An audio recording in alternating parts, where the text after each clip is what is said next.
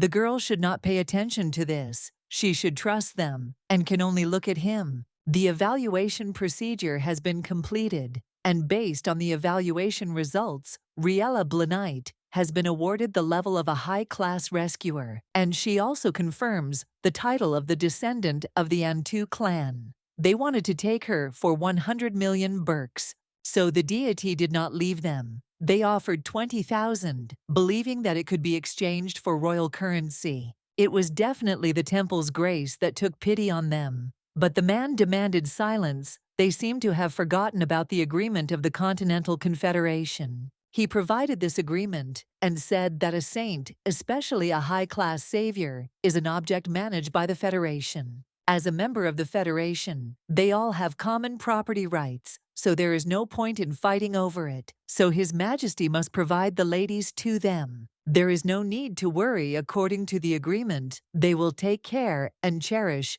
Lady Rieu. The Emperor killed him and said that he was having a lot of fun there. So the once defeated criminal group introduced itself as a federation and now treat the Emperor's wife like a thing and think that she can be simply bought.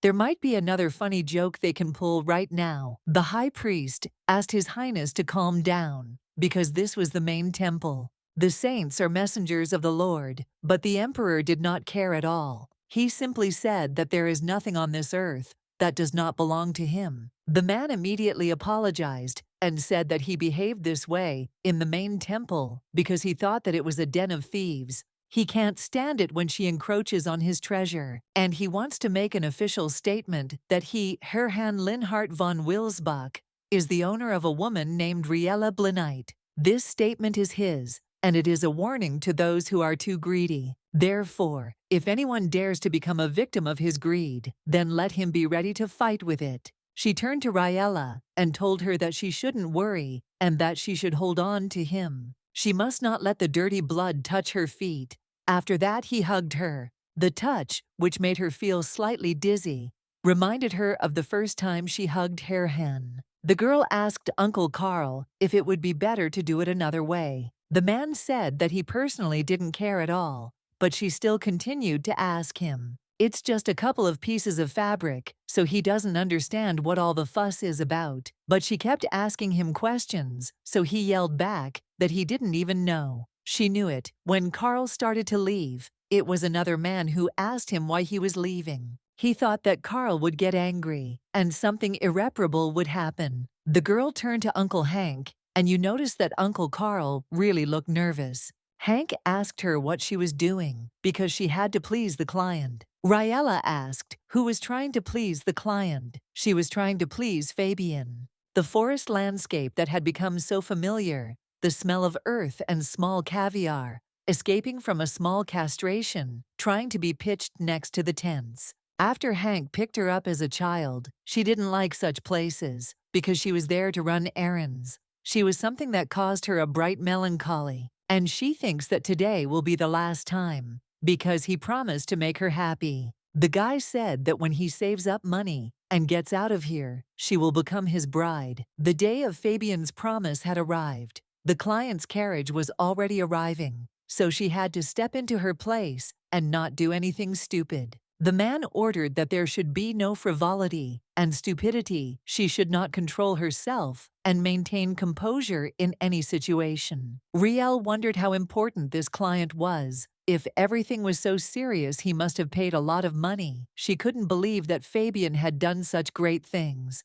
And when they asked for attention, she still saw Fabian getting out of the carriage. But then she also saw some woman next to him, who was also grateful for such a reception. The woman said she was very happy to meet Hank, and she also thanked him for his efforts. Hank noted that there was no effort, because if you think about the suffering the princess went through to get here, it was nothing. The client was a princess who seemed to have stepped out of the pages of a fairy tale, so she greeted her. Her name is Princess Greta. Fabian had told her a lot about her, so she was really looking forward to meeting her. They are close Fabian's friends and her friends, so there is no need for formalities. She also gave a ride so that they could see each other in the evening, and Riela was a little more uncomfortable because they seemed close. This seemed to mean that the princess and Fabian were so close she couldn't believe that she would meet the princess herself like this. She just can't believe that they could be compared like that. Maybe even Fabian compared her to her.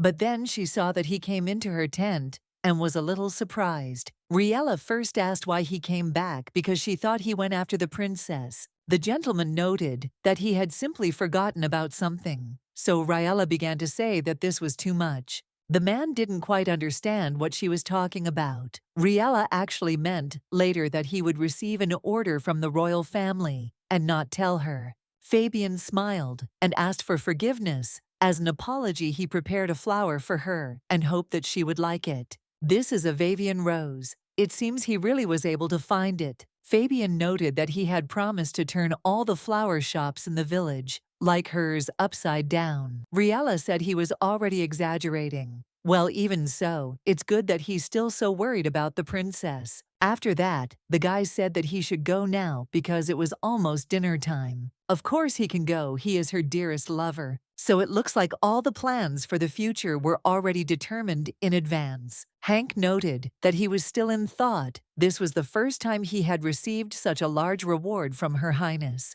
The men were already drunk and started telling some strange jokes. Jokes are jokes after all, but they were sure that he would defeat this dirty mercenary. It's all for the princess. So the woman would say she was wondering how about taking advantage of this opportunity and moving everyone to the capital. If she doesn't want to, she can even provide them with military guard duty instead, since they tried to help the royal family. Fabian, he still doesn't seem to be going to reveal that they're getting married. The woman asked the girl again if she really didn't like her proposal. Riela, well, that's not true. And her offer is very nice. The capital would be nice, but in fact, she has some other plans. The princess was surprised and asked what it was about. The girl realized that she didn't know what she could tell. Her colleagues didn't yet know about her and Fabian's plans. They must continue to keep it all a secret, it seems, because it looks like her Fabian is a little nervous.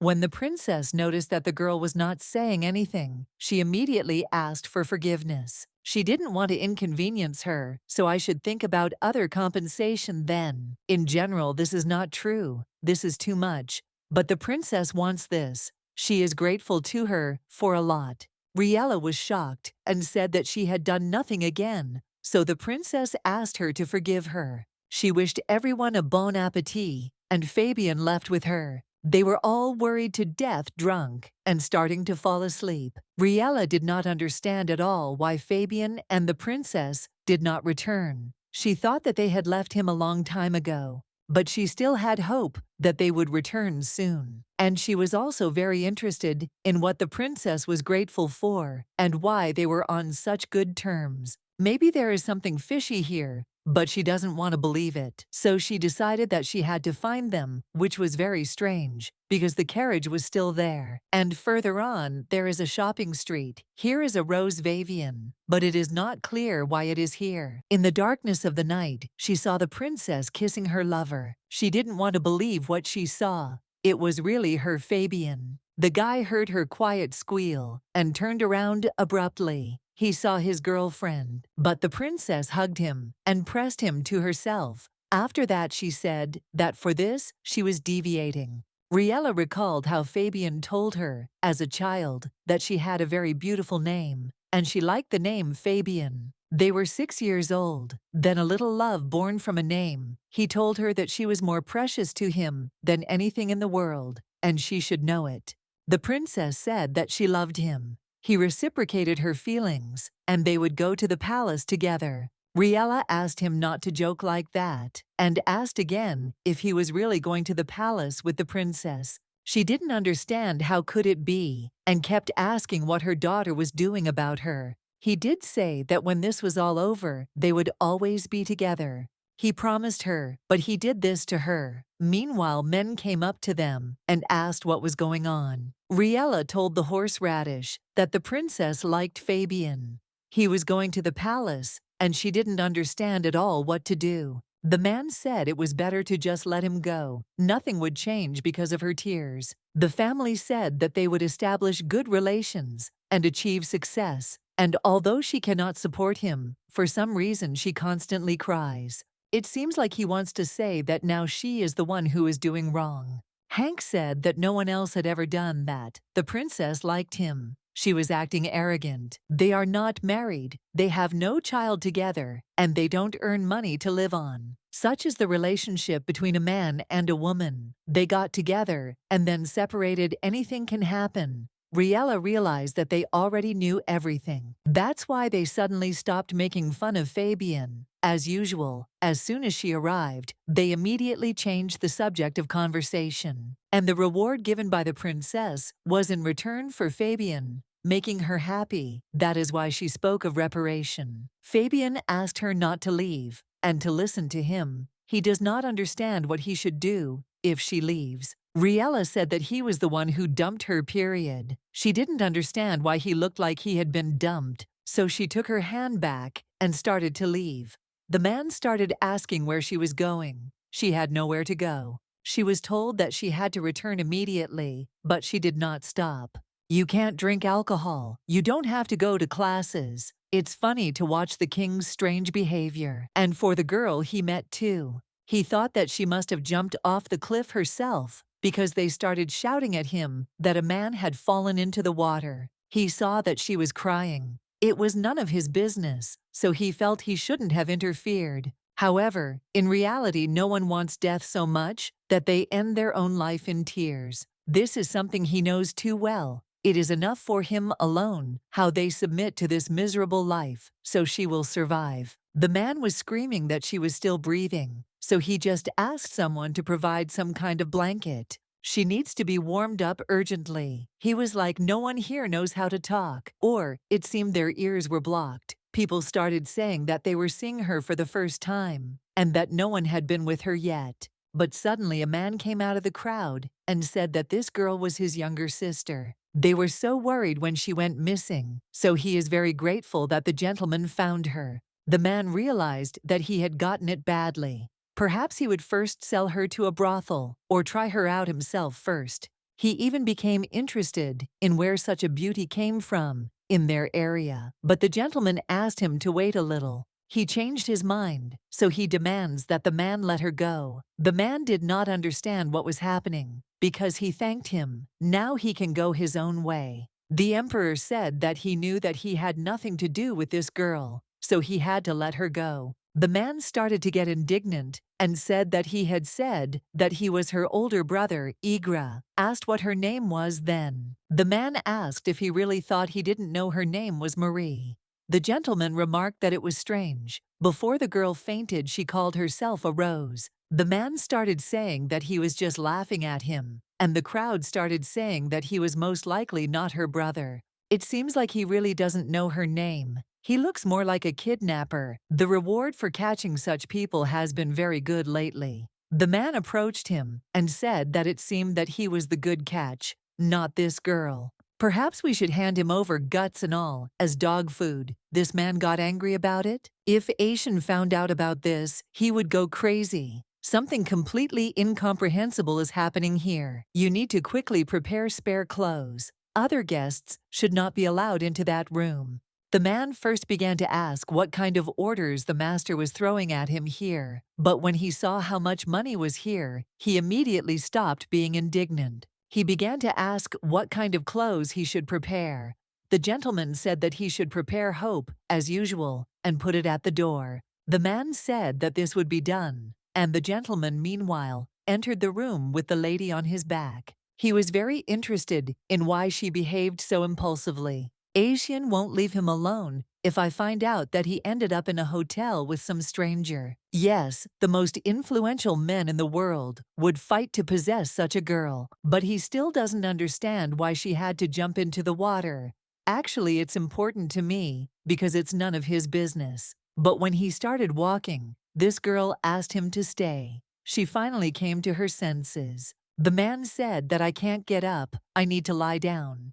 The girl asked him not to leave her and to stay. She is very scared. Alone, she doesn't understand at all what this is. Something strange happens to him, and the girl asks him to stay and lies there in tears. She called him Fabian and asked him not to leave. She lost that name many times. This year, there is no need to worry about supplies maps. The rain is starting. Well, what is this? No matter how strong the headache was, he had never had such vivid introductions. He started asking who she was and began to believe that she was some kind of witch. He demanded an answer, but the girl just cried silently. He didn't quite understand why she was so cold. He covered his mouth and stopped talking. He covered her and wondered how he had become so soft.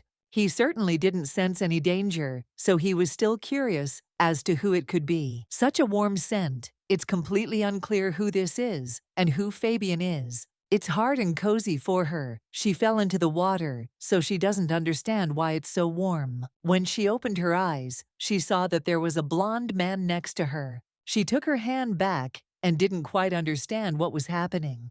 Giving in to the feeling of sadness and betrayal, she behaved stupidly. But this guy saved her from this choice. She jumped herself and dragged him along with her.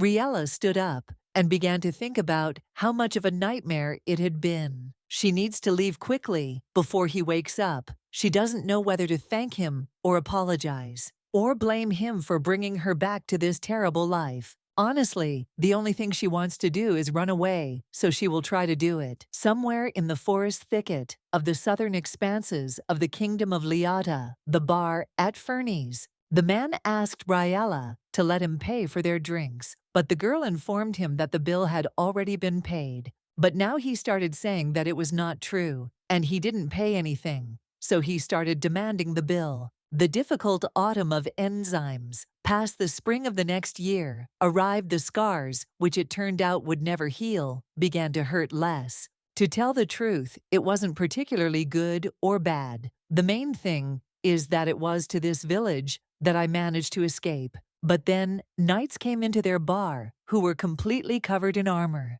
They wondered what brought the knights here to such a corner. Finally, they found Riela Blinite, and she was arrested according to international laws. The girl did not understand at all what it was and what it meant. He said that, until she was handed over to the empire, she would be under the command of the royal knight of the kingdom of Liata.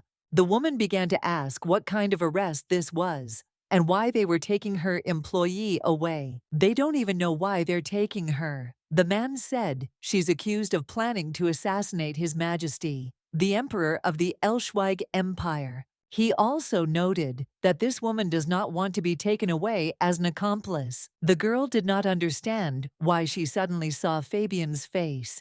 Uncle Hank, Uncle Carl. She did not know what would happen now. She will have to return again to the day when they were looking for her, and said that she would return soon. If this were so, then she could have been protected, and there would not have been such trouble. She thought the nightmare was over, but it only continued. It's very cold there, but it's okay. She'll endure it, and it will get easier later. Perhaps Fabian has already gone looking for her. She is not sure that she will ever feel better. She imagined him saying that he would save her soon, so there was no need to worry. She really wanted him to save her, and they would be together again. But soon, when she had already lost consciousness, in the cold and darkness of confinement, many lies testified against her. I hope to receive a reward. The miracle didn't happen. In the end, there was nothing left but regret.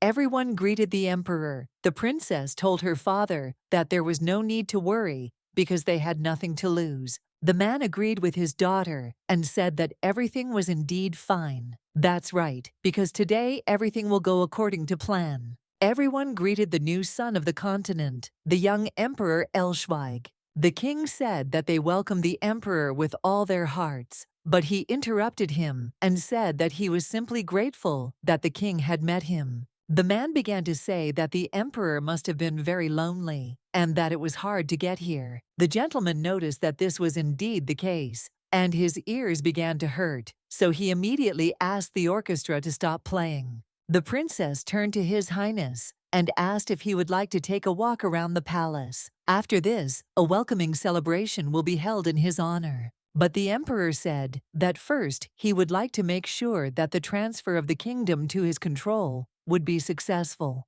The man realized that he wanted to decide about that sinner right now, and the emperor confirmed it. He was surprised that the emperor wanted to do this right now, but the emperor's word is law. So the princess bowed to him and agreed. But her father began to ask Greta if she was really sure about this. The scaffold is far enough from here, and besides, the emperor will surely draw his sword. But in general, everything is even for the best. There are many observers here, so in the eyes of the village people, the law will look only stronger and more durable after this. And yet he must come to his senses. The sooner they get rid of her, the better. The gentleman hoped that this would be the emperor's decision. This sinner who had attempted to shed the blood of a noble family was now in his power. He can do with her whatever he sees fit, period. Finally, this nightmare will end. But still the girl had tears in her eyes. The emperor ordered her to raise her head, and when she did not do so,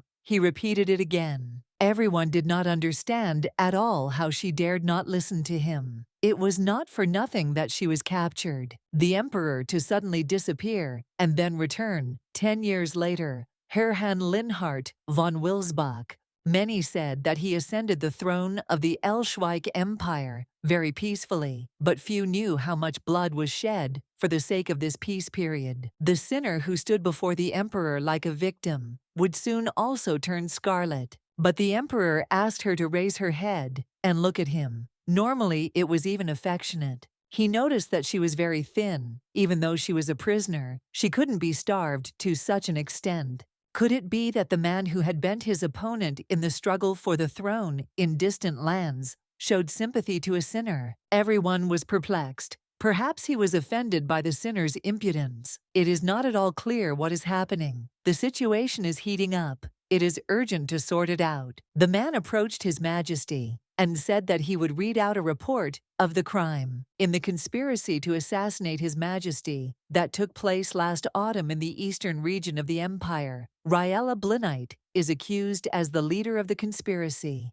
but the emperor tore his papers with his sword while he was reading them. The man did not understand at all what was happening. The emperor only said that he had forgiven the sinner, or he should tell Riela Blinite.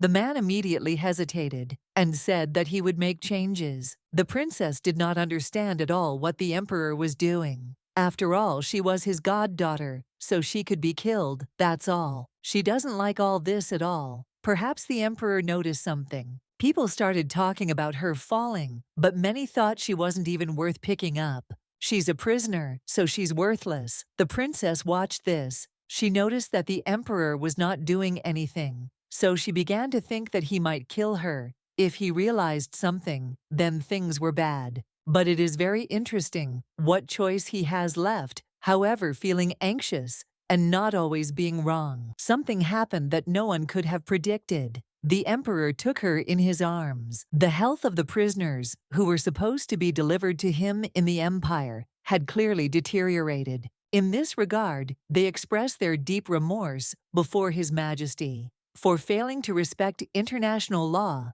and causing a disruption in the investigation. He pretended to be angry. She just deceived them. It's not at all clear what kind of things this is. They understand everything. You have to know your limits and not behave so recklessly. The man did not understand at all why the gentleman did not warn him in advance. The emperor turned to Aeson, and he began to say that this was all after he decided to use the carrot strategy rather than the stick before he became the captain of the royal guard. He was his close friend. He started to say that all his hair would fall out because of stress, but the emperor said that if he uttered one more word, he would pull it out himself. Besides, it is not them who should deal with this situation, but the royal family. If he wanted to hurt them, then they succeeded. They are all going crazy there. The emperor also asked how the girl was doing. At first, Aeson didn't quite understand who he was talking about, and then he remembered and said that she was transferred to the hospital. She is undergoing treatment, but is still unconscious.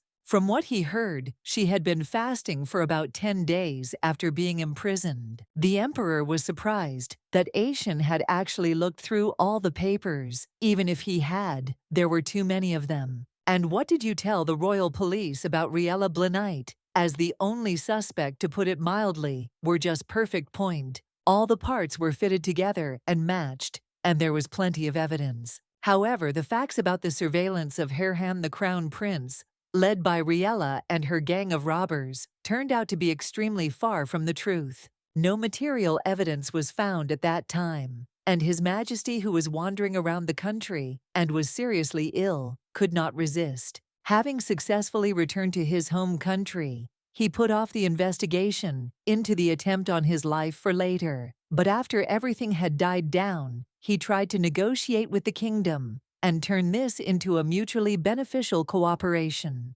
However, he couldn't even imagine that they would blame everything on the girl, but he would like to play along with them. It was true that she belonged to a mercenary group, but the emperor believed that it was not worth speaking if he did not know the truth, and this surprised the guy. This is said by a person who, without stopping, checked everything and chose it incorrectly. He is the head of the investigation team, who, if not him, should say such things. He does not understand at all what is his master. The emperor noted that he was indeed right. No one but him could speak like that. There is a new task. He must go to the room where Riela is now.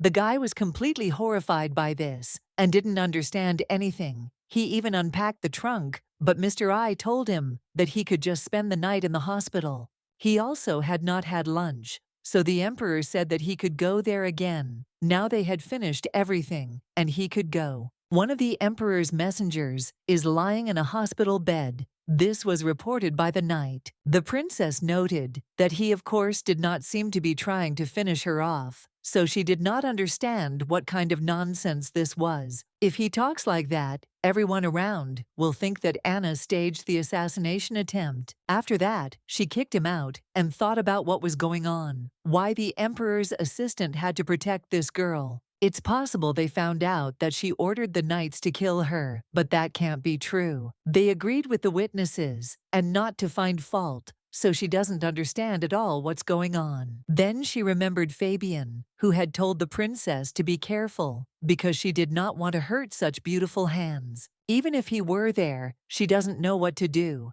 Before she wakes up, no matter what it takes, she needs to figure this out. He didn't say anything at all, and frankly, he's unlikely to say anything anytime soon. He does not understand what he should do. The man said that, strictly speaking, they are on the side of the accused, so it is natural for them to be afraid and remain silent if they spent a little more time and try to convince her. But still, it will not work.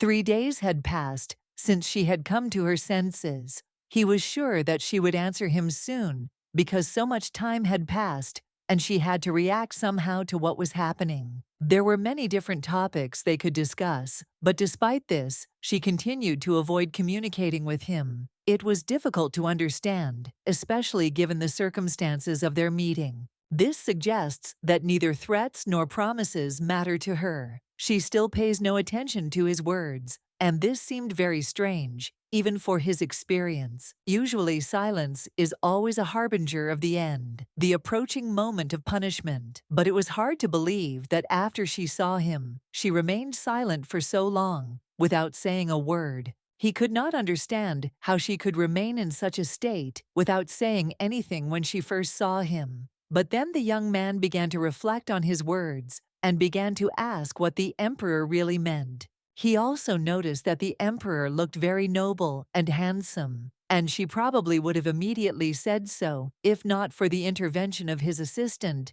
who began to read a long monologue. Apparently, the assistant had nothing more to say because people usually do not behave like that. He was so attached to the emperor that he practically never left his side, being next to him around the clock. He asked if he could find out why the gentleman was going to the hospital. Not because it was his business, but out of interest and understanding of the situation. The emperor replied that it was obvious. He wanted to speak to her personally. Only then could he convey his words to her, and he had no other way to do it. The man realized that there would be no other way to find out how she felt. Only a personal meeting could bring results. Otherwise, he would not be able to get the information he needed. He noted that no one was watching him, unless they wanted others to notice that the emperor was leaving the palace, especially at such an important moment. He may be able to avoid unpleasant consequences if he ignores those around him, but sometimes he still fears the possible consequences if he watches too closely. It's true, because she looks like a madwoman.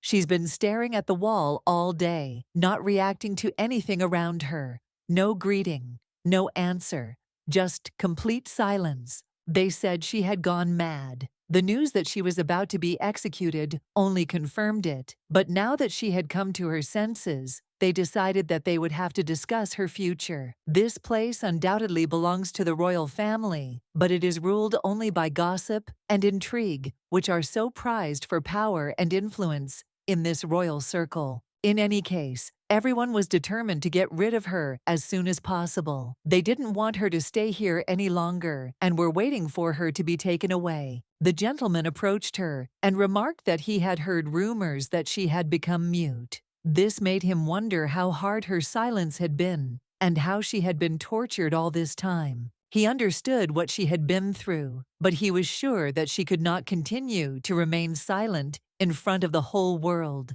This silent protest could be her last. The lady remained silent. Then he came up to her, looked into her eyes, and said that it was time to speak, to somehow get out of this state. The emperor noted that her silence was an extremely offensive act, which clearly indicated her resistance and inability to communicate in such a situation. He had to remind him that it was time to think about the future of the kingdom, to plan important steps, but at that moment, his thoughts were completely occupied by this silence that was bothering him so much. He didn't know how to properly tell the emperor about this, especially in such a delicate situation. This was more than just a political event. He felt that something important had happened, possibly connected to their last meeting with the convict. It had clearly left its mark on their relationship and changed the atmosphere around them. Asian said that he did not know how he returned, since he had been in this state all the time. When the emperor asked the master of ceremonies to arrange a meeting with the head of the kingdom tonight,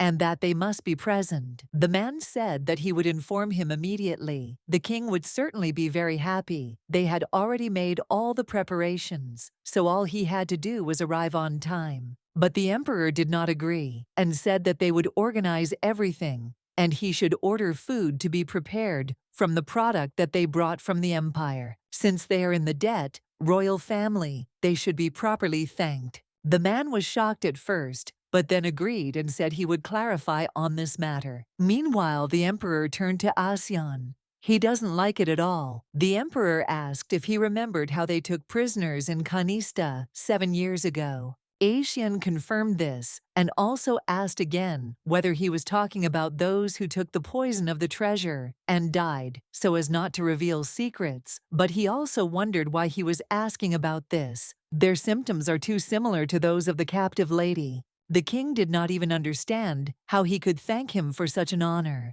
The emperor personally arranged this reception for him. He would be the first king whom the emperor honored with his reception. Since he was staying here, he decided to have a small celebration, and the emperor was also very glad that they liked it. The king began to say that they were simply delighted, but the princess did not at all. 15. What did this all mean? They were humiliated on the very first day. All the banquets and receptions that they had prepared were cancelled, and now they're even treating her to their own dinner. It's completely incomprehensible how her father can pretend that he likes everything. The king, meanwhile, asked if the emperor was satisfied with everything in his chambers. The emperor offered that their castle was simply wonderful. Thanks to them. Forget me. His rest was very comfortable. The king began to say that he was very pleased to hear this, so his daughter began to think about why he was pretending that he was not interested in anything,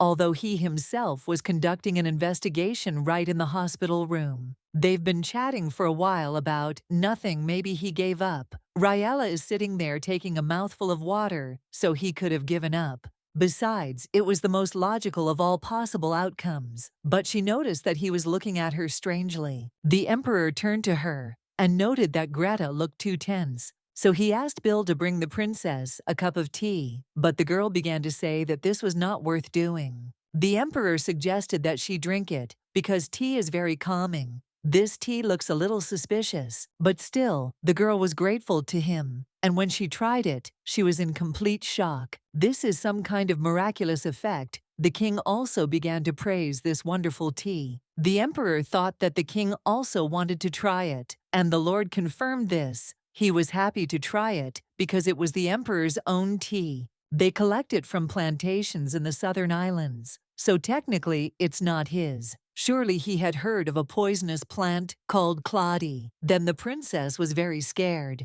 The father asked in horror what Greta was doing. Well, the girl was trying to tell him something. It seems that not only the photos of the poisonous plant scared the princess. If you control the dose, the plant extract has a calming and relaxing effect. Poison actually takes effect when there is too much of it. I noticed that this is an interesting explanation, but what if there really is poison there? But the emperor told them that this tea does not cause any harm, only heals, while the poison paralyzes the tongue and throat, causing a person to lose the ability to speak and think clearly. The king began to say that His Highness was very smart, but the Lord said that he only understood everything about these plants. After this, he turned to his servants and asked if the condemned point had woken up. In fact, he knows everything, so she shouldn't even think about deceiving him again. They understand the responsibility they bear for the mistakes they have made, and whether there is a way they can atone for their guilt before His Majesty, which means the conversation will not drag on for long. The emperor wants to end all this as quickly as possible. Since the enemies of two states are here, there is no point in additional conditions. The king said that it seemed to mean that he wanted to execute that girl. Now, well, that's not true. He wanted to take full responsibility for Riela's life. From now on, she will be under the protection of their empire, so he asks not to pay too much attention to her. They started to return, so the emperor immediately turned to the princess and asked if she really had any weighty objections. Greta didn't understand at all what this girl was doing. Not only that the kingdom was humiliated by a simpleton who should have died long ago, she remembered Fabian asking her on his knees if Riela would be okay, and she said that she would be fine. She repeated this many times. Fabian knows that everything is well prepared, but he is worried. But the princess said that he has nothing to worry about at all. She swears she won't kill her, but she's now wondering what this woman is doing. It's just annoying, of course. Well, the game was lost the moment the emperor exposed it. However, she reported that she had no objection, but the day of her revenge would come. He suggested that I had 2 of her bodies in prison. She was taking a huge risk point. With the help of their medicines, they barely managed to remove the poison from her system. The maids did not understand at all why this sinner was still in the castle where the emperor lived. Asian noted that it was his fault no outsider could get into the palace, but nevertheless, he still somehow got to the girl. In any case, ID penetrates the human body unnoticed. Perhaps the attacker could not even imagine that they would notice it, so he used the poison of the lad instead of any other to hide everything. Despite long-term use, a person can die from the effects of the laying, while all his sins will go with him, as well as the victim buried in the grave. This may be the final outcome of evil. Their meeting in Ladera had happened by chance last autumn. If he had been a few seconds late, the girl would already be dead. This turn of events could have been a tragedy if not for his timely intervention. Although all the people around him had changed during that year, this girl had remained the same. She had not undergone any changes, maintaining her essence and her former features. Despite the time and circumstances that surrounded her, she always finds herself in difficult situations. Every action she takes causes deep regret. Every step she takes becomes a difficult test, and she constantly faces difficulties that seem endless. The emperor entrusted Carnell to take care of her understanding, her vulnerability, and the difficulties she was facing. He believed that his help and support were important to her to ease her difficult situation. It is important not to delay treatment, not to use strong drugs that can have a negative impact on her health. You need to approach the treatment carefully so as not to harm her condition. Asian suspected something strange and decided to find out if there was something between His Highness and Riela Blanite that he did not know about. This question bothered him, and he was determined to get an answer. Asian had reasons to be so keenly interested in his actions. He couldn't understand why he was protecting the former prisoner, what was behind his desire to protect her and ensure her safety. The royal family had acted like complete fools, and now they had a reason to bring everything to justice. But he didn't know how to tell His Highness. Something like saying that they should do anything to save this girl. The emperor noted that he didn't say that, but Asian still thought that it was like. True Asian is no fool, and the emperor never thought that he would keep secrets from Asian. The gentleman wanted to say something else, but the guy asked him not to change the subject. He wouldn't fall for that. That's why the emperor began to say that he had a severe headache lately, and he was also experiencing hallucinations. Asian immediately began to worry and ask if he was serious, how long this had been going on, and if he was really taking those medications, if he was taking them at all, because he had never seen the gentleman take them. The emperor decided that this was the best way out, and having made his decision, he decided to leave. He was sure that it would be the right thing to do, and therefore he did not delay his departure any longer. Asian, noticing his intentions, addressed the Majesty with a question. He was surprised by this turn of events and wanted to know why exactly. After such a conversation, he decides to leave. Riela remembered the moment when she and her lover were walking in the garden. She asked him to stay, begged him not to leave her, not to go away, because for her it was very important and painful. This man was Fabian, and she was desperate, begging him not to go. He was her closest person, and she couldn't bear the thought that he would decide to leave and leave her alone. At that moment, she remembered Fabian's words when he said that she was more precious to him than anything in the world. He assured her that she occupied a special place in his life, and her loss would be irreparable for him. Riela desperately didn't want to think about it. These thoughts oppressed her, and she tried to throw them out of her head, trying to get rid of these heavy memories, but they continued to haunt her. Riela sincerely hoped that the emperor could help her. She believed that he had the power to intervene and change her fate, especially at a time when she felt that her life was hanging by a thread. She couldn't accept the fact that he was going to leave. She begged him to stay, assuring him that she had done nothing wrong and that she deserved his protection and help in such a difficult moment. Soon, Riela woke up in a cold sweat, shaking all over from the nightmare she had experienced. Her breathing was intermittent and heavy, and this did not escape the attention of the doctor, who immediately noticed her condition. The doctor noted that Riela needed more rest.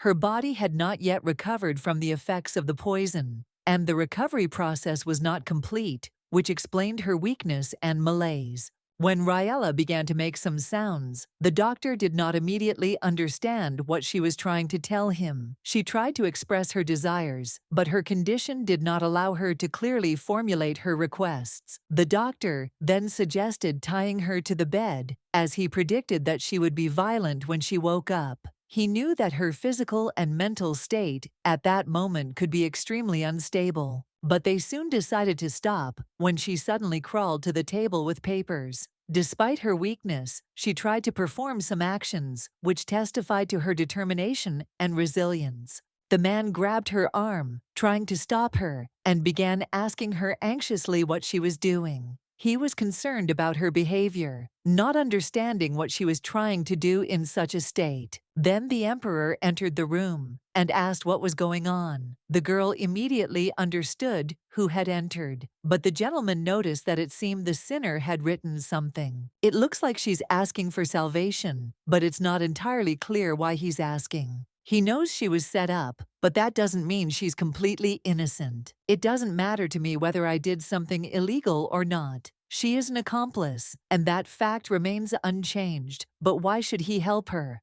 She has no other choice. If she doesn't cling to this man, who was supposed to execute her, she might not get another chance. Still, he will try to change the question so that it will be easier for her to understand him. If he helps her, she will probably run away this time too. She can't believe the proud look that pierced her, as if he was scolding her for recognizing him too late. The gentleman noted that it seemed that she recognized him now. It seemed that he had already helped her several times, so he was interested in how she would repay him. And then he said that he would wait until the answer came from her lips. He ordered that they do everything possible to get her back on her feet within a day. As emperor, he will not tolerate any shortcomings in the care of Riela. And after a couple of days, the palace was filled with rumors that no one could believe. Everyone began to say that the emperor had fallen in love with him while treating him. There is no other reason why the emperor ignores all royal events and lives in another palace, all for the sake of this sinner, but you need to speak more quietly because someone might hear. It's really a secret. As Bree from the Western Castle said the other day, the imperial retinue came. He asked to pick out women's clothes and left the finest silk as fabrics. They themselves do not believe it, and also the fact that all these new clothes are needed by this girl. Then the maid said that she and the princess had better go back. But the princess didn't want this. She doesn't understand how she dares to end up in the holy royal palace, even when her intestines are almost covered with moss from the inside. Rumors are spreading at a terrifying speed. They are talking about the greatest love of the century. Perhaps it was all the charms of the femme fatale that captured the emperor's attention. They say that this has become much more popular lately. Asian was shocked that the emperor was laughing at this. He couldn't win, that he was actually amused by this situation. The emperor said that this was funny. He was having fun. Political dramas were not his thing. True love was just child's play. This situation was completely impossible to take seriously. Asian was sure that something clearly happened to him with Riela, and that is why he was protecting her. The emperor began to say that he didn't even know the guy was very angry, and said that he would strangle the emperor someday if he couldn't get an answer from this side. Then he decided that he would ask her personally, that he would come to her personally and talk to her. The girl noted that she had heard that the emperor had ascended the throne last winter, and what exactly had happened when he ascended the throne. Asian realized that he was in trouble. He couldn't explain all this. What he was interested in was what happened between her and the emperor. She began to ask if His Majesty really knew that the royal family was to blame for everything. The gentleman did not understand at all where she got so many questions from. She also asked what would happen between the empress and the kingdom. She believed that there would be a war. If His Majesty was originally the crown prince, then it is unclear why he was not present at the imperial palace. After that, the gentleman stopped, and I asked her to be silent for a while. He doesn't even have time to answer, and it's unclear how she even brought him to this conversation. He also asks for forgiveness for what he burned. Everything is very complicated, that he himself doesn't understand anything. On one side, there was a massive stone wall, and on the other there was an unusual softness. The space between them was strange and contrasting, creating a feeling of some duality. Riela was visited by a doctor who said it was time for a little rest. He asked her to make a sound to test her voice, and noticed that her recovery was almost complete. She could now move a little. Although Riela was not yet under strict supervision, she was advised to walk down the hall to her room. Now she could rest while the doctor prepared to leave her. Suddenly, the girl turned to the doctor, surprised that she was not given a dungeon, but a normal bedroom, similar to those found in royal palaces, instead of being left in prison. Not only were there comfortable clothes around her, but there was also care for her health, delicious food, and she didn't have to go out to understand how people would look at her. She wasn't the only one who felt fear and confusion. The people around her also didn't understand what was going on and what strange actions this young man was taking. Riela couldn't understand what exactly was going on or what motivated his actions, much less figure out his feelings or true intentions. She wished she could just ask where he was now and why she was being kept here. But she didn't know how to ask that question. Weighing her thoughts, she decided to leave the room. When she came out, she was surprised to find him right in front of her. It was unexpected, and the girl felt awkward because she didn't know what to do in this situation. She stood there wondering how exactly she should greet him, not knowing if it would be appropriate. She felt like it might be too many questions for one moment. But the inner desire to know everything about what was happening prevailed. And despite this, she could not bring herself to ask how to do this. She also did not know all her thoughts were confused. She decided to just pretend that she didn't understand anything and not stand out, but suddenly the emperor himself invited her to sit next to him, which was an unexpected move on his part. Riela came and sat down next to him, as he had ordered. The emperor, noticing this, asked if this meant that her voice had almost recovered since she had not been able to speak before. After that, he asked her to sit much closer, which caused Riela to feel slightly embarrassed because she did not expect such a turn in their communication. She was a little nervous, realizing that she was now not entirely sure of her actions, but she still listened to his request. He continued to look at his papers, not paying attention to her inner experiences. Riela didn't know what to do now because he was silent and busy with his own affairs. Her thoughts were full of questions, but she couldn't find the right words to speak. When she finally spoke and asked what exactly he wanted from her, the emperor was even more surprised because he did not expect such a frank question. She suggested that if he needed anything, she would try to help him find it. However, the emperor was no less surprised by her determination and remained silent, waiting for an answer. He said he would wait for her to act, but she couldn't understand what exactly he wanted and how to respond correctly, so she began to apologize for her uncertainty. The emperor had already forgotten about her apology, but she still clung to these words, continuing to apologize,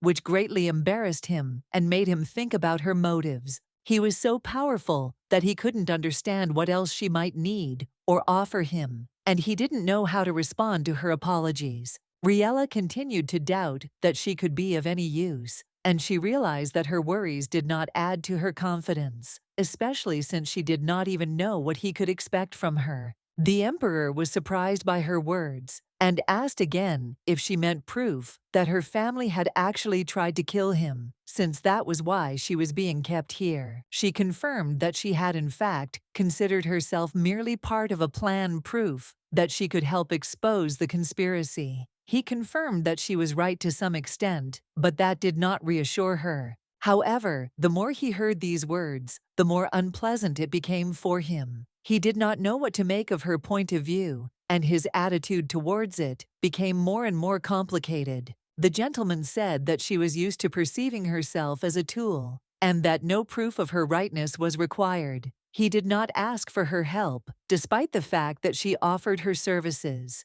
The girl was not worthy of being merely a political tool in his hands. It seemed too humiliating to her, and her own feelings could not be expressed in his eyes. No matter how hard she tried to cling to this chance, her torment continued. She asked for forgiveness and stood up ready to leave, but remained completely confused by what was happening. Riela realized that she had no idea then that he was part of the imperial family, and that her position in this palace was much more complicated than she had imagined. She wanted to tell him that she still felt guilty towards him for what had happened, and that she was ready to accept responsibility for her actions, but his reaction completely stunned her. The emperor did not linger long, and quickly tired of her apologies, he left the room, leaving her alone without giving her the opportunity to explain. She had experienced many humiliations and insults, not understanding how her life had led to this moment, and what events had preceded her arrival here. Riela apologized again, and this time the emperor felt compassion for her, asking himself what had really broken her spirit to such an extent that it had led to such consequences. Asian, having informed the emperor that he had escorted his mistress to her chambers, completed his report. After that, he came closer to the emperor and asked if His Highness was really okay. The emperor said something about his hand. The gentleman did not agree at first, but the emperor said that he was asking nicely. He feels so bad something happened that upsets him. Asian knew for sure that there was something between them, but something like that is completely incomprehensible. He is quite experienced. The emperor noted that even while he was whining in his head, he would hear it. Asian said that it was good when external and internal features were combined. They were worth him saying such things, and it was unclear why he hadn't read what was in Riela's soul.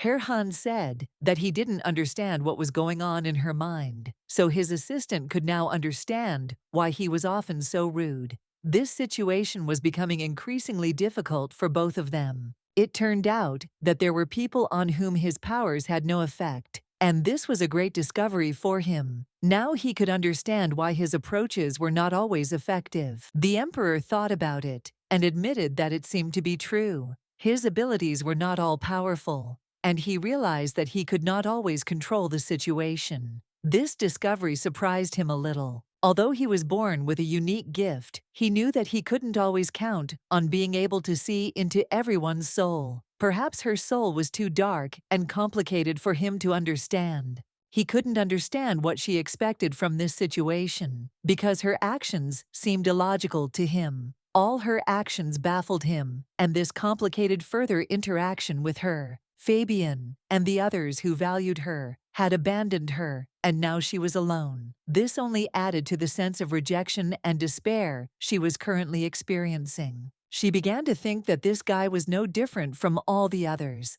and now her hopes for him began to fade. He seemed as heartless and cold as everyone who betrayed her. He asked her if she thought he would ask her for help. She didn't understand which should have surprised her. He was firm and determined, and he wasn't going to ask her for anything. Emperor Elschweg, with his cold heart, would not ask for help from a simple sinner. He was too proud and independent to rely on someone who could not offer him anything of value. She couldn't understand why he hadn't sent her away yet, since she had expected him to do just that. His silence only increased her sense of anxiety and confusion. Despite his harshness, there was some mercy on his part. This gave her hope, however faint, that her situation was not as hopeless as she thought. She owed him for not sending her away when she started to leave. She couldn't just ignore him. This was His Majesty's territory, and she couldn't ignore it. Riela tried to explain that she needed to speak to His Majesty urgently. She knew that the situation required immediate intervention, but her request was not taken seriously. Then Asyan appeared and asked the guards to step aside, allowing Riela to pass. This was unexpected for everyone, and no one knew what caused the general's decision. He turned to the girl and said that she could enter the office, but it was so unexpected that everyone was shocked by his action. This decision caused a stir among the guards. The guards couldn't understand why the general did this. They didn't know what motivated him, but the girl simply thanked him for the opportunity to enter and continued moving forward. Asian ordered the guards not to interfere and hoped that Riela would soon forget about all this. He was sure that everything would be resolved and that this incident would leave no traces behind. Riela came closer and said that she urgently needed to speak with His Majesty. She did not know that her request would meet with such difficulties, but she was ready to do everything to make her heard. She came closer and began to think that he would surely say that she could not come. All her expectations were not met, and her anxiety grew, although she continued to hope for help. She lowered her head and did not raise it when she realized that something was wrong in the room. She saw that His Majesty was sitting on the floor, and her anxiety increased as the situation was very serious. She rushed to him immediately, asking if he was really okay. Her heart sank with fear because she didn't know what had happened, but she intuitively felt that something terrible had happened. She started screaming for everyone to come here and help because His Majesty was unconscious, but to her surprise, no one listened to her. The whole situation was becoming more and more chaotic and difficult. She noticed that the room was too far away and realized that no one would be able to hear her screams. She realized that she had to act on her own if she wanted to help. Her throat was very sore, but that was not important now. What was important was to get out and call for help, despite her own weakness, because his condition required immediate attention. The emperor suddenly moved, and the girl turned, beginning to ask if he could really hear her. She couldn't believe he could answer, but her hope was revived. Riela reassured him, saying that she would immediately call someone for help. She tried to remain calm, despite her confusion, and was ready to do everything for his safety. She wondered if he knew what it was like to feel the pain of loneliness. She wondered if he could understand her suffering, since they were both deprived of care and attention. Did he know even a little bit of this pain? Did he feel lonely like she did? She tried to understand what he felt in this moment, and if she could help him understand her feelings. She knew she couldn't stop him, but she kept talking, asking if he could hear her right now, hoping that her words would have some effect on his condition. She was ready to do everything to help him. She would call everyone who could help, because his safety was the most important thing to her, and she could not allow him to remain in danger. The emperor spoke to her, and the girl realized that he finally heard her. It was the moment when she realized that her words had reached him,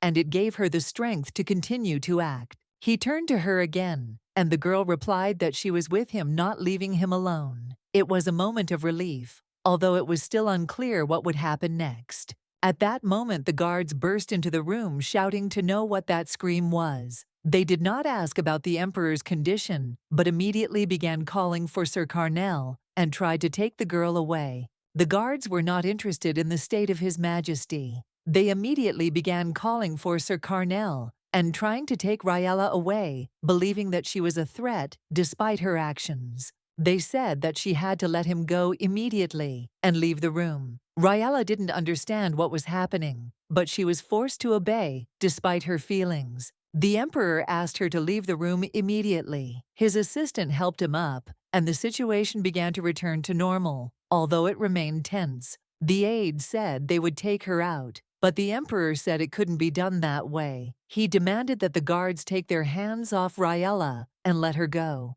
The guard was shocked by such an order, but Riela obeyed the emperor and agreed to leave the place.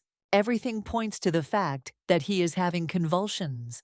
Apparently, he forgot to carefully monitor his condition, which led to such consequences. His body is clearly not coping with the overload. Asian noticed that the emperor was admitting his mistake. He realized that he should have stayed by his side. The girl thought about this diagnosis and the possible reasons for his condition. She looked at the emperor and realized that she now knew his secret. He was probably waiting to see what she would do with this information. He had deliberately left her in the dark so that he could later say that everything was as it should be. It was important to start with rest, but as the emperor noted, he needed to take a sedative as he could handle it himself. He tried to calm everyone down, claiming that he was in no danger. The general reminded that this was an order from the doctor. He noted that the recovery of strength after loss of consciousness was the first case. If the loss of consciousness continued for a long time, the consequences could be dangerous. He was surprised at how his powers were struggling to recover, despite the hallucinations and visions. Everything he saw was distorted by his own perception, and he had trouble understanding what was real. This is how he felt about the gift that God had given him. Reading the thoughts of people around him became a real curse for him. This gift, instead of helping, caused only suffering and uncertainty. Asian decided not to pursue the matter further and asked if Miss Riela had touched the emperor. He was wary and wanted to understand if her touch had somehow affected his condition. If it was a burst of energy, then an accidental touch could have serious consequences. Such things could be dangerous, especially if you don't take into account all the factors affecting his health. The girl understood this and expressed her concern, saying that she could not leave him without help. She took his hand, hoping that it would not harm him, despite the possible risks. The young man was horrified and asked again if she really took his hand. His reaction was full of confusion and fear because it was unexpected and contrary to his expectations. Asian began to shout, condemning her actions. He couldn't understand why she did this, and reminded her that it could cause even more problems if she didn't realize the full extent of it. He was sure that she did not understand what she had done, and this worried him greatly. The girl was simply at a loss, not knowing how to properly respond to such reproaches and accusations. The emperor asked him to calm down, but the boy did not agree. He believed that this was not the case when he could simply say, "Enough." He was full of emotions and determination to express his opinion. To make an accurate diagnosis, you need to take everything into account. How it was before and after the attack. The emperor noted that he clearly understood that the person who approached him was the key to solving this issue. He had to calm down because the emperor, as he claimed, was not dying. It was an important point, emphasizing that although the situation was difficult, there was no need to panic. After that, the gentleman asked for forgiveness. He realized that he had gone a bit overboard with his emotions. The girl replied that there was nothing to worry about. She understood that his reaction was caused by his emotions. Riela felt relieved, but she still wondered if her actions had affected the emperor's health. She was worried that she might have accidentally harmed him with her actions. Asian began to wonder what these fits were and whether he might never fully recover. He knew that information about today's incident should not be released outside the room. She understood that she had no right to interfere in this matter. Therefore, the girl remained silent, but she was still asked if she knew that this secret should not be revealed to anyone. The girl didn't understand why she couldn't just stop paying attention to the emperor. He noticed that she had come to discuss something important, but it seemed the conversation would have to be postponed. Although she wanted most to be helpful, her main desire was to comfort him and ease his suffering, which no one knew about, and which he hid from others. When they departed, they asked His Majesty to rest. It was important for his health, and they understood that he needed more time to recover and rest. The emperor lay in his bed and thought about how she had taken his hand. He wondered if he could hear her and if he understood what she was doing to make him well. The voice that penetrated the fog of oblivion was like sunlight. He was glad that he had come to his senses and could hear her again. It gave him hope for recovery. The voice that instantly freed him from pain brought relief. She was like an angel who freed him from suffering, and he began to believe that her presence was salvation. That was exactly what he hadn't thought of when she touched him. He hadn't realized right away that she had come to save him, and he had been too shocked to accept her help. He finally realized that she had come to save him, and this realization came late, but it was important for his recovery. It was a major discovery for him that changed everything. He began to doubt his sanity and thought that he must have gone completely crazy if he believed in fairy tales. He began to perceive her as an angel, but doubts did not leave him. However, despite all the medications he took, the curse, as he thought, still did not leave his body. It continued to affect his condition, despite all his efforts. But a few words, a simple touch, and he felt better. It was something incredible. It was Riela Blinite, and he could not understand what was really happening. He really wanted to know who she really was. When the girl was sleeping, she heard a noise, and it made her realize that something urgent needed to be done. Everyone was getting ready very quickly. She was interested in the noise, and soon the maid ran up to her, shouting that she needed to get up faster. The girl was confused, not understanding what was happening and what awaited her in the next moment. It was necessary to act quickly because there was no time. The girl did not understand at all what was happening and why she was being rushed so much without being explained what these events were and how everything would develop. Riela apologized and said that she thought there had been a mistake.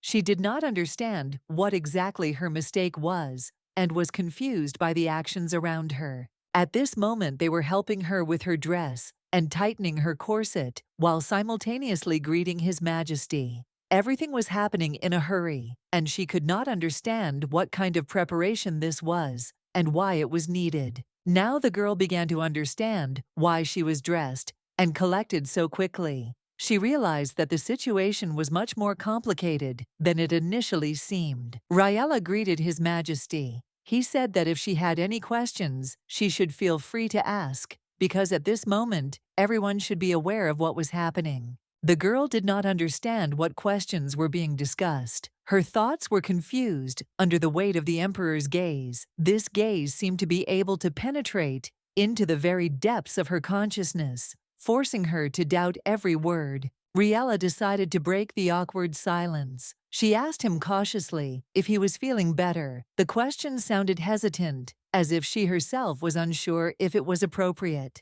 Perhaps she shouldn't have asked how the emperor was feeling. Perhaps such questions were considered inappropriate. But the emperor calmly replied that he was feeling much better, and that calmed her down a little. She hadn't meant to insult him in any way. His skin color did look better. However, instead of thanking her, he suddenly asked her a question. Why had she remained silent for so long and not bombarded him with questions as he expected? The emperor reminded them that they had something important to discuss. However, the conversation itself seemed to be postponed indefinitely, which increased the tension between them. She realized that the delay was not accidental, it was a promise. So, gathering her courage, she admitted that there was one thing she wanted to find out from him. The girl mentioned yesterday's incident. She was worried that she might have somehow worsened his condition, and now she wanted to know if it was really true. The emperor looked puzzled. He did not understand what she was talking about.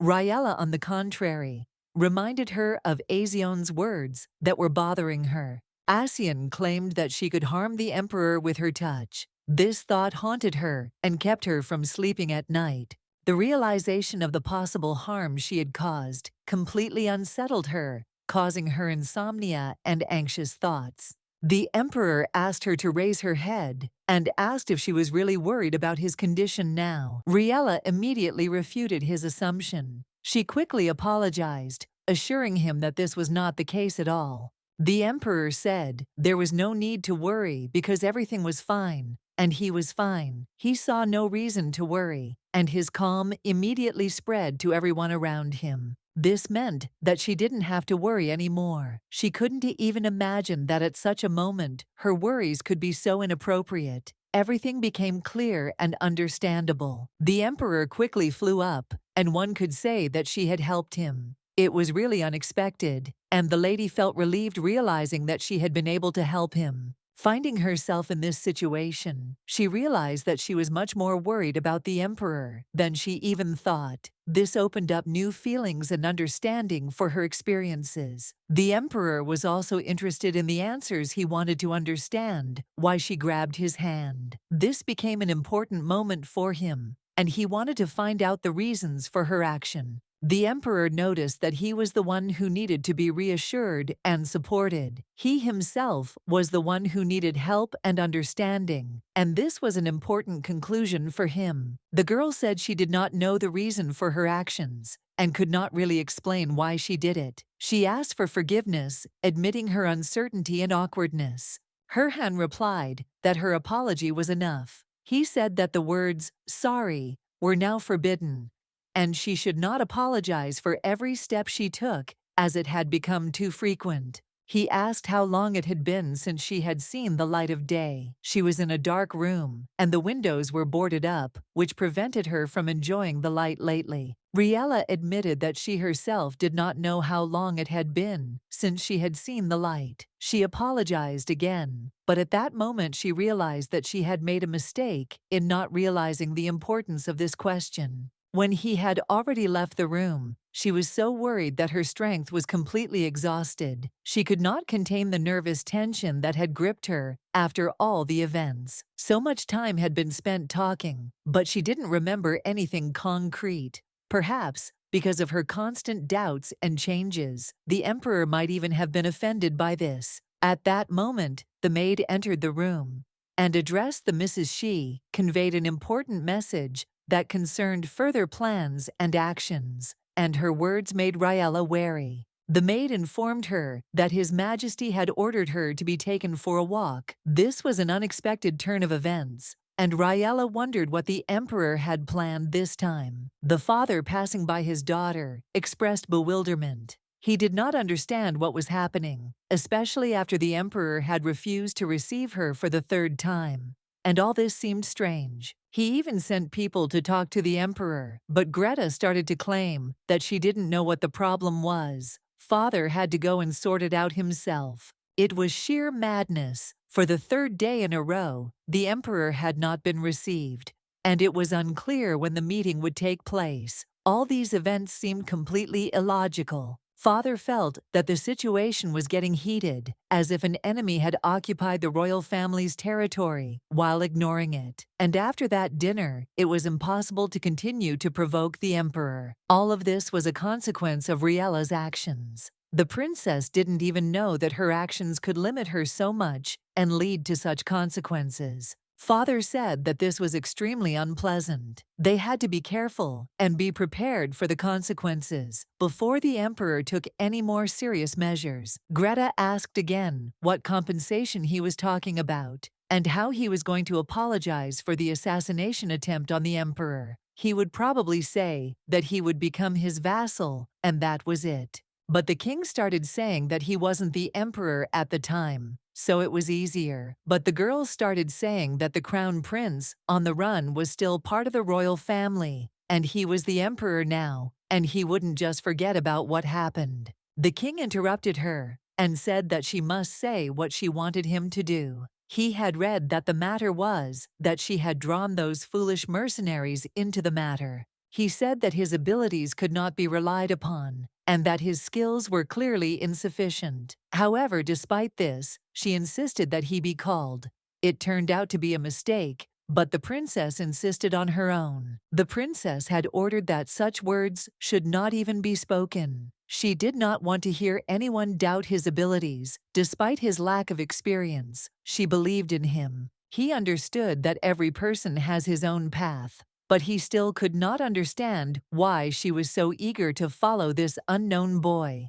The girl exclaimed again, demanding that he not dare to talk about Fabian like that. This boy absolutely does not deserve such treatment. She must not forget that both she and he were involved in the events when the order was given to get rid of the crown prince, which left them in a difficult situation. But overall, there would have been no mistake if it hadn't been for that mercenary who decided to retreat at the last moment. If it hadn't been for his doubts, everything could have turned out differently, and the situation would have been resolved. It was then that they discovered where the crown prince's weakness was. However, this was essentially their mistake, which prevented everything from being completed as planned, revealing new vulnerabilities to them. The issue remains unresolved. This is far from the end of their struggle, and they understand that they must continue to seek solutions despite all the difficulties and uncertainties. The girl, unable to contain her emotions, exclaimed, asking if he knew how many times she had to repeat that Fabian was now hiding from the whole world. He did not see the light of day and was constantly hiding from threats. He is not someone who should hide and be afraid he is different from others. He should be strong and persistent despite the circumstances, and should not be perceived as someone who hides from everyone. Even if she had to bend the knee to the emperor, she would not let their royal family collapse, so he could not insult her people under any circumstances. So he could hide and stay in the background as usual, and Fabian would do as he saw fit. Riela was informed that His Majesty was waiting for her at the beginning of the garden, and she must hurry so as not to be delayed. She quickly realized that time was of the essence, and that she must move without delay. The girl, for the first time in a long time, felt the warmth of the sun's rays. It brought her an unusual feeling of joy and relief. She almost forgot how pleasant it was to be in the open air. All the time since her arrival in this palace, she felt only pain and fear. These painful feelings became her constant companions, and she could not get rid of them. She wondered what spring must feel like in a royal palace.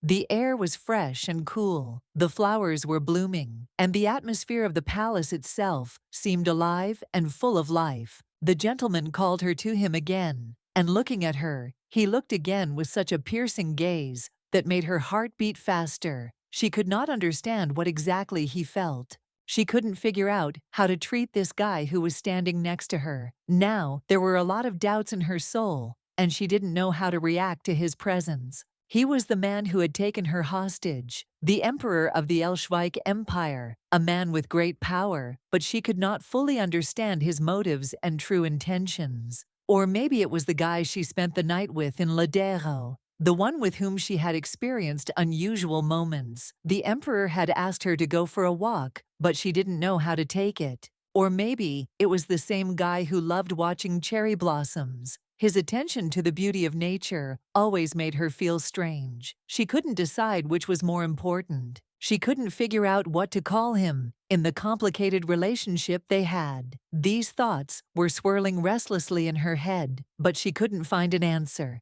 After this, the emperor came and asked what was going on. He was unhappy with the situation and demanded an explanation. Everything seemed more and more confusing. The guards said they had chained her up to ensure his safety, a decision made to play it safe, as no one knew what she might do in such a situation. The guards didn't realize that she could do anything, so they tied her up to make sure she couldn't do any harm. The emperor was surprised and disappointed by this decision, because it clearly went against his ideas about security. He did not expect that there could be such mistrust in his palace. The emperor, despite his power, asked himself, did he really look like an emperor who should be threatened by this unarmed girl? He could not believe that his safety was at risk. The guards, noticing his words, immediately began to ask what he was talking about, expressing concern and bewilderment. But the emperor gave them a stern look that made them freeze in their tracks. Then briefly but commandingly, he ordered the captives' shackles to be removed. Realizing their mistake, the guards began to ask for forgiveness. Expressing sincere remorse, they rushed to carry out the order, and in a few moments the girl was already freed from the shackles that had fettered her freedom. The emperor had wanted to do this for a long time, but circumstances held him back. He could hardly contain his impatience. Riela, understanding his impulse, gently assured him that everything was fine, trying to smooth out the tension hanging in the air. After this, the girl, looking at the emperor, addressed him with gratitude. She noted that due to the circumstances that had arisen, she had the opportunity to look at the world in a new way, for which she was sincerely grateful. However, before she continued, she paused, wondering if she should say it outright. Thoughts filled her head, and she began to question the appropriateness of her words, wondering if they truly reflected her feelings. She remembered how, in Ladera, he had saved her from death when she was on the verge. The emperor had given her a chance to justify herself, to explain her actions, and she felt that it was thanks to him that her life had changed. He removed the cold shackles from her wrists that had reminded her of pain for so long, and showed her the beauty of the world, the cherry blossoms that became a symbol of new hope and freedom. These memories made her decide. She thanked him sincerely, and from the heart, which caused surprise on the emperor's face. She did not expect his reaction, but still felt that she had done the right thing. The emperor smiled and remarked that he probably looked stupid because he should have been the first to thank. His words sounded unexpected but sincere. Riela realized that her gratitude should be sincere but not obligatory. She decided that words of gratitude should sound without expecting anything in return. She couldn't look up at him, embarrassed by her words. Riela suddenly realized how beautiful the world could be. These moments seemed almost unreal to her, but they filled her with new meaning. She had never thought that she should be grateful just to be alive, but now she realized how important it was, and wondered how she had ever failed to appreciate it. Riela expressed gratitude for everything, for saving her, for his support, and for not turning away from her, even in the most difficult moments. The emperor responded that her words truly warmed his soul. He noted that it was much better than the constant doubts and uncertainty that haunted them both. He asked her to raise her head because he was tired of seeing only her, bowed back in front of him. His words were soft but firm, showing how much this meant to him. Riela, gathering her strength, looked up and expressed her gratitude again. The emperor, smiling slightly, added that there was absolutely no need to thank him forever. After this, during further conversations, the emperor asked her an unexpected question. What should he do with her now? His words sounded almost serious, but with a touch of light humor. The girl, surprised by his question, asked if he had a specific plan for her. She sincerely wanted to understand what he meant. The emperor admitted that he would prefer to follow her wishes, but Riela answered honestly that she herself did not know what she wanted. This confession slightly confused them both. Despite this, the emperor noted with a smile that she didn't have much of a choice anyway. The girl, after a moment's hesitation, said that in that case, his question seemed unnecessary to her. However, he explained that he simply wanted to know what was on her mind. The emperor rarely cared about other people's thoughts, preferring to act in his own way. But with her, he was different. He admitted that he usually doesn't ask many questions, but follows his own desires, which sometimes seem selfish. However, in her case, he felt differently. The emperor emphasized that it was precisely because of her silence that he so often asked her about her thoughts and feelings. Her secrets and mysteries did not give him peace. He worried about what her ruby eyes were hiding, how the scars on her wrists hurt, and what might be hidden behind her words. Poison, or something else, but no less attractive. The emperor felt he needed to get to know her better, and so he decided to approach her. Before she could say a word, the princess suddenly appeared from behind her, which surprised her. The girl was completely unprepared to meet the emperor here, and this was an unexpected, but at the same time surprisingly pleasant moment for her, because she did not expect such a turn of events. Who would have thought that the emperor would be strolling through the garden where she had been looking for so long without noticing his presence? It was truly unexpected because the emperor rarely leaves the palace halls. She looked for him everywhere, but she couldn't find him, which worried her a lot. And besides, she wanted to understand why the emperor was still not in good health. Maybe he needed help. The princess noticed that they had not seen each other for a long time, despite the fact that they both lived in the same palace.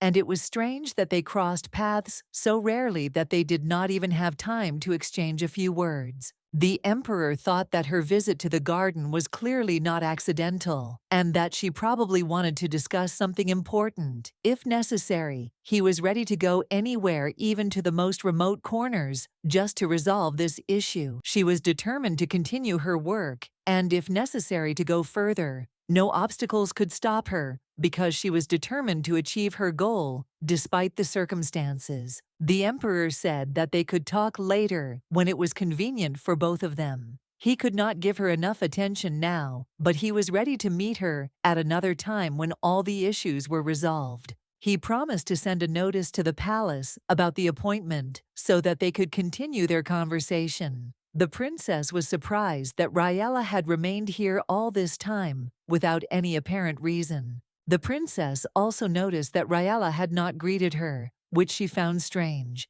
It was not quite usual, and she felt a little awkward, but decided not to focus on it. Or maybe Riela hoped that her unexpected appearance did not disturb the tranquility of their walk, and the princess did not intend to interfere in their private moments, unless it was something important for everyone. The emperor, hearing this, thought that the rumors circulating in the palace were most likely not lies. He understood that the conversation with him was not so urgent, and he should not rush things, giving time to sort out the situation. However, the princess did not agree with his opinion, and decided to tell him that this was not her goal. She wanted to meet Riela Blinite and discuss the important issue that was troubling her the most. After that, she turned to the girl, asking her directly if she really had nothing she could say or discuss. She hoped that Riela was not hiding anything important from her or the emperor. She doesn't realize that her hand, so much larger and warmer than her own, seems to be giving her everything that life has to offer. In this gesture, there is all the support and care that she could not even dream of.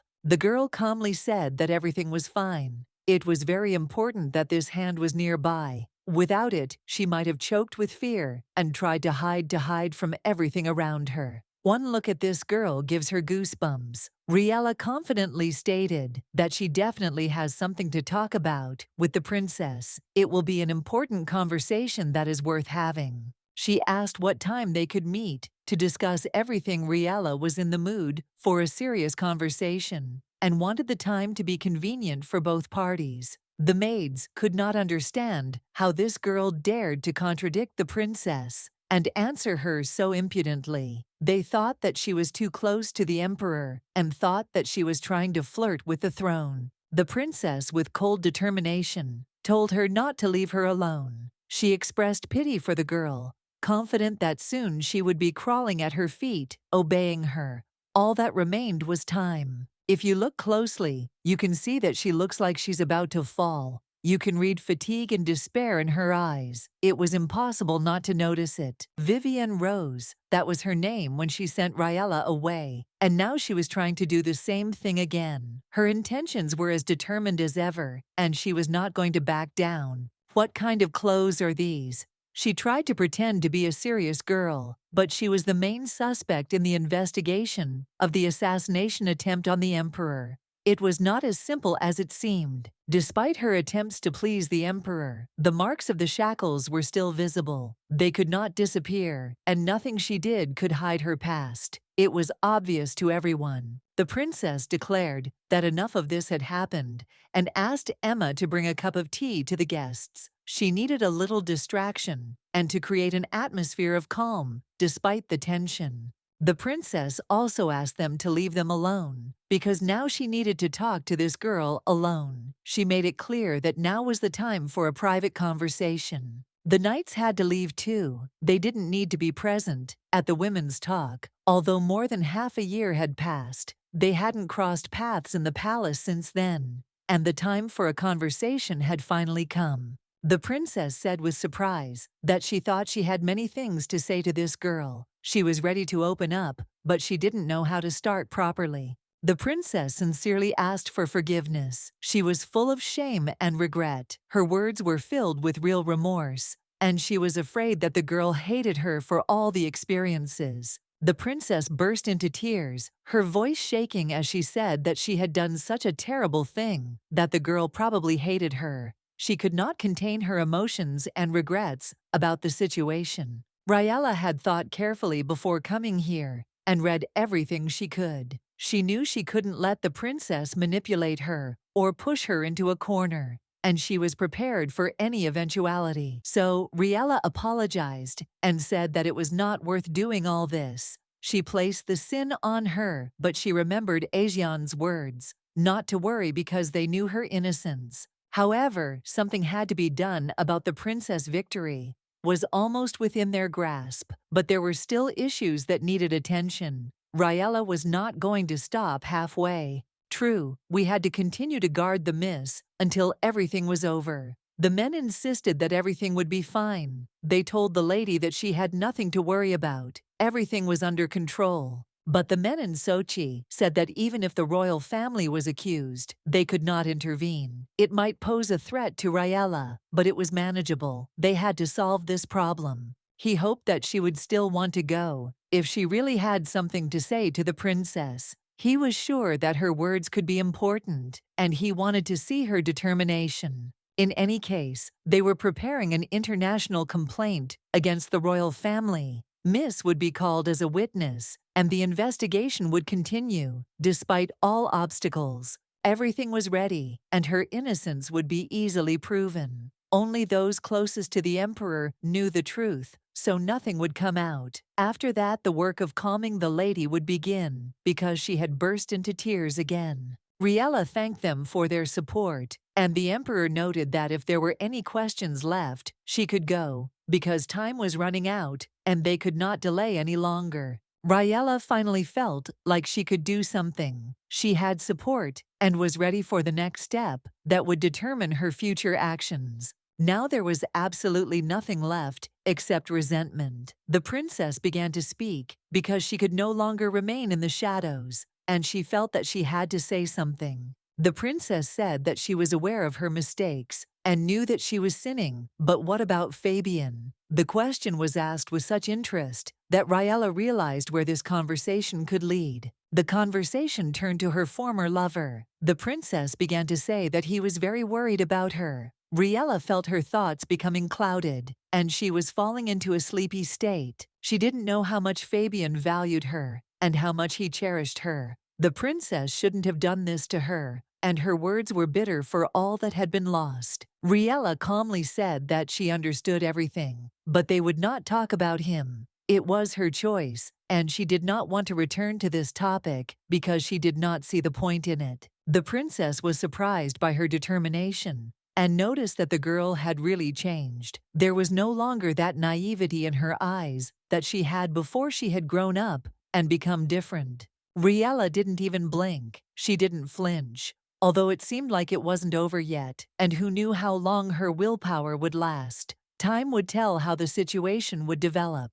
If the royal family went down this path, Fabian would die, and the princess knew how much Riela loved him. It was a painful revelation for her that could not be ignored. The princess asked if she really didn't care if he died. In the depth of her words, Riela felt as if her consciousness was awakening, and it made her think he had long since left her life. No, she had been thrown out of his life, and she had replied with a smile that she didn't care anymore. She had finally let him go, so she didn't want to discuss it now. The life full of worries and requests now seemed alien to her, and she didn't want to return to that reality. The princess asked if this really meant that even if Fabian died, she would not care. The girl confidently confirmed her words, not doubting her answer.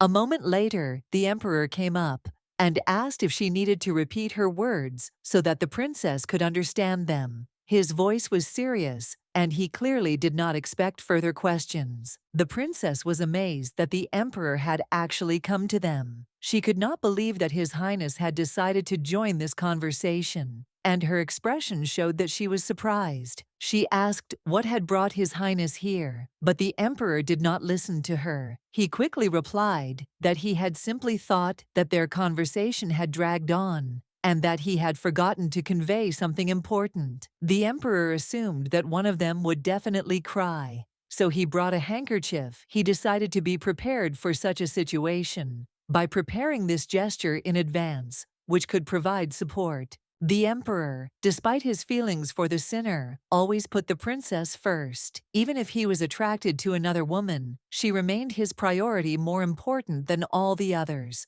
Greta was quick to reassure everyone that everything was fine. She asked not to misunderstand her, explaining that the conversation had simply been difficult and not always easy to understand. She apologized to Riela, fearing that the situation could escalate into a personal conflict. However, her apology was not accepted because it seemed that she herself was to blame for what was happening. Greta burst into tears, and Riela didn't know how to react to this.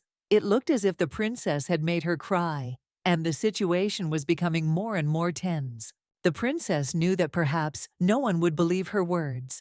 It was unlikely that anyone would believe that she had simply sat there when Greta began to cry, so her role in all this remained questionable. She felt like she had been set up and didn't know what to do next. The whole situation seemed like a real vicious circle, and the princess didn't know how to get out of this unpleasant situation. The princess was the only one who spoke about her apologies and mistakes. She tried to understand what was happening, but these words were only from her side, and the others were silent or refused to accept her words. Even in such a difficult situation, the emperor would have taken her side. The princess could not cope with this, and her rage only grew. Everything around her seemed unfair and confusing. Her hand approached Lady Blinite, asking her to let her know if she needed any additional services or assistance. He said he would always be there if she wanted him there. He assured her that he would be there ready to help at any moment if she felt the need. His support was not only in words, but also in his readiness to always be on guard.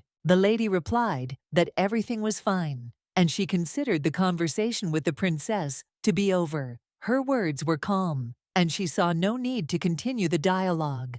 However, the emperor, noticing her confidence, asked again if she had really said everything he wanted to make sure that there were no omissions left, since his assumptions differed from her words. After this, the lady informed the princess that she accepted her apology. However, she added that she did not consider it possible to continue further conversation with her on this matter. As she had said before, it was none of her business, and she did not wish to continue the discussion. When the princess tried to intervene and stop her, her words were filled with emotion. But then, Riela, not wanting to let the situation go unnoticed, expressed her desire to also ask for forgiveness. She felt it was important for her to say those words. She remembered that she had previously promised to reward Riela and Fabian for their actions, but now she doubted that she could fulfill that promise. She made it clear that she would not be able to fulfill that obligation. She added regretfully that she felt she would not be able to deliver the award she had spoken of earlier. That was all she could say at the time, and she felt uneasy. Eventually, she decided it was time for her to leave the place.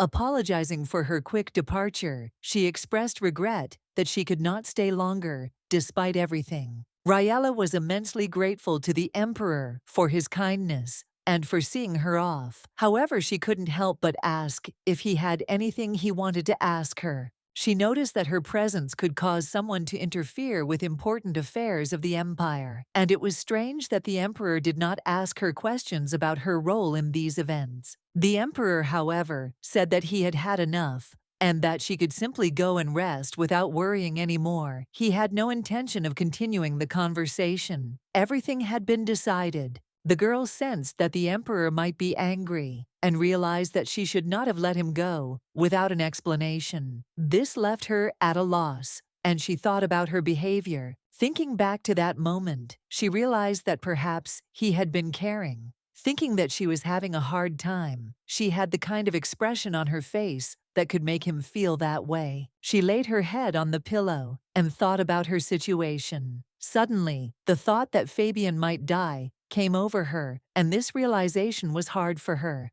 It seemed that the moment had come when she had to think about Fabian. She began to realize the importance of his role in the events that were taking place, but her thoughts were confused and disturbing. She didn't know what to do, especially when it seemed like everything connected to the royal family could end badly. She felt powerless, but it didn't concern her. However, even if the worst-case scenario happened, she did not feel guilty. Fabian was not there when she died, and now she had nothing to show for it. All this time while she was worried, Fabian was hiding. Now he was praying for his salvation. But Riela still could not understand how all this happened and what would happen next. A feeling of loneliness came over her, as if she were in a prison. It was impossible to understand how he could be so cowardly and how this fact now hurt her.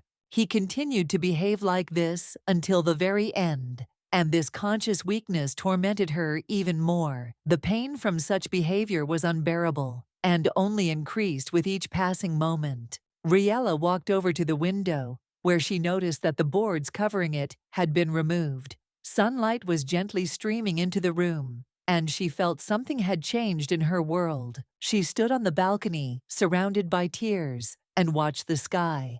At that moment, she felt that the light was giving her something more than she could have expected. Riela felt something much warmer than normal warmth enveloping her. It was a feeling that could not be put into words, and it warmed her soul. Suddenly, her thoughts were interrupted by a strange sound wave, and she came to her senses. She realized that she had accidentally fallen asleep and could not understand how it happened. She couldn't believe that the whole day had passed without her.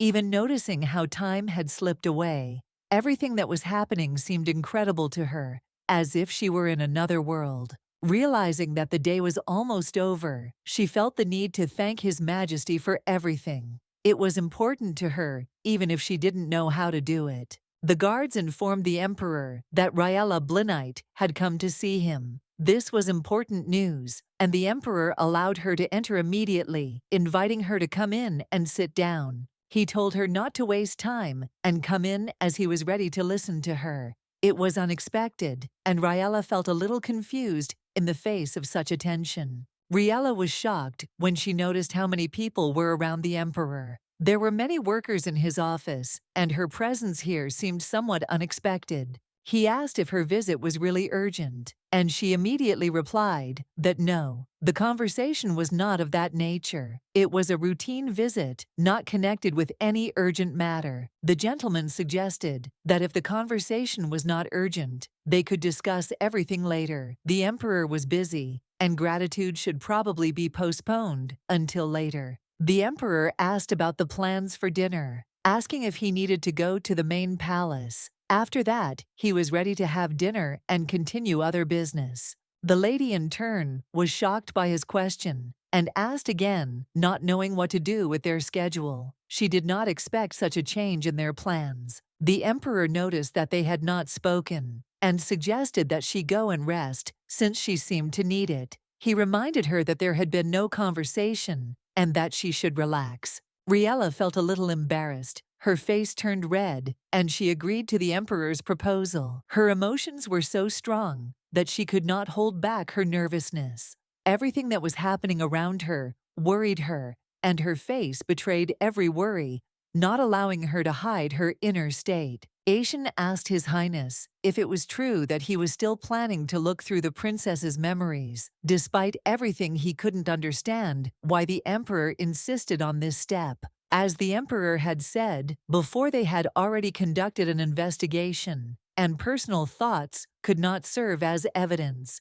However, it did not matter to him, and he continued to insist on his decision. Aishan was completely confused, not understanding what the phrase "all the same" meant. The emperor explained that he had professional interests in this girl, but he could not ask her direct questions. The emperor added that if he dared to hurt her, he would definitely cry. Aishan was becoming more and more perplexed, especially that the emperor was talking about Riela Blinet in such a context. He couldn't believe that he could actually have feelings for this girl, that it wasn't just rumors. It was real love, a femme fatale, just like in the old stories. Aishan realized that the emperor was serious, and it was hard to argue with that. However, the emperor again said that it could be said that way, but it was actually a bit of an exaggeration. The emperor emphasized that he might be exaggerating a bit. However, upon hearing the answer, Aishan was in complete shock because it was far from what he expected to hear from the emperor. The emperor also added that he needed to look into the matter in more detail. This was necessary to understand what was really going on and to give an accurate assessment of the situation. The servant understood what was being said and added that it was probably all connected with a recent event that had upset the princess and drawn attention to her experiences. The princess noticed that His Highness began to visit her often. This was already the second visit that day, and she was surprised that he was so persistent in this matter. Besides, it was raining, and the princess did not understand what it all meant. The emperor asked her to at least allow him to greet her, which was strange for her. Previously, she could not even count on the slightest attention from him. And now it was absolutely incomprehensible to her what caused such a change in the emperor's behavior. The emperor kissed her hand, and there was something deeply respectful in his actions. But the princess could not understand what was hidden behind such gestures. He promised that he would know all the secrets, no matter what happened, and the princess began to wonder what was going on. She felt that the situation required an explanation, but she could not yet understand the essence of it. The girl was shocked because there were gifts in front of her, and she didn't understand what it meant. In her eyes, it looked like something strange and unexpected. The princess, stunned, began to ask why the emperor had given her these things. He replied that it was a gesture of apology, although she still could not understand the reasons for this. Greta asked again what exactly was being discussed, since this apology was not enough for her to agree to give up the kingdom and forgive everyone who had upset her. Moreover, the emperor himself asked for forgiveness. He admitted that his man had recently brought the princess to tears, but her bewilderment only increased. The princess asked again what exactly had happened. As she could not understand how it related to the gifts, the emperor added that he had originally planned to give these things to the royal family. The princess felt that she was not under pressure and hoped that all these gifts did not mean anything more than just a gesture of apology that she could not accept without questions. The emperor had called Riela his own, which was a sign of how much he valued and respected her. It was a powerful affirmation of his feelings for her, and the princess felt a strange tension. The princess, unwilling to give in to his manipulations, replied that she was not so stupid as to simply accept the gift. She could not unconditionally agree to his conditions. The emperor noted that he understood how difficult the situation was, but she needed proof that the emperor and her family had a good relationship. Greta noted that His Highness was well aware of this, and the gentleman said that all this would come later, that he was lazy. That was why she needed it. The relationships between the characters clearly require more careful portrayal, as the jewelry they are examining is extremely expensive. This element plays a significant role in the context of what is happening. The princess offered to try on the jewelry if it would not be too difficult. The emperor approved of her decision and offered his help, assuring that everything would go smoothly and without unnecessary difficulties. She was obviously surprised by the proposal. He knew that she knew Riela Blinite, but he hadn't expected their relationship to be so close that one of them could cry. He didn't know that there was such a deep connection between them, that one of them could react so emotionally. He always thought of them as acquaintances, nothing more, and was surprised by this turn of events. The princess noticed that nothing unusual had actually happened. They had simply had a communication that allowed them to express their feelings openly, and the temperature had again made its actions softer. The girl asked the Highness how many carats the jewels weighed. Her interest was genuine, and her question was more casual than intended to make him hesitate or shut up. The emperor did not know how to answer her question, since he himself was not sure of the exact number of carats. At that moment, his thoughts were racing, and his memories began to clear up a little, which put him in an awkward position. He remembered the boy who saved her from being hit by a flower cart. The boy was really attractive, but she never thought that her heart would beat for him. Despite his attractiveness, she couldn't even imagine how much her life would change because of this love. She told her friend Fabian that she had received her father's permission, and now it was Fabian who had to make important decisions. The process was not complicated at all. He just had to follow the instructions, and all the information and financial matters were already prepared. If everything was done correctly, he would receive not only the money but also the title. Besides, Fabian had a chance to marry her. However, he had no plans to return to Riela. This was clear because she told him that there was no love between them, only sympathy. Riela was an important person to him, but she claimed that sympathy was not what connected them. Fabian responded by saying that Riela was more important to him than anyone else. But the princess did not share his point of view. The princess did not agree with his words. In a fit of emotion, she simply kissed him, showing that she considered herself the most important woman in his life, and that his love belonged only to her. She confidently declared that for him she was the only and most important woman, and that her love was the only one he could experience. She would be the only mistress of his heart, and no one else mattered. But this young man suddenly fell on his knees in front of a woman who was much weaker than him. He burst into tears and began to beg her for forgiveness, which showed his inner struggle. Apparently, he considered this girl more important to him than the princess. He knew that she would help him escape, and was even ready to give up the mercenaries for her love, despite the consequences. If he can't forget her, she will force him to renounce Fabian. Otherwise, in her opinion, Riela will die because her love can destroy everything that was before and not allow him to move forward. She decided it was time to end it. He had to stop clinging to Riela and let her disappear from their lives so that she would no longer interfere in their relationship and create unnecessary problems. Greta believed that if words could hurt as much as arrows, she would definitely do it. She is sure that Riela, being so emotionally attached, could die from mental pain. Greta believed that Fabian had suffered all his life, losing himself in his love for Riela. His disappointed face, when he called her name, only increased her anger and desire to get rid of her forever. If there is an end to sadness, Riela could find it if she closed herself off completely, not allowing anyone else to see her true feelings and experiences in order to avoid further suffering. Asian turned to the emperor, asking if he could hear him. He was concerned about his health and wanted to make sure that the emperor understood his situation correctly and was ready to help. The boy began to cry again as he began to have convulsions. He asked the emperor not to use his powers, realizing that it could affect his health and lead to additional problems. The emperor calmly answered him that he should not worry, and this even surprised the guy, since he did not expect such a cold and emotionless approach to his condition. The emperor asked him a question. What does he do first if someone helps him? The guy was a little confused,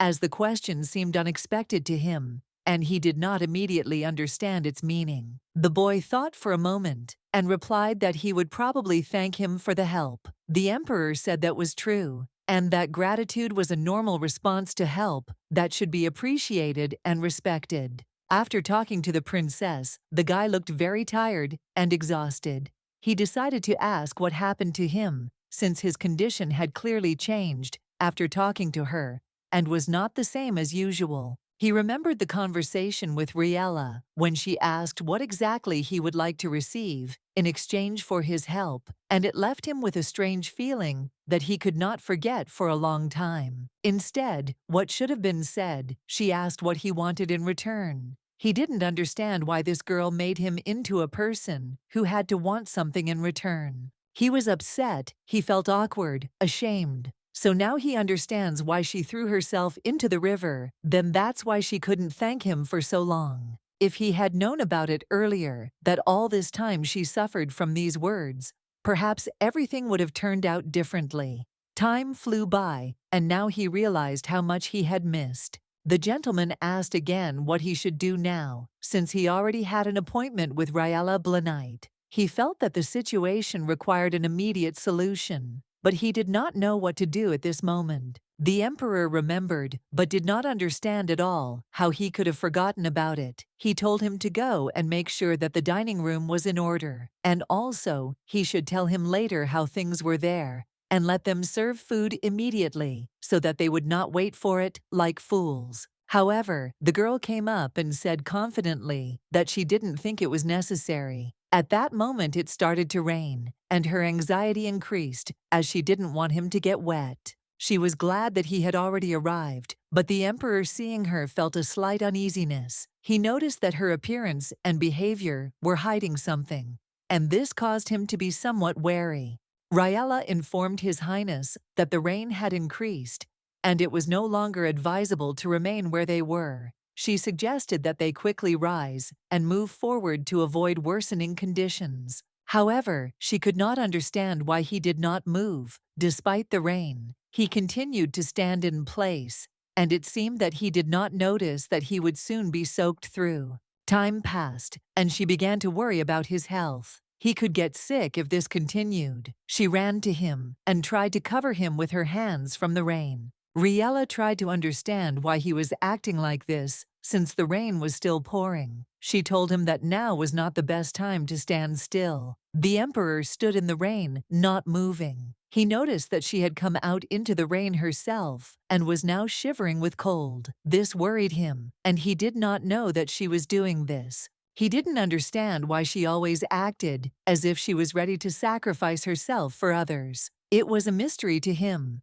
and he didn't know how to react to it. He saw in her a childish naivety, as if she rejoiced at every little gift, like a child happily accepting a sweet apple, even if it carries danger. The emperor told her to worry even more, but the girl did not immediately understand what exactly he meant. She was confused, not knowing how to react to his words. He noticed that she was talking about her worries, that she was worried about him, and it didn't go unnoticed. It hurt him, and he wanted her to show her true feelings. The emperor asked her not to hide her emotions, and to show how much she really cared. He wanted to see how she would show her care and concern. Riela decided to ask him if he had eaten today. The emperor replied that he had not eaten yet and did not feel any particular need for food. She began to think that he was not hungry, but he remarked that he did not feel much of a desire to eat. She continued to ask if everything had been accomplished according to plan for the day, and he confirmed this. The girl reminded him of the rain again, but he only looked into her eyes without expressing any emotion. She felt how hard it was for her to be so close to him. The emperor did not look away and asked if this was really all she was worried about. Her worries became clear to him, but he wanted to clarify how seriously she took her feelings. Riela confirmed that this was exactly what was bothering her. Then the emperor said that it was his turn now, and he asked if she was in any pain. The girl asked again in surprise, why would she feel pain? She did not understand what he was asking about and why it suddenly became important to him. She thought that perhaps he thought she might have suffered in prison or had a bad night's sleep. Such thoughts filled her head, and she felt a little uneasy. He explained that he was simply wondering if she was feeling well in general. He didn't have a specific reason in mind, but rather wanted to understand how she was feeling at the moment. His words struck Riela as if they had touched her heart. It was a source of pain because she was used to hiding her feelings, and here his sincerity made her feel vulnerable. Remembering Princess Greta and her words about not worrying about Fabian, Riela felt pain. It was hard for her to look at that shining face, knowing that everything could change. She felt like her world was falling apart, and she couldn't understand how the emperor could understand all these hidden pains. She had a hard time accepting that everything she had been through was now visible to others. Riela felt pain, and although she tried to hide her feelings, she knew that he could not hide them. All these emotions seemed to be artificially created by his care. The emperor was pleased that she could bear all this.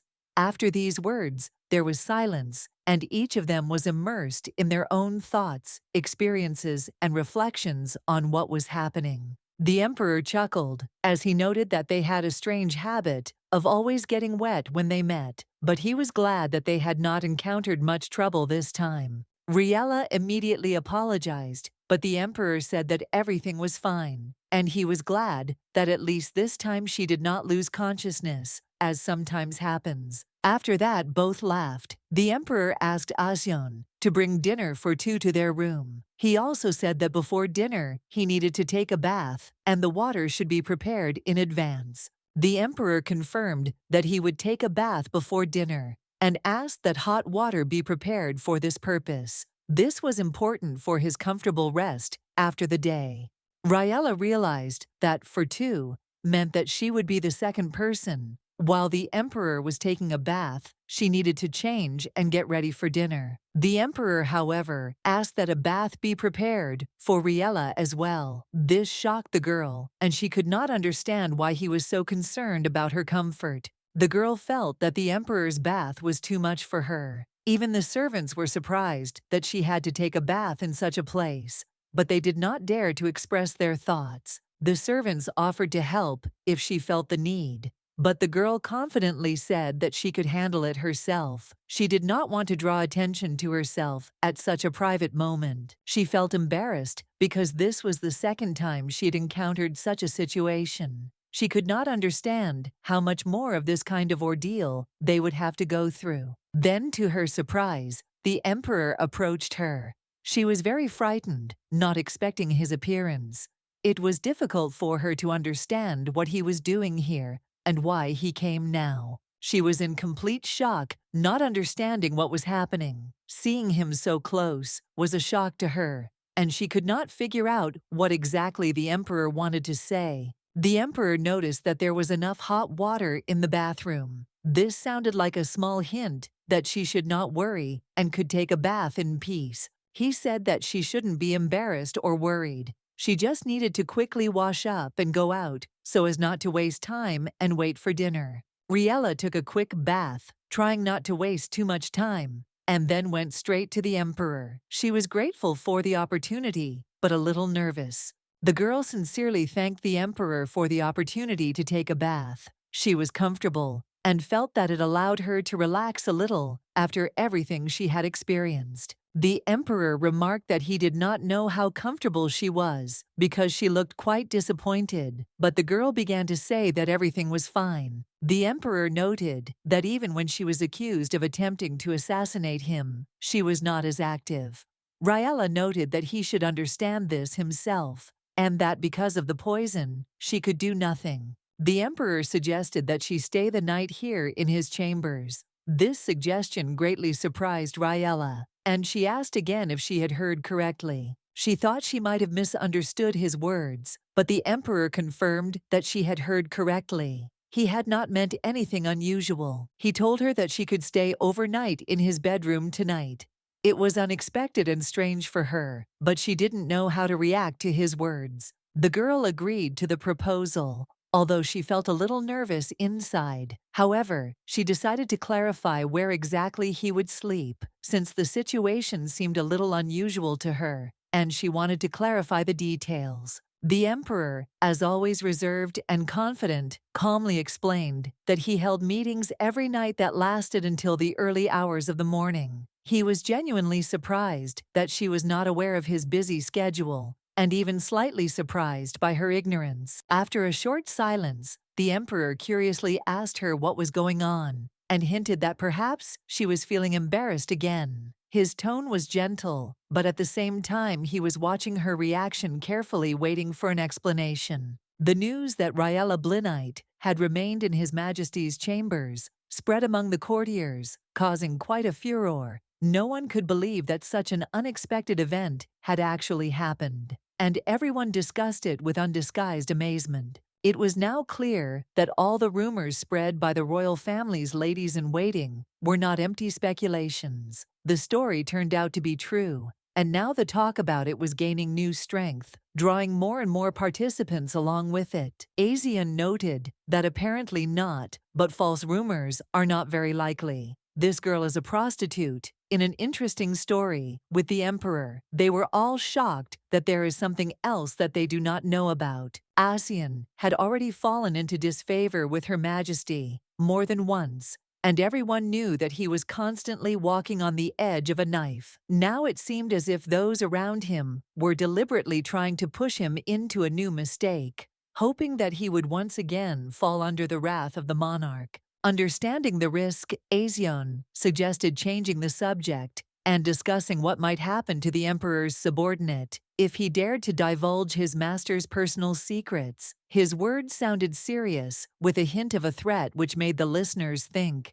At that moment, Herhan approached them. He asked in a cold, mocking tone if Aesion was really so bored that he allowed himself to be drawn into such dubious discussions. His words cut on the nerves, but everyone tried to remain calm. Everyone froze when the emperor himself suddenly appeared.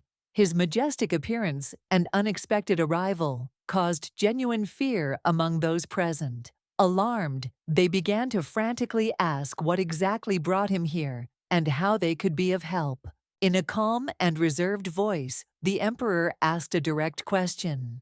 Did he really have no right to be here? Justifying themselves, those present began to hastily explain that this was not the case at all, trying to make amends for their behavior and avoid his anger. The emperor noted that it was good that everyone was here to discuss important matters. They had thought that he should be with Riela Blinite, but the conversation did not end as expected. He gave the order to sit down quickly, and at that moment, Aesion realized that death was his immediate prospect. Every detail of the situation screamed that their wait would be long. The atmosphere in the hall was tense, as if the air could be cut with a knife. Everyone around was excitedly discussing what verdict might be given in their case against the royal family. The talk was that the royal family might lose their status, which would mean not only being stripped of their titles, but also being banished from the palace, or in extreme cases being imprisoned. However, as some of the participants in the discussion noted, it will be extremely difficult to achieve the death penalty. The charge of attempted murder of the emperor has no legal force.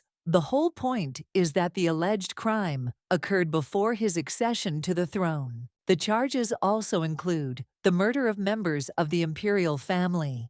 However, this charge loses weight since no actual murder took place.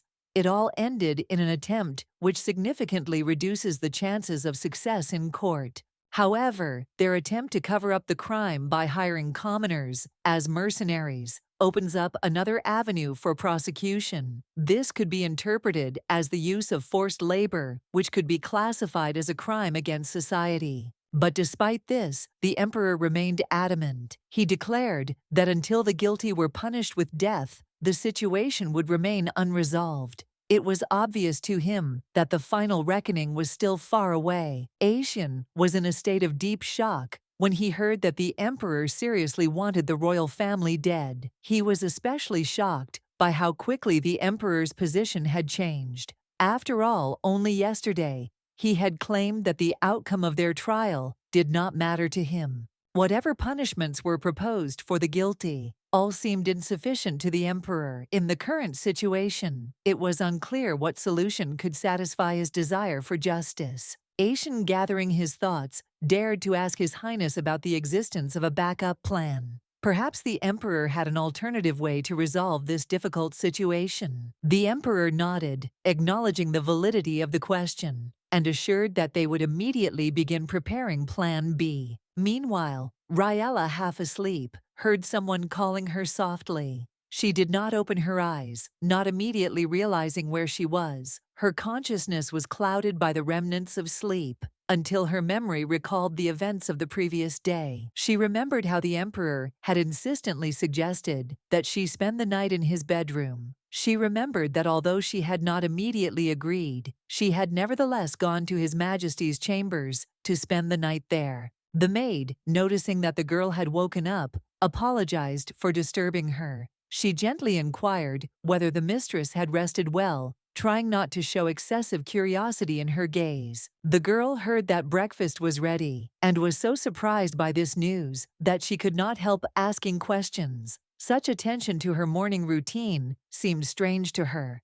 When Riela questioned why so many dishes were prepared for her alone, the maid explained that it was the emperor's personal order. He wanted the girl to eat every last bite, and she, the maid, was to see to it. Riela realized that now this woman would literally control her breakfast. Such attention to her person seemed almost absurd, but the girl had already gotten used to the oddities of the palace order. She thought that there was hardly anyone in this palace who wasn't watching her every move. Everything here reminded her that she was an outsider, and no action would go unnoticed. Until recently, she was a sinner who attempted to kill the emperor, and now her status has changed. Everything around her reminded her that her position is unstable and depends on one person. The current reality seemed especially absurd. The girl who had recently tried to kill the emperor was now spending the night in his bed. It would be ridiculous and pointless to try to explain to anyone that nothing happened between her and the emperor that night. No one would believe her,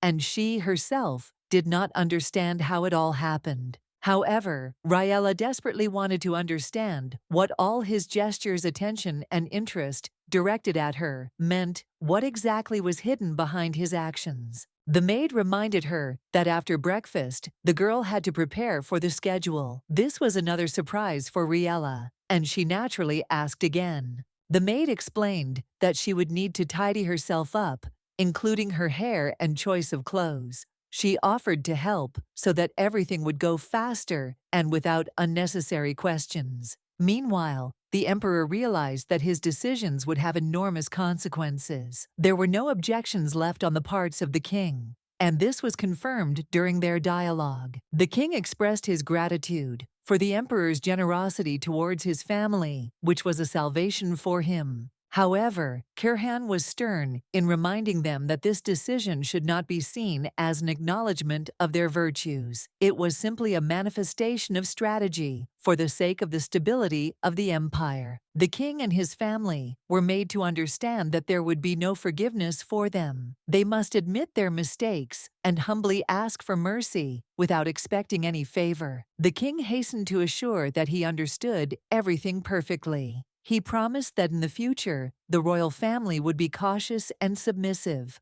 becoming a reliable support for the emperor. The emperor rejected the offer, saying that he would take care of his empire himself. The king should focus on taking care of his people, not seeking the emperor's favor. The entire dialogue served as a reminder that nothing is more frightening than the confusing emotions and feelings that can arise in such moments. This became especially clear when the king was summoned for a conversation at dawn. He was already prepared for the worst, because this conversation could be the beginning of the end. The situation required a detailed disclosure of all the sins of the royal family in order to finally put an end to their fate. However, they can do this without informing the outside world, but only by concluding a compensation agreement between the two countries and believing that this is an agreement. To be honest, it was almost impossible to believe he didn't think it was even real. The compensation that the empire had abandoned to the kingdom implied that it would keep silent about the truth of the matter, about all the inconveniences that the kingdom would suffer in the event of a violation of the terms and an apology. It is completely unclear who could believe in such conditions of an international agreement. They will unsubscribe before some trade deal. So that is what Riela will do. The princess didn't think that just poking her from afar would produce such a good result. And it's also interesting how she pulled it all off. It looks like she begged the emperor on her knees to save Fabian. There was one last condition that the princess had to fulfill. She was asked to read the document very carefully so that she would fully understand what she was dealing with and the seriousness of the situation. This was an important step in resolving the conflict. The girl was stunned by the unexpected turn of events. She asked again, trying to clarify the details, but her voice was already indignant. The princess began to argue heatedly with His Majesty, not wanting to acknowledge the fairness of the demand presented to her. The emperor calmly pointed out that her indignation was misplaced. He reminded her that given the damage she had caused, it would be only logical for her to accept responsibility for her actions and do what was right. The princess tried to object again, clearly not wanting to accept the situation. Her father, noticing the growing tension, decided to look at the document himself to see what had upset his daughter so much. The document announced compensation for damages caused to Riela in the amount of 10 million euros. At the same time, Riela was given the right to demand a house and a workplace anywhere in the empire or kingdom, which emphasized the seriousness of the situation. Moreover, the princess was obliged to publicly apologize to all parties involved. The document also stipulated that Riela's safety would be ensured until the end of her life, without the slightest compromise. The princess, shocked by the contents of the agreement, began to scream, claiming that she was being accused as a sinner. At that moment, Riela entered the room, apologizing for her sudden appearance and interruption of such an important conversation. The emperor turned to Riela and noticed that her arrival was most opportune. He asked how she had spent the night and whether she was comfortable in her new place, showing his politeness and concern. Riela replied that she felt great, which only emphasized her confidence and calm. At this point, the princess, unable to bear the tension, shouted out that she categorically refused to sign the agreement, causing a new round of conflict. The emperor raised an eyebrow slightly, asking if she really meant it. Her words could mean that she had made her decision, and he needed to be sure of her intentions. He noted that it was her right to refuse, but warned that he had no desire or strength to redraw the entire document. In the event of her refusal, the agreement would simply be annulled, and the consequences would fall solely on her shoulders. The father intervened, declaring that an annulment was impossible. He demanded that the emperor wait, as he believed that such a thing simply could not happen. However, the princess remained adamant, which put the family in a very dangerous position. The emperor could not stand it any longer, and sharply raised his voice at his daughter, calling her pathetic. He said that her behavior demonstrated her inability to submit and solve the problem. Couldn't he just pay the 10 million and close the matter? The princess responded by shouting that money was not the main issue. This prompted a new wave of questions from her father, who was trying to understand what exactly was stopping her from making this decision. She insisted that signing the document would give Riela power over their family for many years. Her father tried to convince her that such a stubborn refusal could lead to more serious consequences, including a death sentence. However, the princess seemed to be too proud. Her fear of apologizing and having to bow her head to someone only fueled her resistance even more, making the conflict even more acute. The emperor decided to put an end to this dispute. He made his daughter kneel and demanded that she sincerely beg Riela for forgiveness, thus demonstrating the need for humility and respect. The king, realizing the gravity of his actions, carefully placed his daughter on his lap. His voice trembled as he began to beg for mercy. Father and daughter sincerely asked for forgiveness from those they had deceived, admitting that they had used their trust and kindness.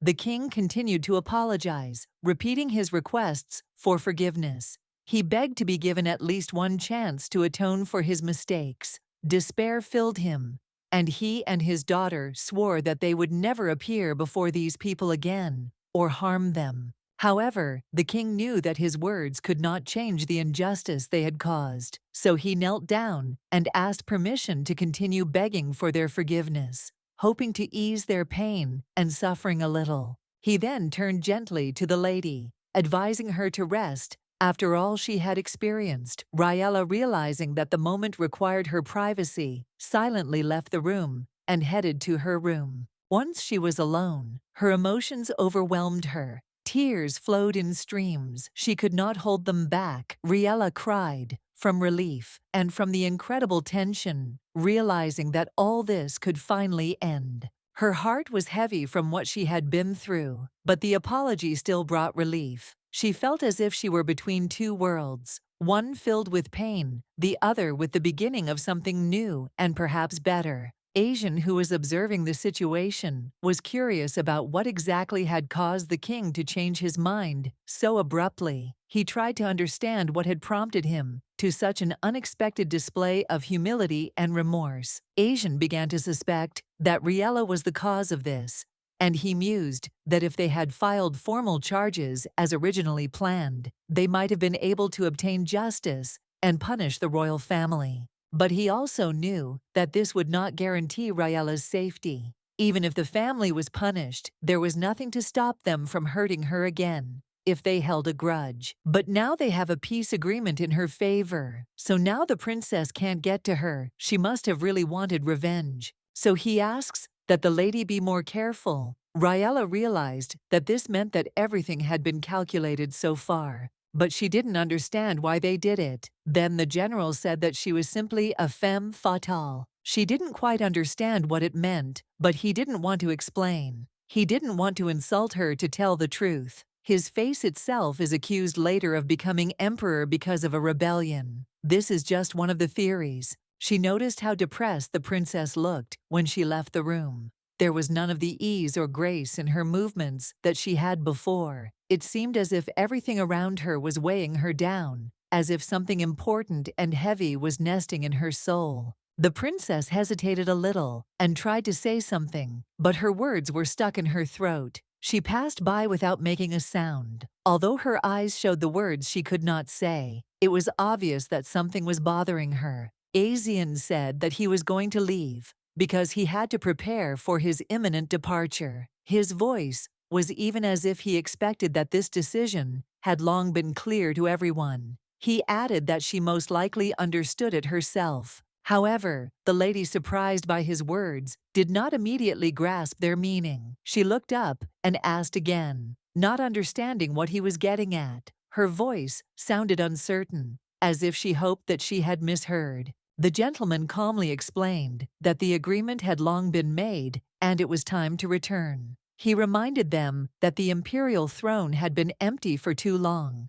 and that this required their speedy return. That was why His Majesty had made this decision. They would have to leave and he made it clear that she would have to continue living on her own. He spoke with restraint, but there was a weight of necessity in his words. It was this moment that made the girl anxious. The thought that the emperor was leaving did not give her any peace. She felt this news turn her world upside down, making her think about the future. She noticed a scarf. It had the coat of arms of the imperial family on it, apparently left over from the director. This was already the second scarf. That day was very long. He told her to spend the night in her bedroom. She fell asleep on the emperor's bed. Although she felt a little ashamed for thinking such thoughts, she couldn't resist the instant pleasure of imagining herself as a princess, even for a few minutes. This fantasy, although unrealistic, gave her a sense of power and importance. A vision of the arrogant Princess Greta, kneeling and sincerely begging for her forgiveness, flashed before her eyes. There was a sweet sense of justice in the vision, even though she knew it would never happen in reality. Now that the situation has been resolved, she is entitled to significant compensation. No one will threaten her life anymore, and despite everything she has been through, she knows that the outcome can be called happy. However, one thing is persistently on her mind: the emperor's departure. She does not understand why this moment occupies all her attention, although there are so many other important events around that deserve her thoughts. Everything ended well, but for some reason there is a heaviness in her soul, as if something is not giving her peace. It is difficult for her to understand the reason for this melancholy, which does not want to let her go even in this joyful moment. A strange feeling of sadness overwhelmed her, and suddenly, as if bringing her out of this state, someone called out to her. The voice was familiar and strong, immediately attracting her attention. It was the emperor who entered the room, and noticing her state, decided to say a few words of encouragement. He praised her for how she had handled the day, showing fortitude and wisdom. The girl tried not to turn to him so that he would not notice her tears. She asked what he meant, because in her opinion, she had not done anything special. She added that she felt indebted to him, but the emperor brushed this aside, claiming that he had done nothing supernatural for her. With a slight smile, he offered her the use of his bathroom if she wanted to take another bath. However, she was too tired to even manage a smile in response. Despite his joke, she felt too exhausted to react. The emperor noticed her condition and decided to distract her with something more important. He approached her and handed her a document, asking her to pay attention to it. It was an agreement signed by the royal family, which contained all the compensations promised to her. The emperor emphasized that everything necessary was already collected in this document, and when it was ready, she would be able to familiarize herself with it in full. The girl turned around and expressed her sincere gratitude for such care. The emperor reminded her not to lose the document, as it was extremely important for her future. Noticing that tears had appeared in her eyes, the emperor tried to diffuse the situation by changing the subject and asking where she planned to go next. She herself had not yet thought about it, and replied that most likely she would return to her native village of Garland, where she once began her journey. The emperor remembered that Garland was her hometown, where she lived before fate brought her here. He expressed the hope that her journey home would be calm and safe. The emperor sincerely wished her to reach Garland safe and sound, expressing his concern for her well-being. The girl said goodbye warmly, in return, thanking him for everything he had done for her. She wished him a safe return to the empire, hoping that his journey would be easy. For the next 3 days, the royal palace was as noisy as when he first received guests. Many gifts were presented to the courtiers by the nobles of the kingdom. They agreed that the emperor himself had prepared all these gifts. They grumbled why the emperor who had come to visit was not present at the proper banquet, but the gift box with the imperial seal did not change their minds. For 3 days, the king came to visit. Every night brought all possible offerings or strength to him. The king was nervous, afraid that the emperor might change his mind later, but at the same time, he wanted to demonstrate the friendship between the empire and the kingdom. Riela heard that the princess was sick and couldn't even move normally, but no one cared that the princess got sick before the forgiveness ceremony with the emperor. Riela often thought about returning everything that His Majesty had given her. These were not just things, but reminders of his attention and generosity. However, the thought of returning these gifts caused her mixed feelings. She understood that even if all this returned to the emperor for him, these things would remain just cargo that did not carry any special value. The choice was stark: either keep them or get rid of them. But in any case, it was her choice. When she once asked about it, the emperor, barely looking at her, coldly replied that it was her business. His inattention seemed to be due to his busyness, but in her heart there remained a feeling of alienation. Many of the gifts were so expensive that Riela felt they were too luxurious for herself, so she decided to give them to those who were truly dear to her and deserving of her gratitude while experiencing inner peace. Saying goodbye to these things was incredibly difficult because each of them was connected to memories. In the end, she was left with only one item: the imperial scarf. She hoped to keep it as a symbol, but she soon realized the scarf would have to be returned too. She was preparing for this, even if the emperor refused to take it back or ordered it to be thrown away. She had something important she wanted to tell him at that time. While she was thinking, a servant informed her that the emperor had gone to the main palace. His daily affairs, as always, left her in the background, but she still wanted to know what was going on. The ceremony of forgiveness began in the main palace, to which many people gathered. The emperor appeared only briefly, so as not to disappoint those gathered, but soon disappeared again into his own affairs. The farewell ceremony was to take place in 2 days, and his luggage was already packed. It looked as if he was eager to leave these places. Realizing that time was short, she decided to wait for him outside. While she waited, she remembered how they had walked together in these places. She was overcome by a desire to walk along the same paths again. She thanked the servant for the information that allowed her to return to these thoughts. As she waited, she realized that she was thinking too much about the emperor. His image filled her mind so much that she forgot about all other people, as if they had ceased to exist for her. At times like these, she couldn't understand why she liked being called Riela so much. Perhaps it wasn't the name, but the feelings it evoked in her.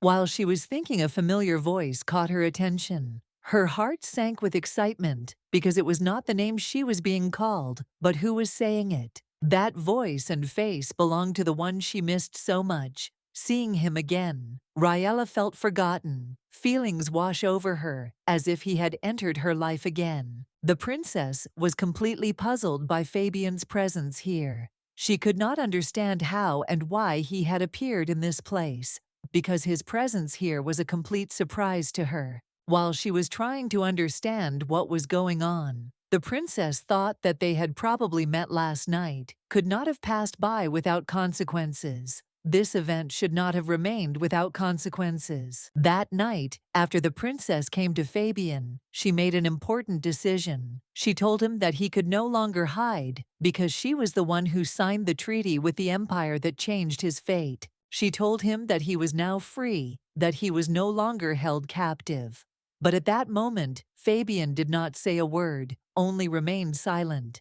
Perhaps he was too stunned, or did not know what to do now. He asked about Riela's condition, and the princess was taken aback by the question. It was strange because he had just gained his freedom, and it seemed like he should be happy about it. Instead, he was taking care of another woman. The princess was shocked by his questions about how Riela was feeling. He wanted to know if she had suffered while she was in the castle. This concern for another woman was a real shock to the princess. He was wrong to think he could ignore her help. The princess was the one who got him out of prison, and now he was worried about another girl. This behavior confused and upset her. Even though the princess had saved him, he kept asking about Riela. He wondered if she was okay, what had happened to her. This question was too painful, because she thought he should be grateful to her. The princess couldn't understand his behavior. He should have believed her and been there for her, but instead, he doubted this was not what she expected.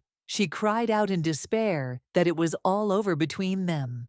Riela was safe, so safe, that the princess felt it as something strange and even eerie. Even though she said she was safe, the fact seemed almost nightmarish to her. Fabian asked again if Riela was really okay, and if something terrible had happened to her. He clearly couldn't believe that everything was really okay, and continued to worry about her well-being. The princess confirmed that Riela was fine, but at the same time she felt awkward, not knowing how to explain to Fabian that she could not tell him everything. It was a difficult moment for her. She started to speak, but Fabian interrupted her, again, immediately starting to worry and ask questions. He was clearly in a panic and could not understand what was happening. He demanded an explanation, not wanting to calm down. The princess felt the pain of the situation, but a strange thought arose in her heart. Perhaps this was the very chance to see how her beloved man cared for another girl.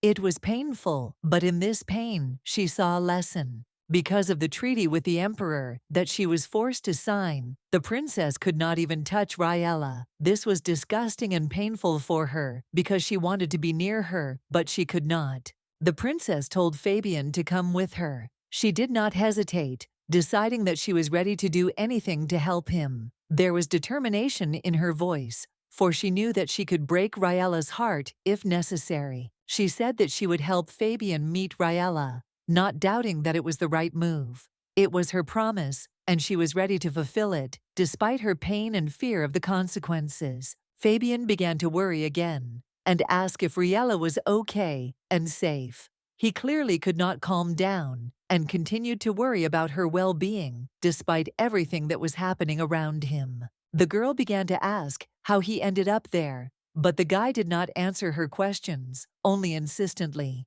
repeating that she should not move away from him. He asked her to stay close, afraid that she would leave. Fabian began to cry, but the princess could not understand what exactly had touched him, so she did not understand the reason for his fear, although her own heart was full of fear and uncertainty about his feelings. He said he had found her, but Riela told him not to come near. He asked him not to lie to her, and that was the final blow for the princess. In her eyes, he still chose Riela, despite her feelings for him. He said it was true. Ever since the day they broke up, there wasn't a day that he didn't think about her. Now he says he thought about her all the time. She wouldn't be mad if she knew that everyone around her was being used as bait, so she asked if he thought she didn't know that the princess. The guy started saying that he couldn't do anything. The operation that went wrong made him a criminal princess, or protected him. Riela started screaming that she protected him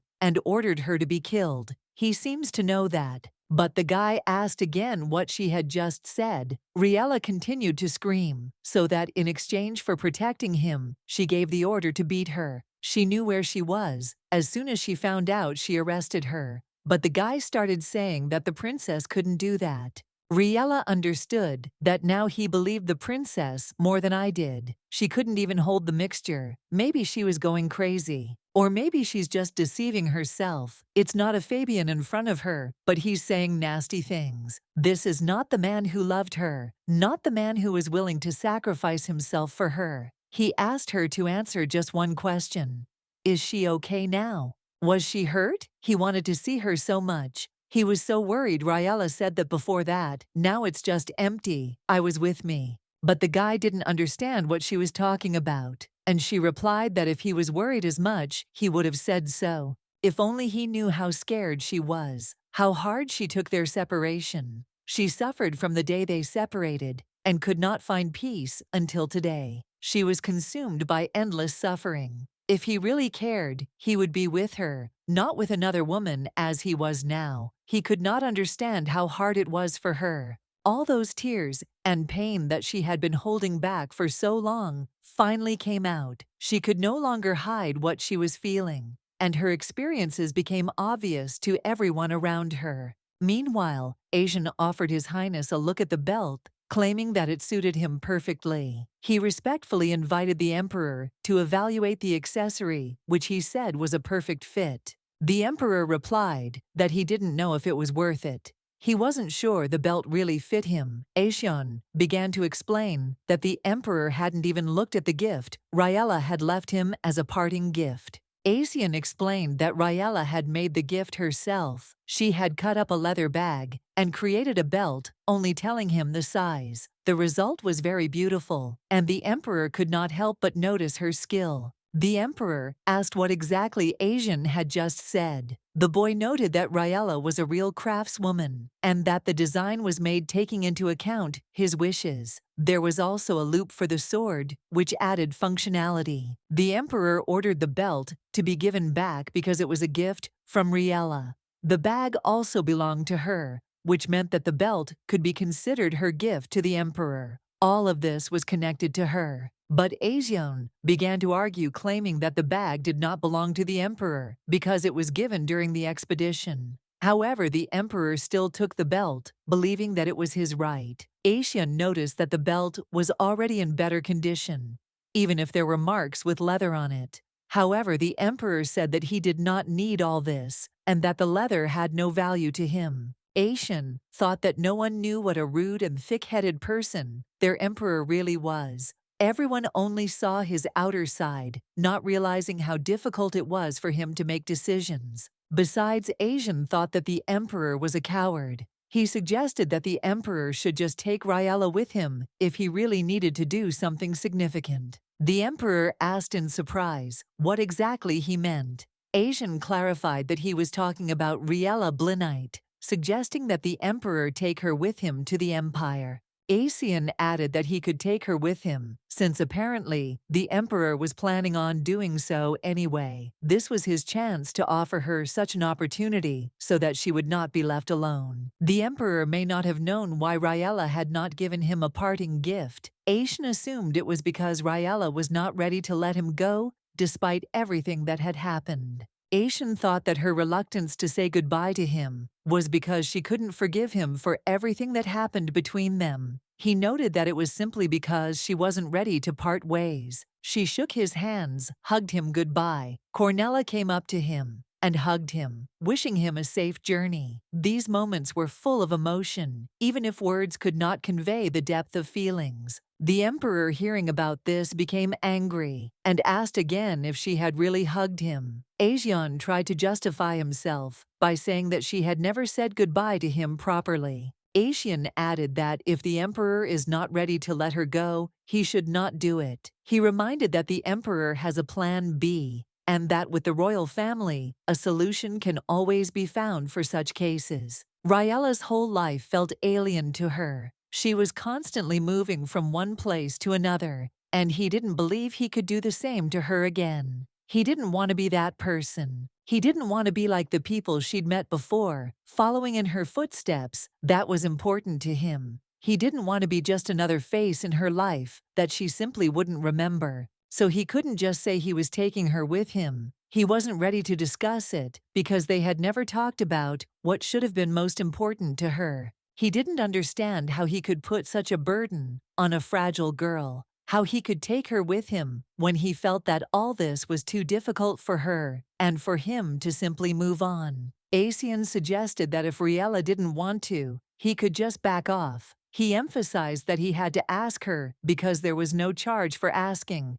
and it was an important decision for her. The emperor couldn't believe that Aishan was lecturing him. He finally agreed and asked where Riela was now. He wanted to figure out where to find her so he could make a final decision. Aishan replied that she would most likely be where she always was. He knew where she often hid, and now the emperor had to find out. The emperor remembered that this was always the place where they were together. He realized that perhaps he would meet her there again and be able to talk about what was important to them both. The emperor did not understand why the garden was so far away. Although he did not want to meet her, his desire to see her was strong now, and he was eager to do so as soon as possible. Suddenly, he noticed someone next to her. It was a young man who was asking if the girl was okay. He was clearly worried about her. He heard the girl screaming that if the guy was really worried, he would be with her and not with the princess, which was quite unexpected and even provocative.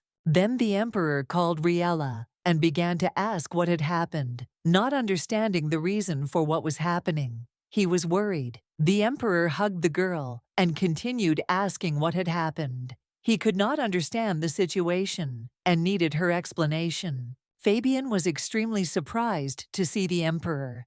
It was a moment he certainly did not expect. The gentleman began to think that this man was the same guy he had seen in the princess's memories. He was amazed. Fabian immediately ran to the emperor and asked how he could do this to Riela. His emotions were bright and expressed. The girl at this time asked what he was doing and demanded that he immediately release the emperor. She was perplexed by what was happening. Asian also ordered the boy to let the emperor go. He didn't even seem to know who he was since he was doing such a thing. Fabian fell to his knees and began to beg the emperor to let Riela go. For him, she could only be a short-term infatuation. However, this did not suit Fabian. He was convinced that he had heard strange and inappropriate things about the girl from someone. He begged the emperor not to do this to Riela, his pleas full of emotion and despair. The emperor was ready to laugh, but he did not understand what was happening.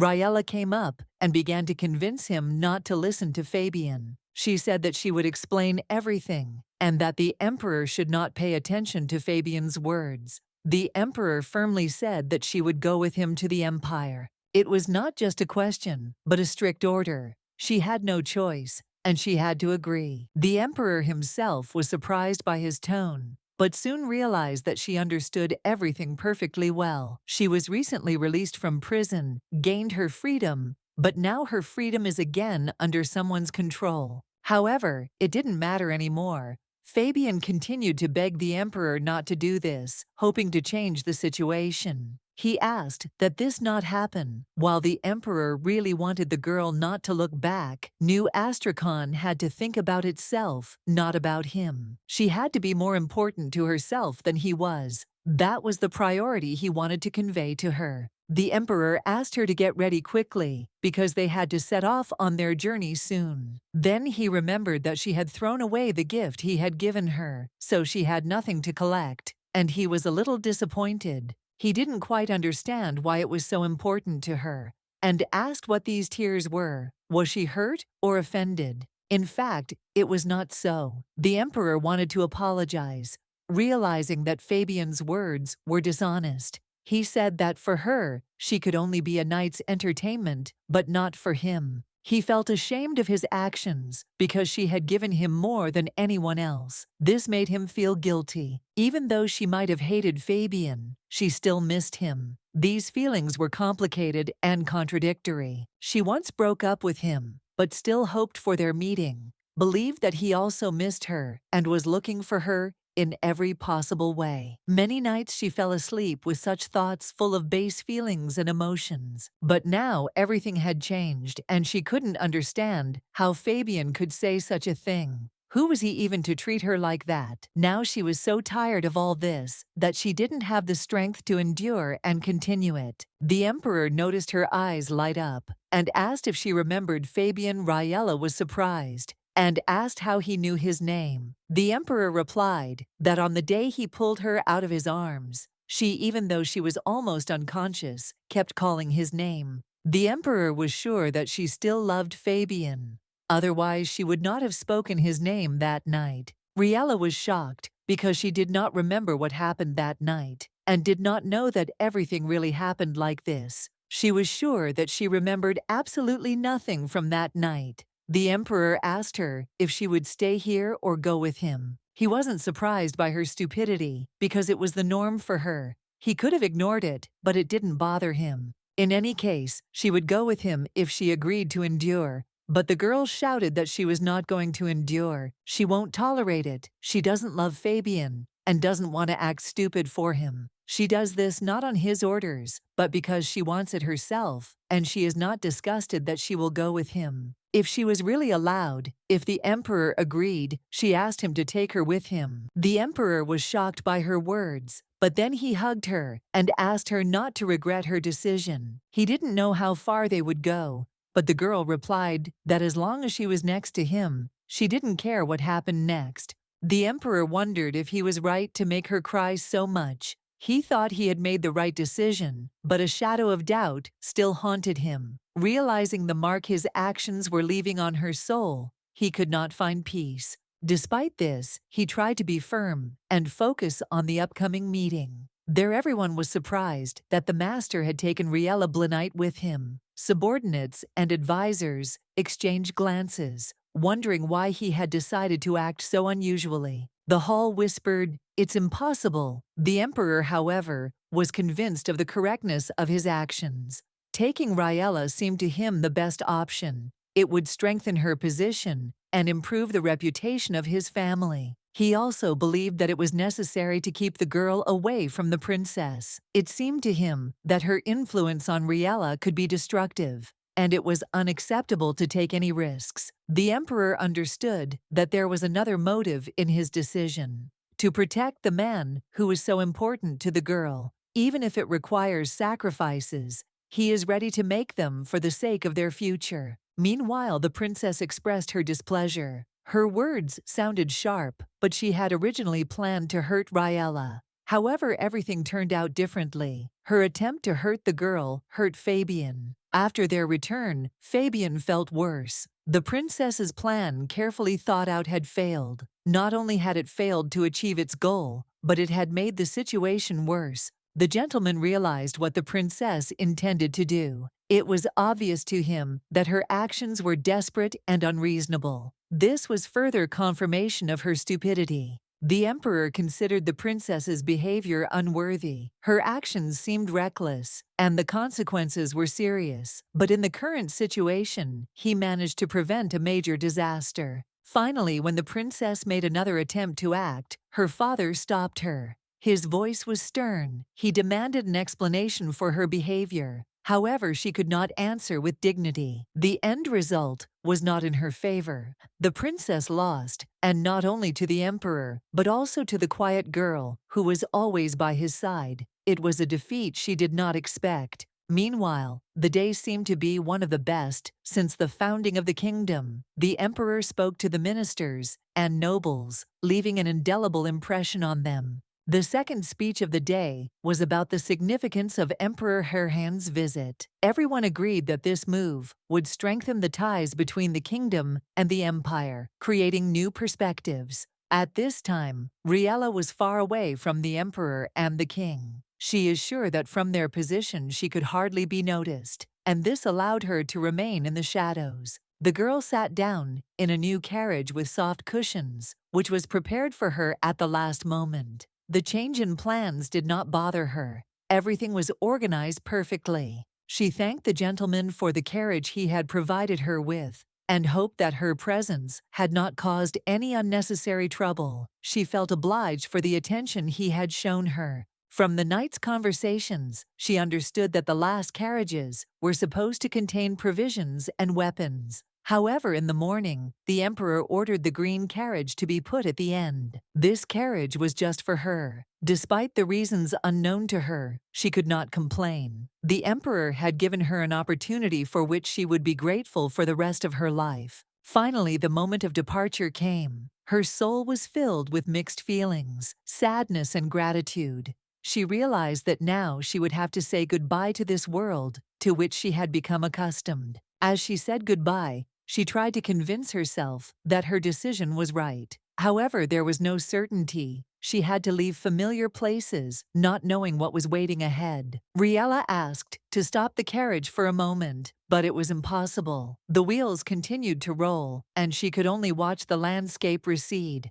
Unable to cope with the overwhelming emotions, she cried. Her heart, despite logic, could not calm down, causing her only more confusion. She tried to suppress her sadness, accepting that her life would now change forever. This path became her farewell to the past. The road was difficult, and she thought she had been driving for about an hour. Everything around her looked alien, but it was too late to turn back. Suddenly, the coachman addressed her. His voice attracted her attention. She tried to understand why he started the conversation at such an unusual time. He reported a change en route due to an unexpected stop, The girl asked again to clarify the details, but she was overcome with anxiety. The coachman explained that the emperor was heading towards the valley. This news made her wonder about the reasons for this decision, but she had no answers. Randall Waterfall awaited them ahead. He loudly informed the girl that the stop would be short,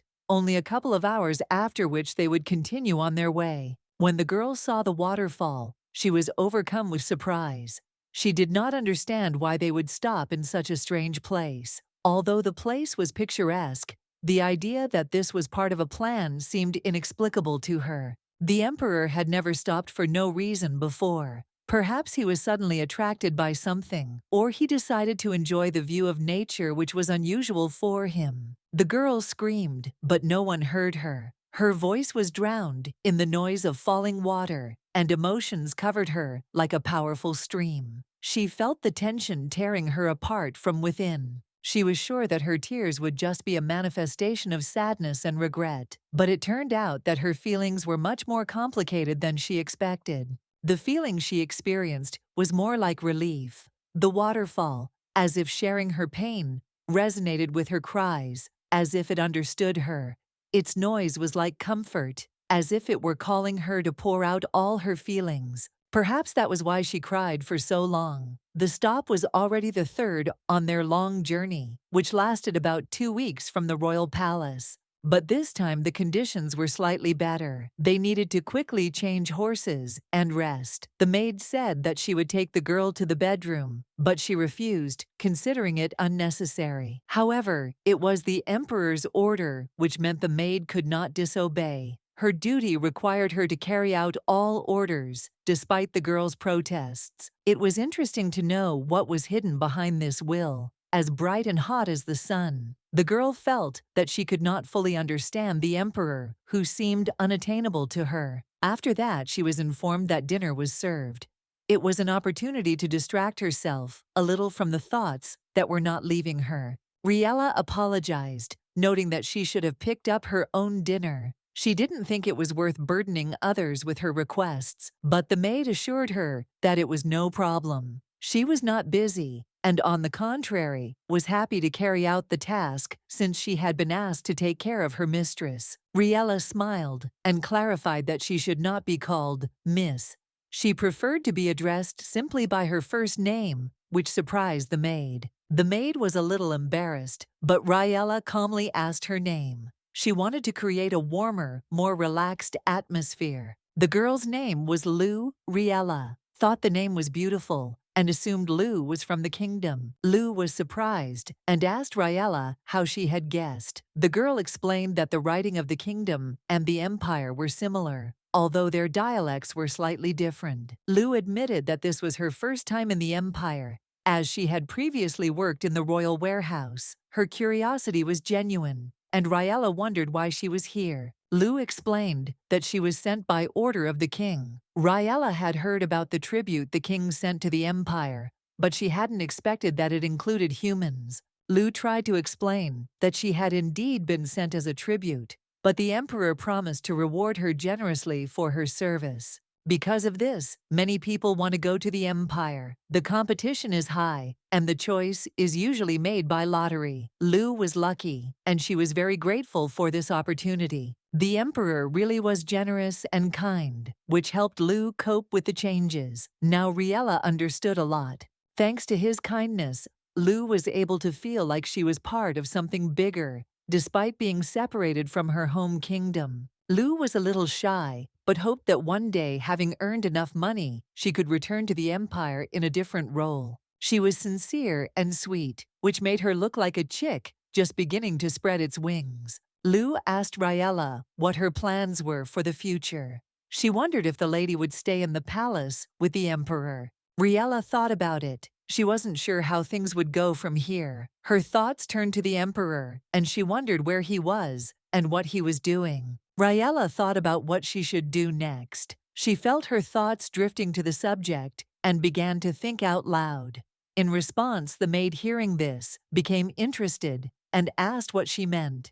Riela was curious. She couldn't understand what exactly he wanted to tell her. She asked the maid to explain what she was going to do next, and expressed this question of her thoughts out loud, not hiding her interest. Her question was simple, but she felt it was an important point. She wanted to know how he was feeling, why he had been away for so long, and what he had been up to lately, asking about his condition. There was confusion in her eyes. She couldn't understand why he hadn't shown up for so long. She was worried about his secrecy and wanted to understand what was going on, wondering what he had been doing during that period. At this point, she began to cough violently, and the lady, seeing this, decided to carry her on her shoulders to the doctor to find out what was the cause of this violent cough and what could be done to alleviate her condition. Riela asked the doctor if he had any painkillers because she noticed that the pain was too strong. Her face showed concern for the maid's condition, and she was looking for help. However, the man said he had no painkillers and explained that her condition was simply indigestion, which often happens to those who have recently traveled and are in poor health.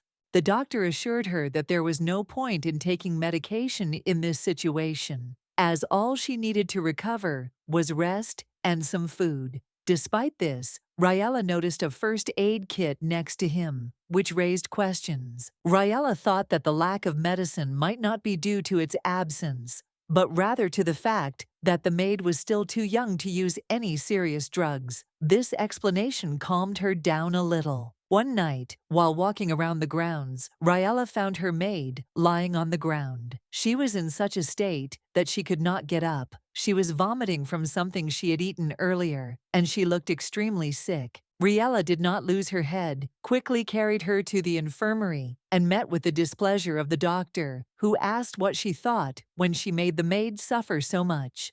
Riela said that she was going to put the girl to bed because the doctor advised her to rest. She believed that resting on the bed would be the best solution for restoring strength. The doctor, however, objected, saying that there was no free space in that place. He began to insist that this was an emergency and that space should be left for other needs. He explained that he could not provide a special place for the mistress to rest. The only option was to put the girl on the floor. However, despite this, the mistress agreed with this decision. The maid began to calm the mistress, assuring her that the girl was fine and there was no need to worry. She suggested not to get angry about this situation because everything could be resolved without unnecessary emotions. It was unpleasant, but Lu realized that if she started to conflict with a government official, it would have negative consequences for her future work in the imperial family. But she couldn't calm down just like that,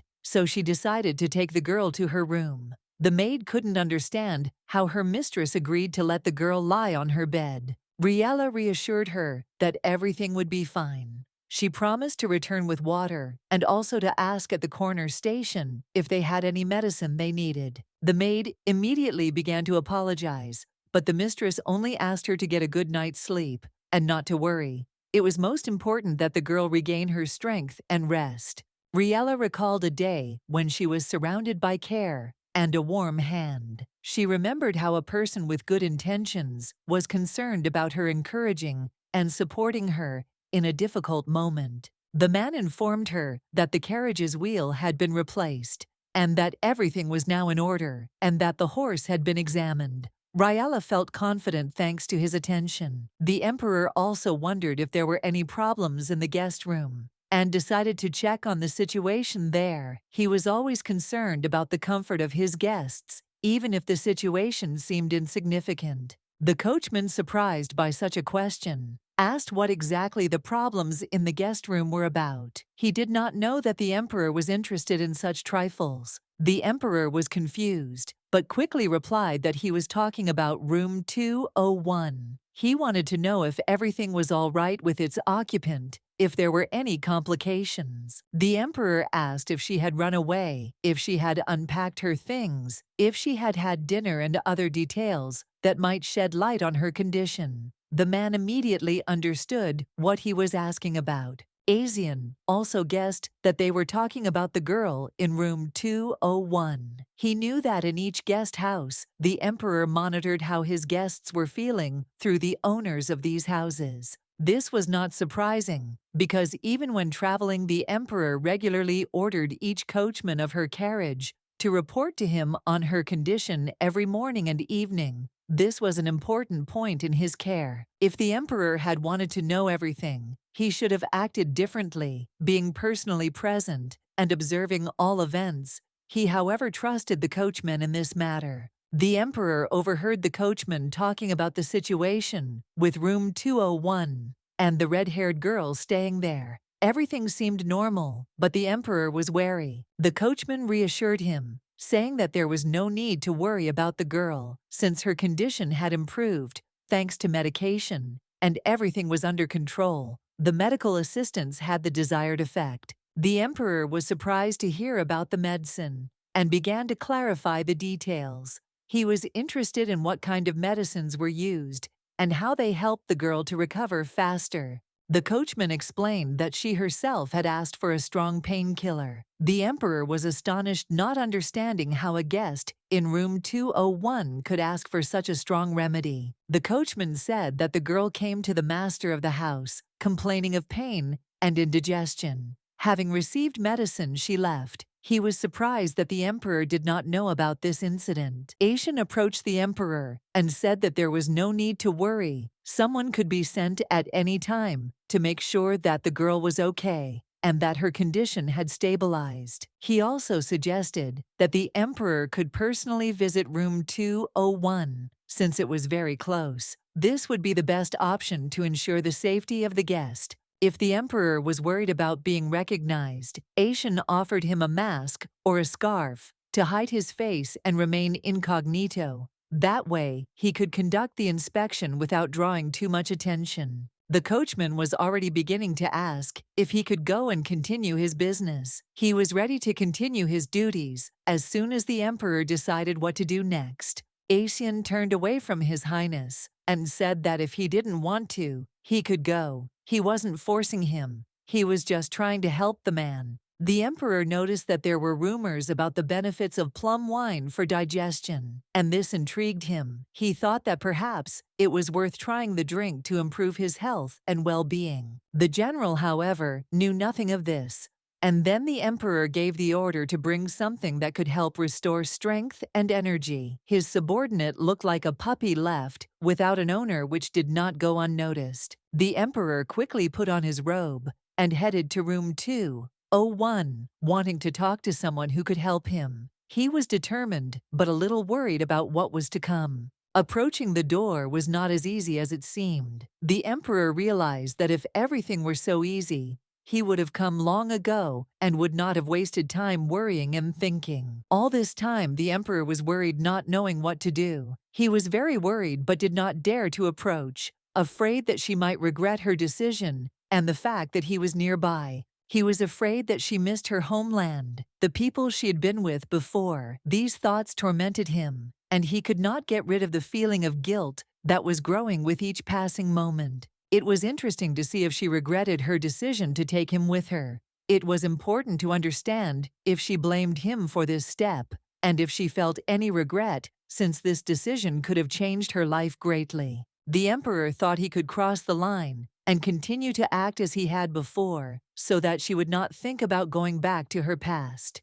He was ready to accept any consequences. He was rude and distant, not even suspecting that she was ill. It was a mystery because she had to carry a lot of weight, despite her condition, and he did not understand how this could happen. He entered the room and said that he had heard of her illness, assuming that she was asleep. His words were quiet, and he hoped that she would hear him despite her condition. The emperor noticed that she was really ill. She seemed much weaker than usual and was probably losing strength, and this worried him. He did not expect that they had only just arrived, and she was already ill. He informed her that they would cross the border tomorrow, and if she was not ready to go, she should be told so directly. The emperor was ready for a decision that could greatly affect their further journey. After these words, the emperor addressed her by name, assuring her that he knew she could hear him. He waited for her reaction, not knowing how exactly she would perceive his words.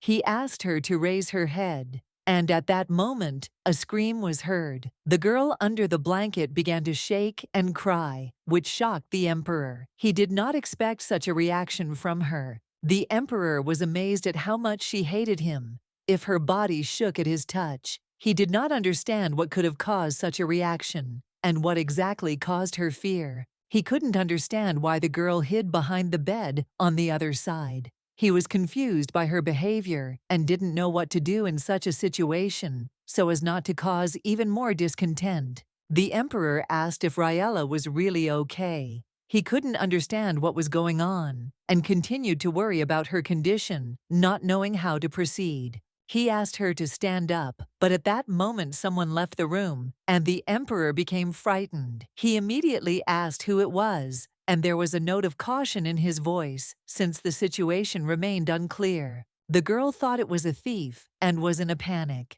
However, the emperor realized that it was not just a stranger, and soon discovered that Riela was standing in front of him, which was a surprise to him. Riela was also shocked to realize that the emperor himself was standing in front of her. She couldn't believe that it was really him, and her reaction was full of surprise and bewilderment. The emperor did not understand what exactly was happening at that moment. Everything was so confused that he could not discern the reasons for the girl's strange behavior and reaction. The emperor noted that if it really was Riela, then he would be interested to know who else was hiding under the blanket, because he was already ready to find out all the details of what was happening. A servant girl emerged from under the blanket in tears. The emperor was surprised by her condition, and this added even more questions to what was happening in this room at that moment. It turned out that this girl was the one who came to serve in the empire. She became a part of his life, and he never expected that she would end up in such a situation. Riela came out to the emperor and noticed that she seemed to have calmed down a little.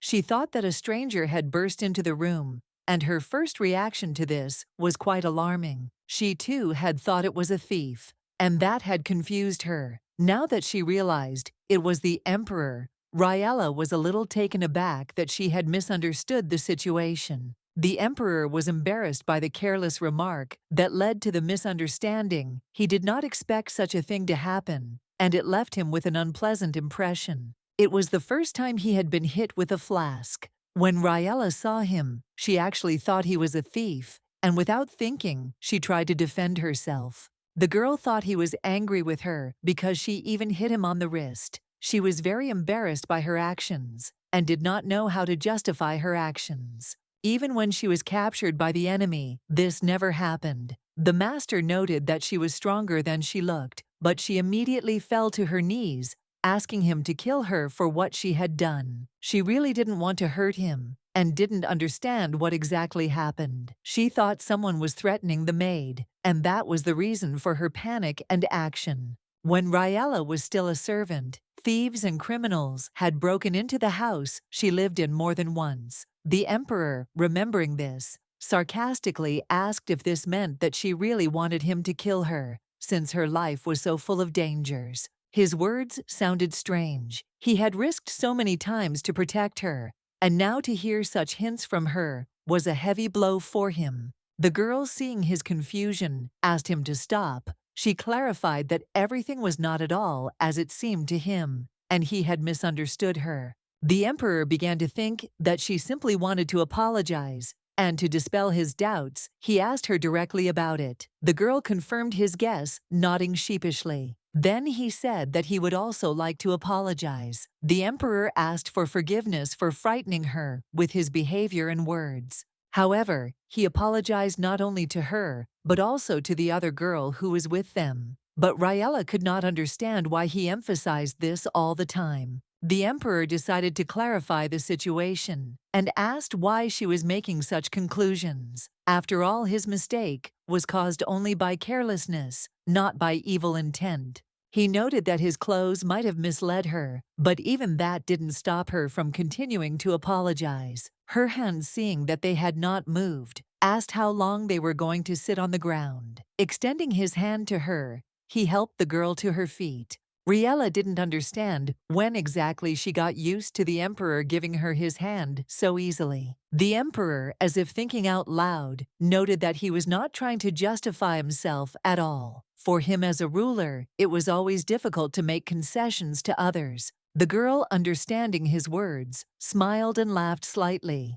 Of course he is the emperor, and that is what holds him back. The emperor smiled back, slightly embarrassed by her reaction, but still agreed with her. He asked if this was what he meant, that the maid had fallen asleep. The girl replied that thanks to his medicine, she felt better, and thanked him. Then he noticed that because of her, there was now nowhere to sleep.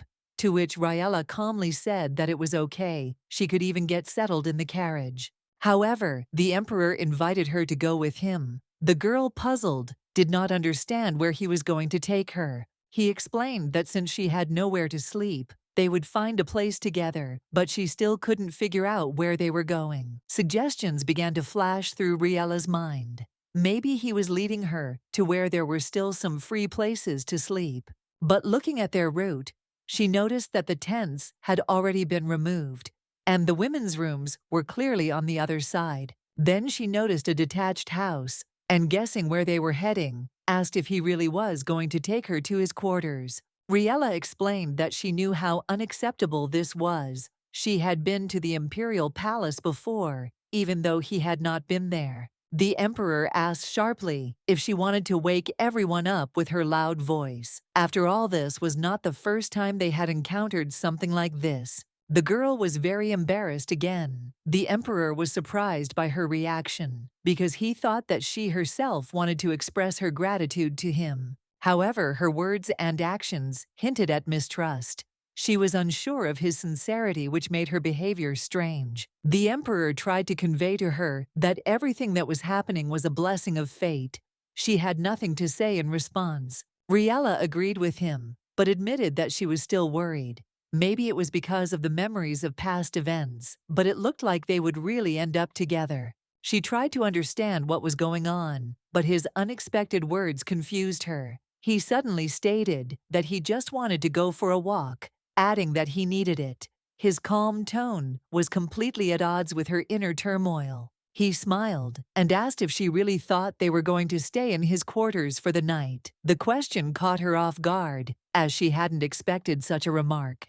The emperor noted with a slight smile that she always reacted too violently. His words made her feel unbearably ashamed. Embarrassed to the limit, she found nothing better to do than run away, unable to bear her own awkwardness. Riela, who had not seen the emperor since March, often wondered if she would ever see him again. These thoughts sometimes seemed meaningless to her, but she still could not banish them. Her imagination sometimes drew strange images. Aishan's horse, with its mane flying, and the emperor sitting majestically behind it. These fantasies caused her mixed feelings. And so, after many months, he came to visit her. The emperor admitted that he was worried about her condition, as he had heard rumors that she was ill. This attention was unexpected and touching. When he saw her running away so fast, he noted with a slight grin that she would quickly run out of breath. Riela, however, was surprised at her own ability to run so fast. The emperor suggested with slight irony that after sleeping in a soft bed, one could allow oneself to run a little. But Riela immediately began to object, outraged by his remark.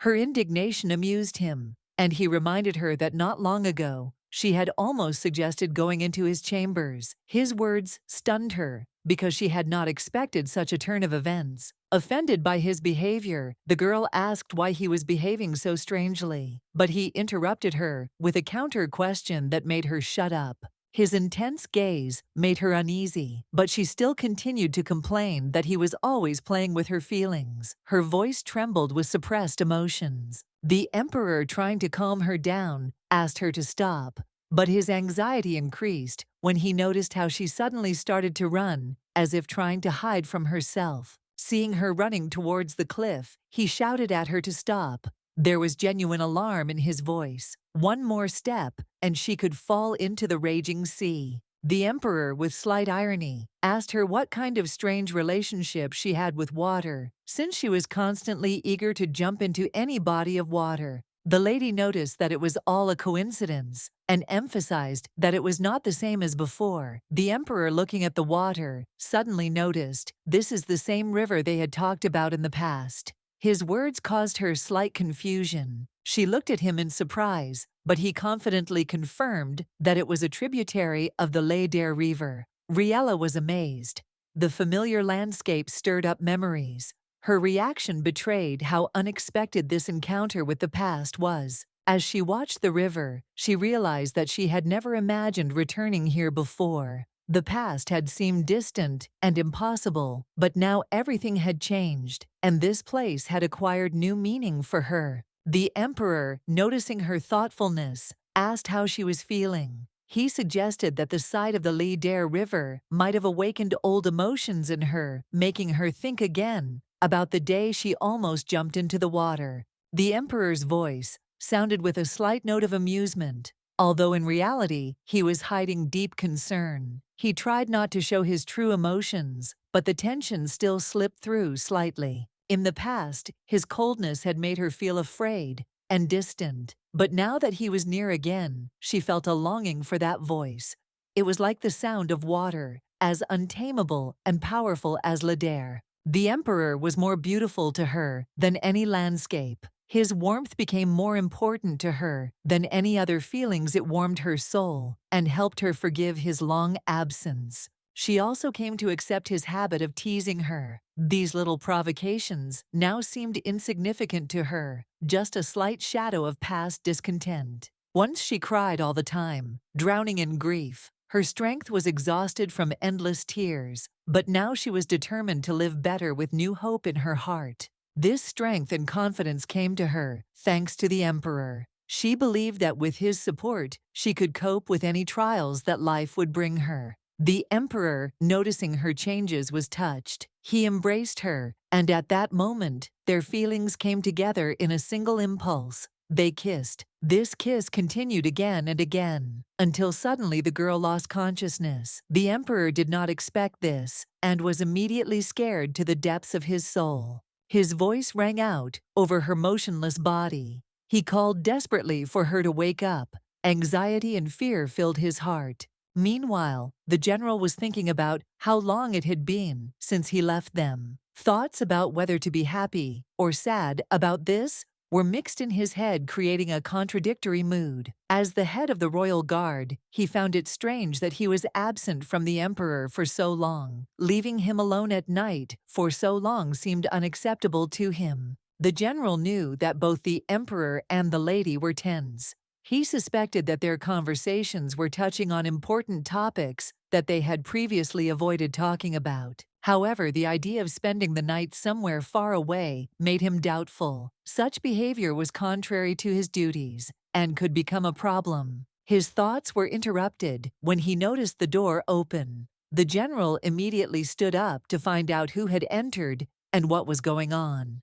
His thoughts took an alarming turn. He imagined the worst, an attack, a threat. He was sure that the guards had secure control of the area, but he still grabbed his sword. The general was stunned when he saw the man who had entered. The emperor himself stood before him. His appearance made the general wonder what could have prompted him to burst into the room like that. The emperor did not explain anything, only briefly ordered to follow him. The general tried to clarify what was going on, but never received an answer. The general was still perplexed. The emperor's behavior seemed strange and disturbing. He began to suspect that the matter was connected with Riela and perhaps her condition. When they reached the carriage, the general, realizing the place, asked questions again. He wanted to understand what had caused them to be there at that moment. He had previously expressed his guesses about the situation and suggested calling Carnel the emperor. After thinking about it, nevertheless agreed that he should be brought.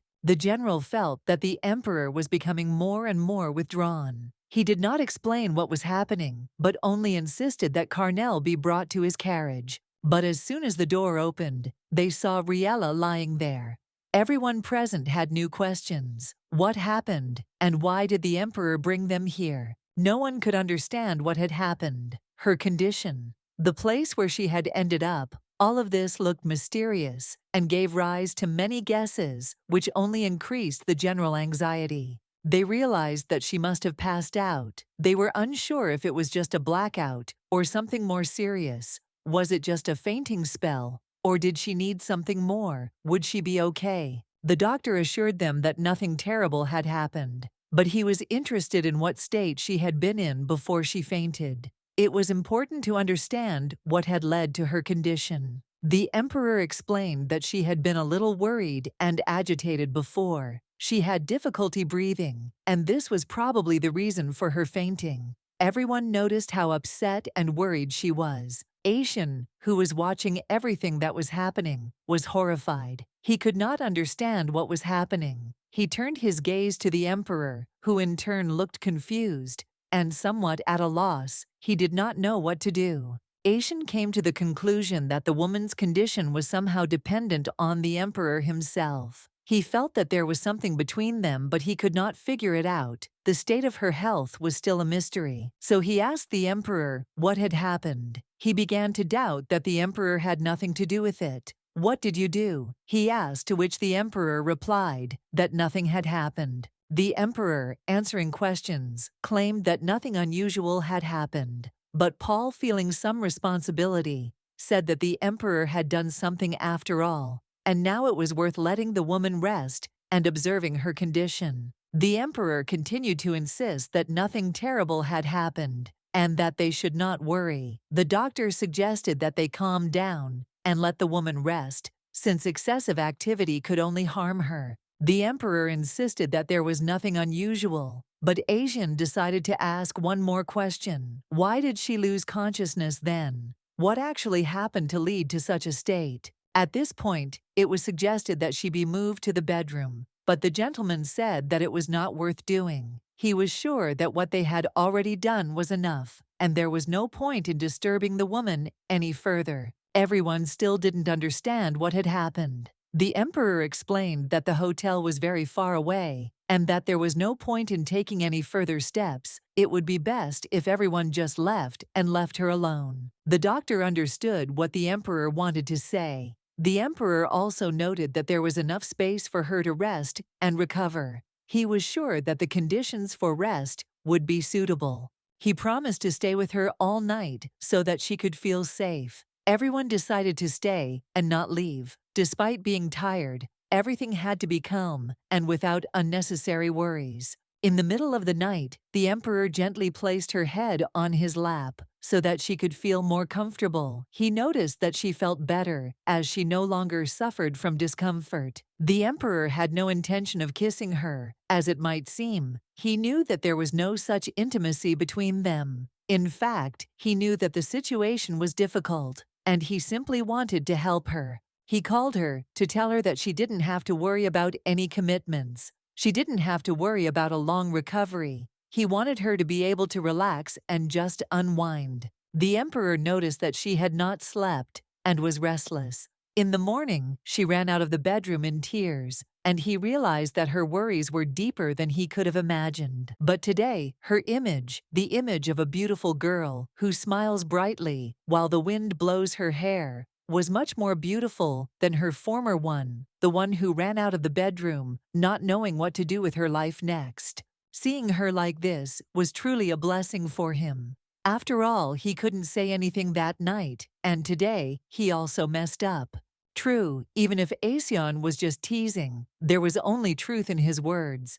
He is a perceptive fellow. After all, he said that he only had to turn away, and he would immediately get into something. Perhaps all this trouble is happening because he keeps cheating on her. What makes it worse is that he doesn't realize how much his actions are affecting her and their relationship. If this is really a punishment, then he is ready to bear it. But it is strange that he feels bad about it. It is such a strange feeling that he should be stronger in this situation. A man came up to the general, calling him, claiming that he had finally found him. He began asking why he was sleeping there and what had happened to His Highness. Asian was confused and could not understand what was happening. The man explained that he could not find the emperor, that His Highness had disappeared, and no one could explain where he was. When the man looked into the bedchamber, he found no trace that the emperor had been there. The room was empty, and there was no sign that he had left since early that morning. Asian reassured the man by saying that the emperor had not left in the morning. He was no longer in the room at that time, and most likely he had left much earlier than expected. The general assured them that he knew where the emperor was and that there was no need to worry. He also warned them that they should not make a fuss about this,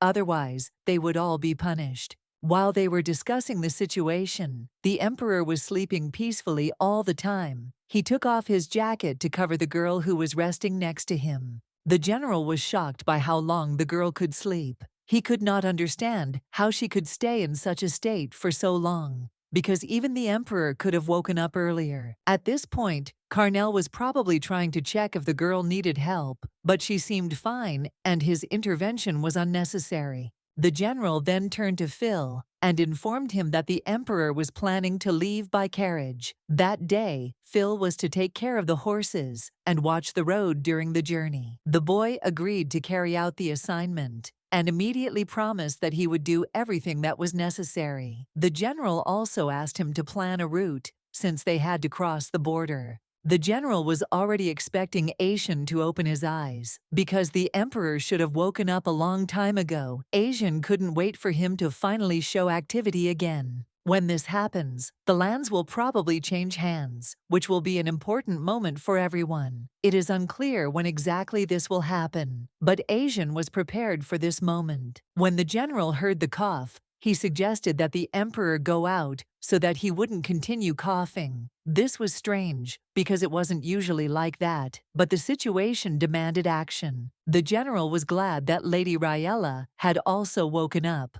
but soon the girl began to shout that it was probably time for her to leave. This was an unexpected turn for everyone. The boy was surprised, turning to His Highness and asking what had happened. He had seen someone near him this morning, but now there was no one, and he could not understand how this could have happened. Riela was at a loss and did not know how to act, because she realized that Sir Azion saw her next to the emperor. She did not know what to do in such a situation, but she was approached by a maid who was glad to see her. She did not expect her appearance and immediately threw herself into the arms of her mistress, expressing concern and worry. Lu was worried about her mistress, and her worries were quite justified. She immediately threw herself into Riela's arms, as she was very worried about her condition and safety. The girl, in turn, believed that the lady did not return because of her. She thought that she was left to help her, and this led to her strong feelings. It seemed that Riela had been really worried all night. Although she tried to convince herself that it wasn't like that, she started making excuses, saying that it wasn't that bad. The maid standing in front of her said that Sir Azion had told her last night that the lady would not be returning. He had not explained anything, and this had worried Lu, who could not understand what had happened. Riela realized that the girl was really worried and decided to console her. She was fine. Everything was fine with her, and her worries were in vain. However, the maid did not leave the question unanswered and asked where the mistress had gone that night. She was sure that something was wrong and decided to find out the truth. Then Riela noticed that the lady had turned red and started saying that she had a temperature. She did not understand what was happening and how she should act in this situation. Lu continued asking questions, and Riela remembered what had happened that night. She tried to find an explanation for what had happened, which made her feel ashamed. When she woke up, she found herself on the emperor's lap, but she tried to pretend that she didn't remember anything. She was ashamed and couldn't understand how she ended up in this situation. Although she remembered a lot after the kiss, her mind went blank. Everything that happened after that moment was a mystery to her, and she could not reconstruct the events. The moment of the kiss was clear and vivid in her memory, but everything that happened after it was completely unclear. This confused her greatly, and she could not understand what had happened.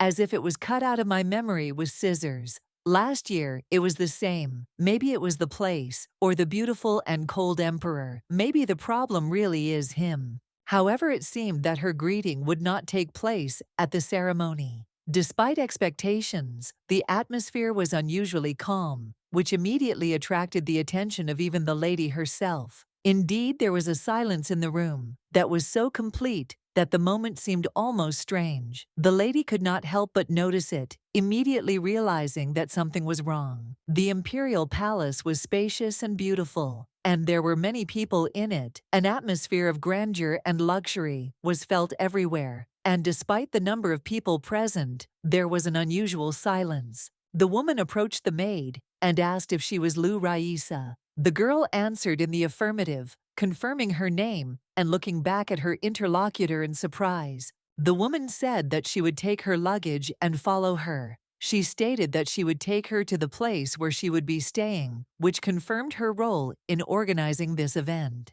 The maid immediately began to pack, warning her mistress that she would have to leave this place. She showed that she was ready to go and said that it was necessary to carry out an errand. The woman lined up the girls, as if preparing them for an important event. The lady stood and watched what was happening, trying to figure out what was required of her in this situation. Riela thought seriously, looking at what was happening. She tried to understand what she should do now, where she should go, feeling confused by this new environment. Approaching the woman, she decided to ask where she should go. The woman, before answering, asked her name, and the girl introduced herself with slight embarrassment, waiting for an answer. The woman, after listening to her, said that there was no such name among the records. This confused the girl, and she, slightly nervous, asked for advice on who she could contact to obtain the necessary information. The woman could not answer this question, and although she did not know what to do in this situation, she claimed that the girl should still follow her instructions. She herself decided to continue the search. Suddenly, from somewhere behind, the emperor's voice was heard asking what these questions were. He said that the woman was under his direct supervision and that everyone else could leave this place. The emperor came closer and, noticing her, asked with interest why she was in this place. His gaze was stern, and he clearly did not expect her here. The emperor, expressing displeasure, reproached her with his eyes, as if he was the only one who should be in her presence and place. This added to the tension, making her feel out of place. She knew she would be nervous because of the large number of strangers watching her. This feeling made her nervous, and she tried to calm herself down, but she couldn't get rid of the anxiety. The excitement did not leave her, and she could not stop feeling anxious. The emperor, noticing her worries, asked if everything was all right. She could not hide her condition. The girl did not immediately understand the question and asked it again. The emperor repeated that he was interested in whether she felt okay without requiring any special explanations from her. The lady admitted that thanks to his presence, she had reached this place calmly. Such phrases were already familiar to them, but her heart still beat faster. But now, being close to him and hearing his questions, her heart beat even faster, and she could not control her own feelings. The emperor was too close to remain calm. She wanted to answer and address His Highness, but suddenly someone started talking to him, interrupting their conversation. She fell silent, feeling uncomfortable at this moment. The man reported that the work on the report on the past journey had been completed. Everyone was already waiting for the emperor in the conference room, and he was supposed to join them as soon as possible. They also informed his community that immediately after the reporting meeting, they would provide him with an account of the affairs of state during his absence. And also, yesterday a petition came from the Duke, so they started asking when he would be able to give an answer to it. The emperor was already tired of all this. They also said that he should inform in advance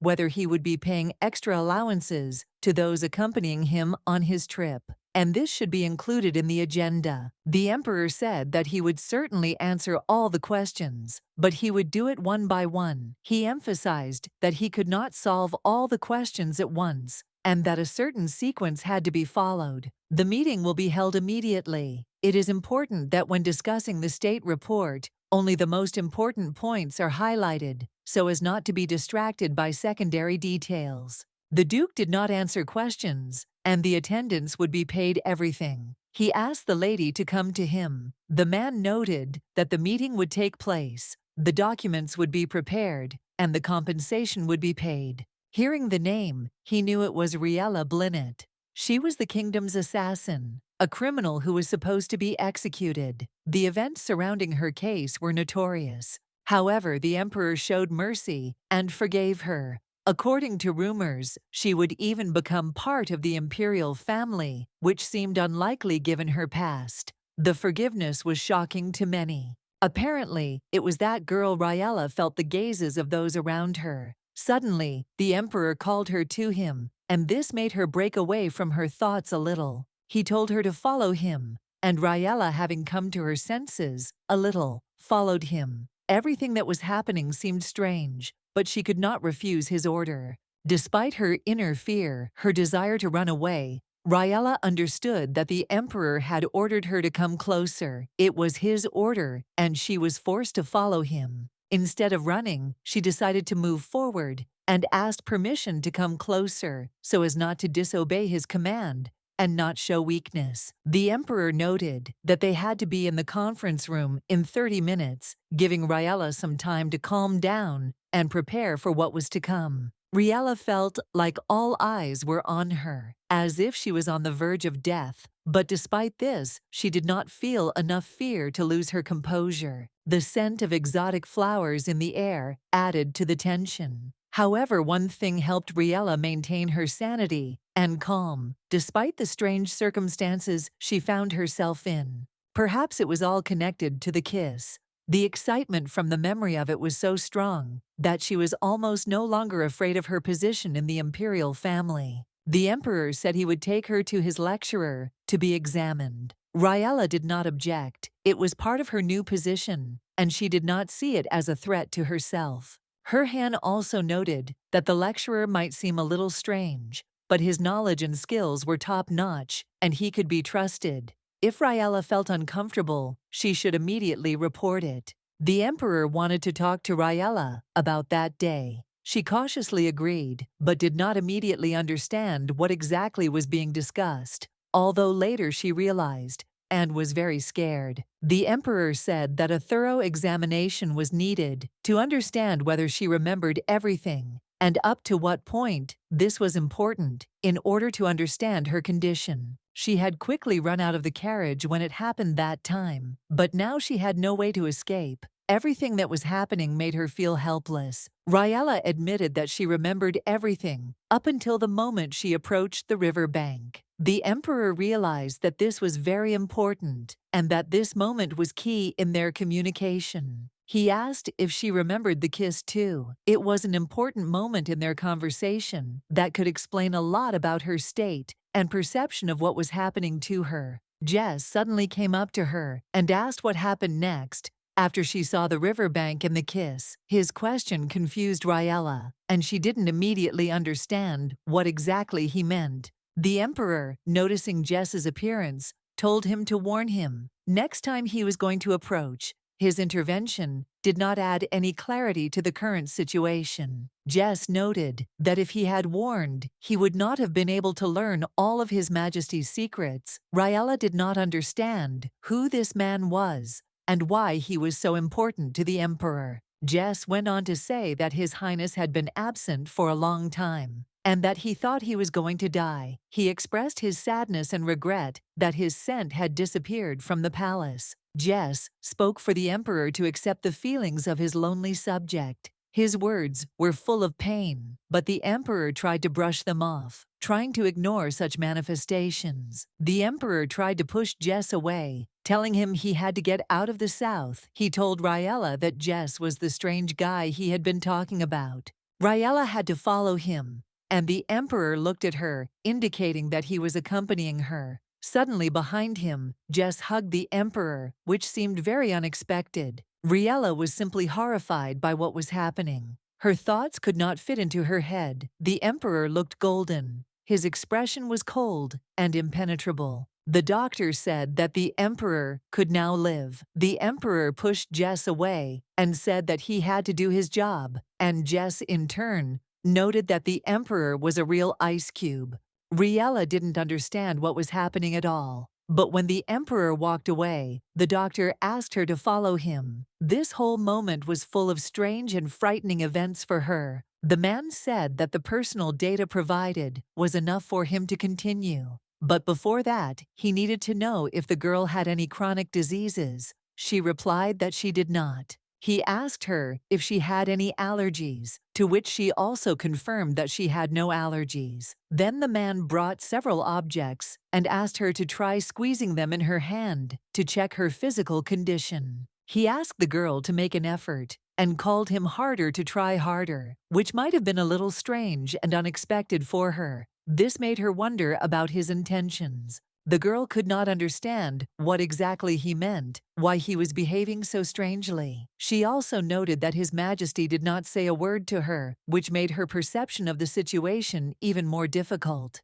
He may have been tense or scared for no apparent reason, and perhaps it was due to his proximity to his state. He said he did it perhaps jokingly, that it was not serious. The girl thanked him for his actions, as she believed that her voice was too quiet and barely audible, so she doubted whether he understood her correctly, but the gratitude was sincere. She also noted that she might become His Majesty's personal physician in the future, as he had shown concern for her health, for which she was grateful. In this, she considered that this was enough for recognition. However, suddenly the doctor approached the girl and asked her to accept some object that he brought, despite the fact that the situation remained quite unusual and unclear for her at that moment. Which agent for the study? To accurately measure the level of fatigue of her body tomorrow, she should drink it now. To make sure that the poison in the pantry is completely neutralized, she should drink the medicine after dinner, and she should also record her sleep time.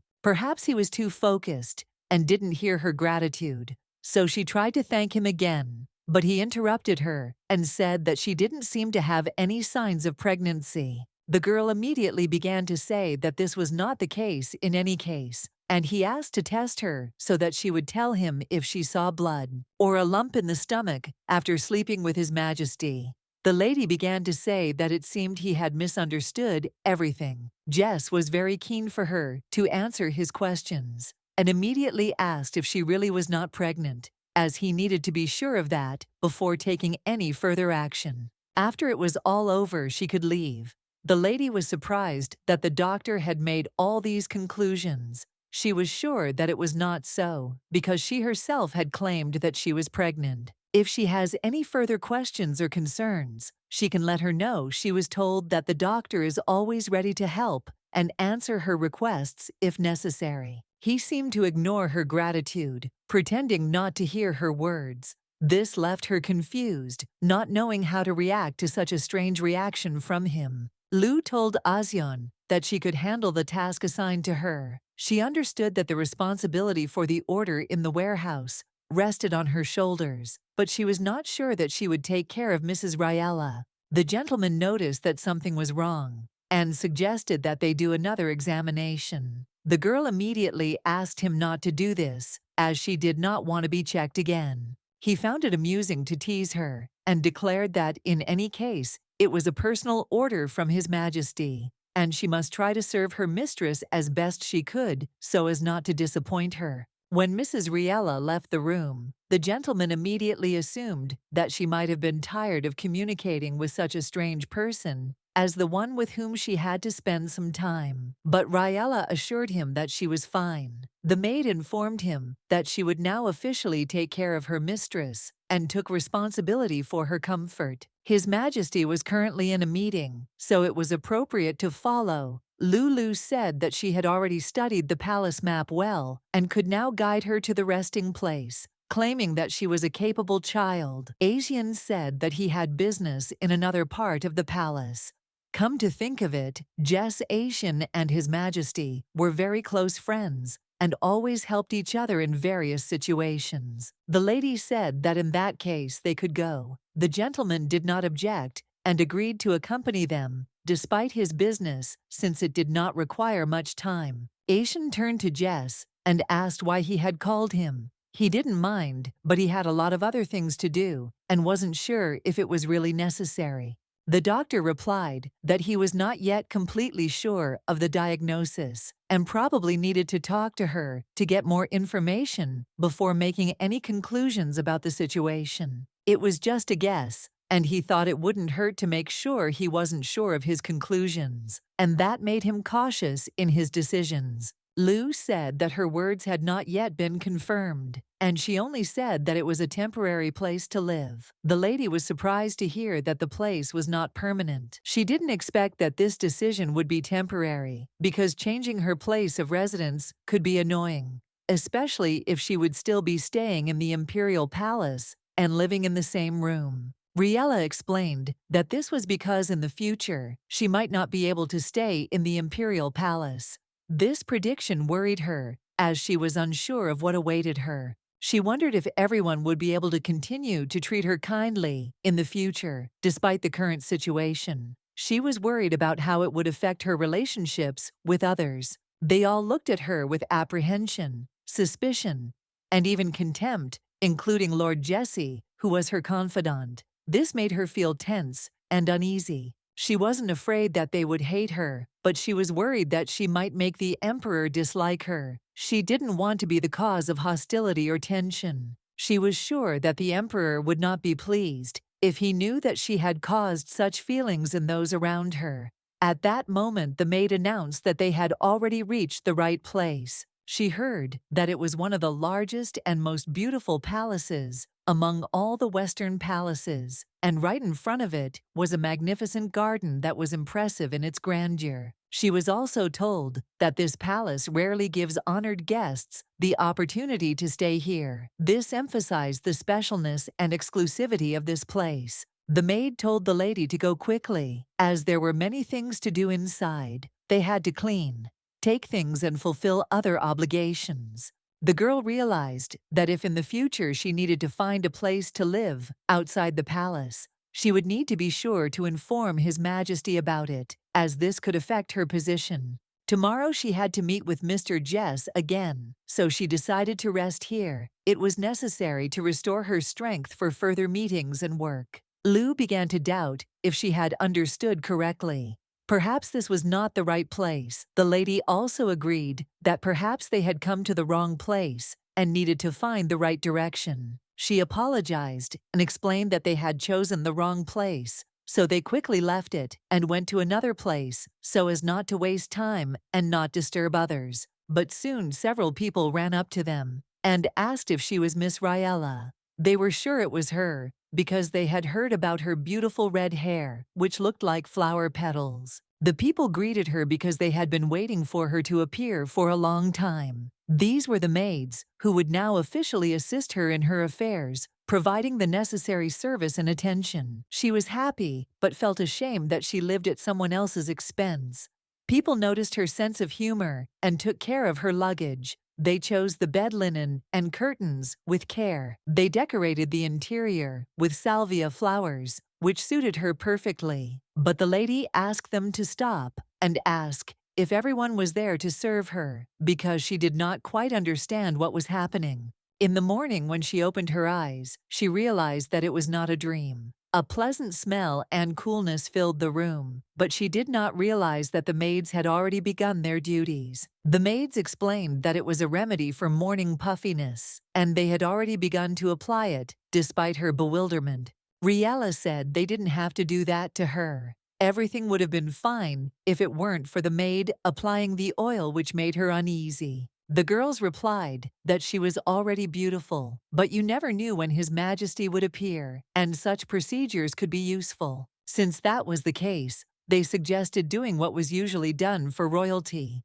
thinking that she would appreciate such care. Riela didn't understand what was happening, and didn't want any of this to happen to her. The maids continued to surround her, but the room was full of dresses and shoes, which added to the uneasiness. When she chose something, she was given accessories and gloves. Perhaps someone considered it a luxury, but she never thought about it. She asked where Lu was. The girls were surprised and asked if they had such a girl, which confused Riela even more. The maid told the lady not to leave a child whose origin was unknown with her, and if she needed anything, she could contact them. Riela first asks how they knew that this child was of unknown origin if they don't even know her personally. Lu is of unknown origin. Or is it because she is from the kingdom? The girl is also on vacation, so they should not communicate. In that case, the girls did not understand how Lady Riela could compare herself to such a pathetic child. She is the one who deserves the emperor's favor. Riela pointed out that she never asked for anything like that.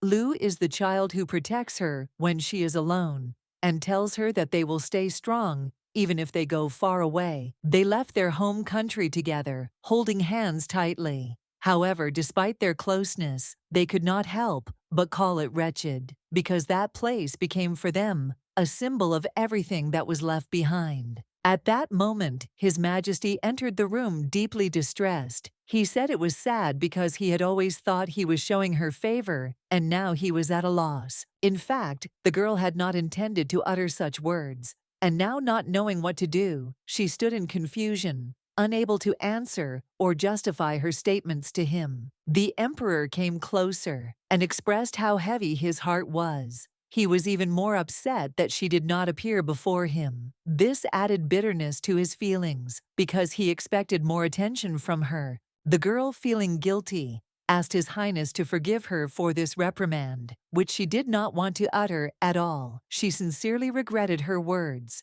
and hoped that he would understand her. She was reproached for daring to hurt the emperor's feelings, although she seemed to be well aware of how difficult it was for him in this situation, and that she could have been more sensitive. In response, she assured him that there was no need to worry, because she had no misunderstandings and was ready to talk to him calmly without giving him any reason for worry or suspicion. The emperor noted that he had come here to check if she had any problems with the arrangements, as he had been busy with an important meeting yesterday.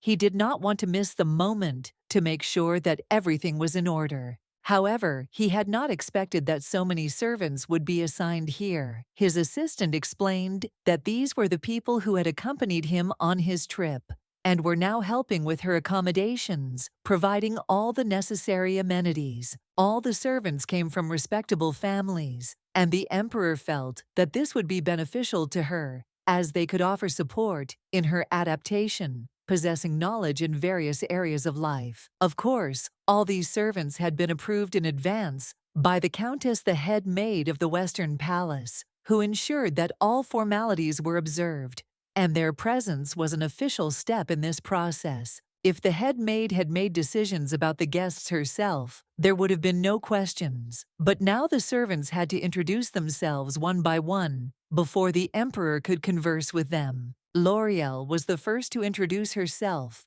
Ignis, the second daughter of the count, who served as the press attaché to the imperial court. She inquired about how His Majesty was feeling and showed respect for his position. Next up was Liam Theo's cousin, the owner of a large merchant fleet in Laden. She also asked how the emperor was feeling, showing concern for his well-being after a long day. It was a great honor for them to meet His Majesty. The mother of the next girl was a famous florist who had supplied the imperial family with flowers since ancient times, especially tulips, which were His Majesty's favorite. Aetian was less impressed, considering all these words as empty chatter that he did not wish to pay attention to. He was not interested in hearing about how others tried to please him. The next girl said that her brother had once worked as a dessert manager in the royal kitchen. Now she wanted to treat the emperor to a dish she had inherited from him, hoping to make a good impression. The emperor, appreciating her gesture, agreed to try. He thanked everyone for their participation and for offering their help, assuring that he would definitely remember their names for their good intentions. Riela, despite all her politeness, felt a little embarrassed. Her thoughts were full of how others were talking to her, trying to establish a relationship with her because of the rumors that were circulating about her connection with the emperor. The girls were amazed that everything was going so smoothly and wondered why the emperor was so eager to establish a connection with this girl. She thought that all this was just the result of talk about her place in the imperial court. These thoughts were built up by the girl as she adapted to life at court And when she first heard rumors that the emperor was interested in her, she couldn't believe how quickly things were developing. These rumors stirred her mind, and she wondered if perhaps these maids were the ones who were discussing her in this way in their conversations. But for now, she was not sure of the accuracy of these conversations, and tried not to attach any importance to it. Although her stay in the palace was not that long, she had already noticed a change in treatment, especially after rumors about her possible relationship with the emperor began to spread, creating a tense atmosphere around her. However, the emperor always remained attentive and respectful, which only fueled the prince's pride, and also confirmed the rumors that the emperor really favored her more than others. It gave the impression that there was more going on between them than just a normal connection, which suggested that it could all be part of a well-orchestrated performance that many were watching. She asked His Majesty to wait a little, and he in turn said that he would definitely remember the names of all the maids who helped her adapt, and if anyone was inconvenienced, she could inform him. He assured her that if she had any problems with any of the servants, she could contact him at any time. He assured her that he would always be there if she needed support or protection. The girl didn't quite understand what he meant and thought that perhaps it wasn't said in the context she understood. However, she decided that it wasn't worth thinking about it too much for now.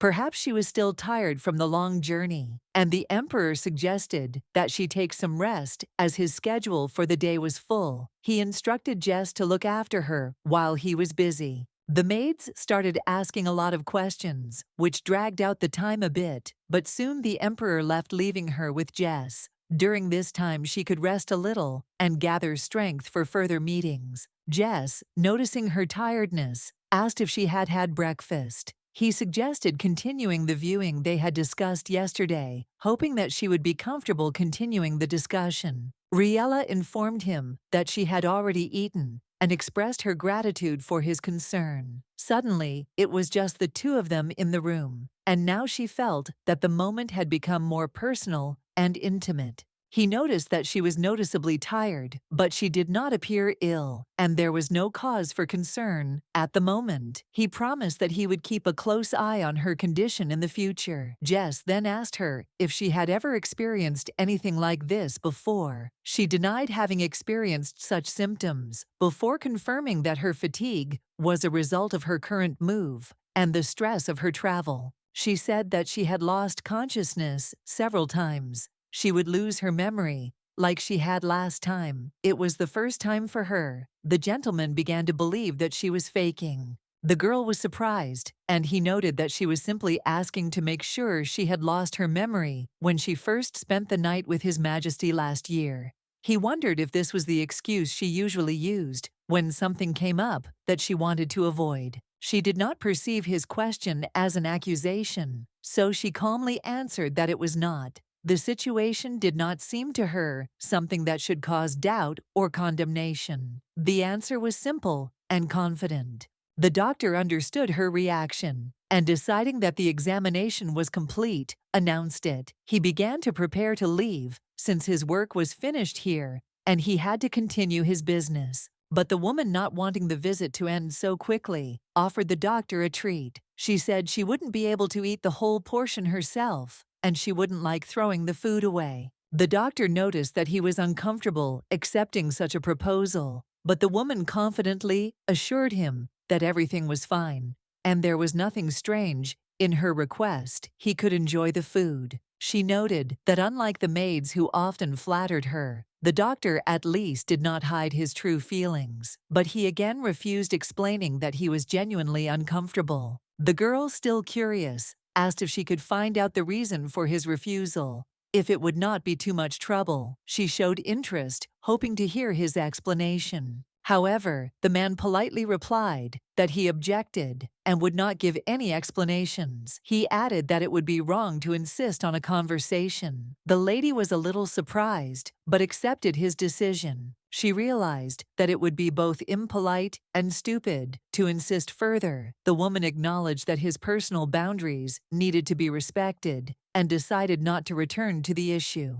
The doctor then added that he had not yet actually made a final verdict. As a scientist, it was important for him to find out everything thoroughly in order to be confident in his conclusions and to calm his doubts. He explained that what he didn't know made him feel uncomfortable and anxious, so communicating with her became tense for him because he didn't have all the information he needed. There were many rumors about her, and the maids, afraid of missing the opportunity, tried to please her in everything. Every gesture of kindness, every smile, was imbued with the hope that her closeness to His Majesty would open up new prospects for them. The girl understood the reasons for such attention perfectly well, and it embarrassed her. She saw not sincerity, but benefit in their goodwill, which made her feel awkward and false. However, her position attracted the attention of more than just the maids. Some ministers pursuing their own interests were looking for a convenient moment to eliminate her influence on His Majesty.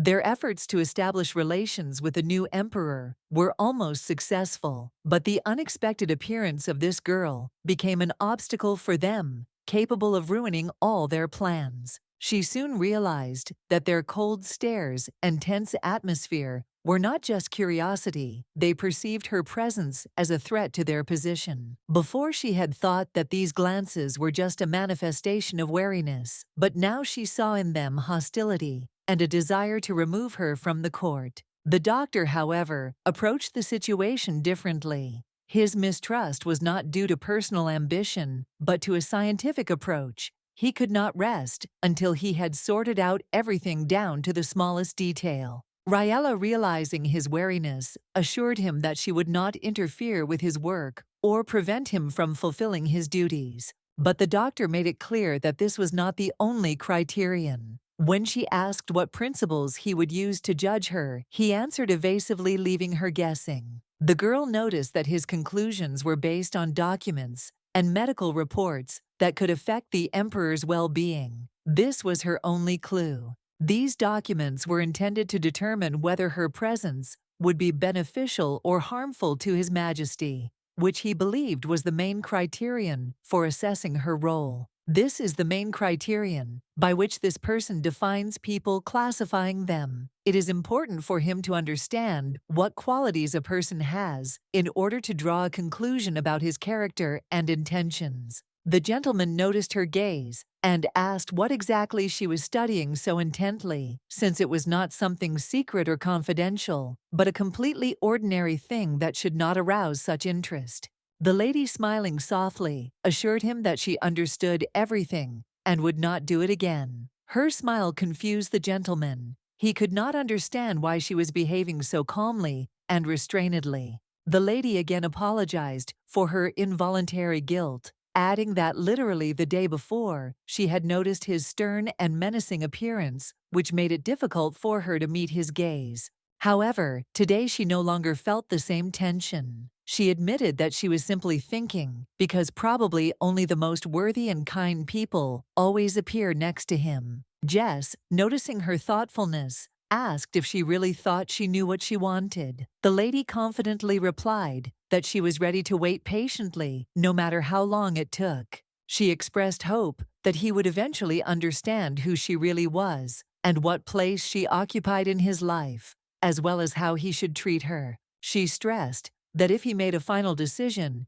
it would be important to her that he inform her of it immediately, so that she would know what to do next. She was genuinely interested in whether she could be of use, or on the contrary, harm to His Majesty. This was the most important question for her, which occupied all her thoughts. After discussing all the urgent issues, the emperor, clearly tired, began to rise from the table. The remaining matters did not require immediate attention. Everyone present was already exhausted to the limit. The long discussions and tense atmosphere had drained the strength of each of them. In the old days, meetings were less frequent, but this young emperor was eager for change. His determination knew no bounds, which pushed everyone to active work. Despite his fatigue, He was irritated by the need to analyze the actions of the previous emperor. The political situation in the country was becoming increasingly unstable, causing him more and more anxiety. While eliminating the traces of the late emperor's connections, no one was safe. Some of those who served the new emperor also became victims.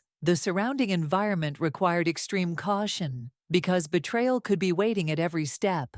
The gentleman asked again whether all the questions had really been exhausted. However, it was obvious that those present were most concerned about the mysterious woman about whom rumors were circulating. The intrigue surrounding her was captivating their minds. No one dared to pronounce her name unceremoniously.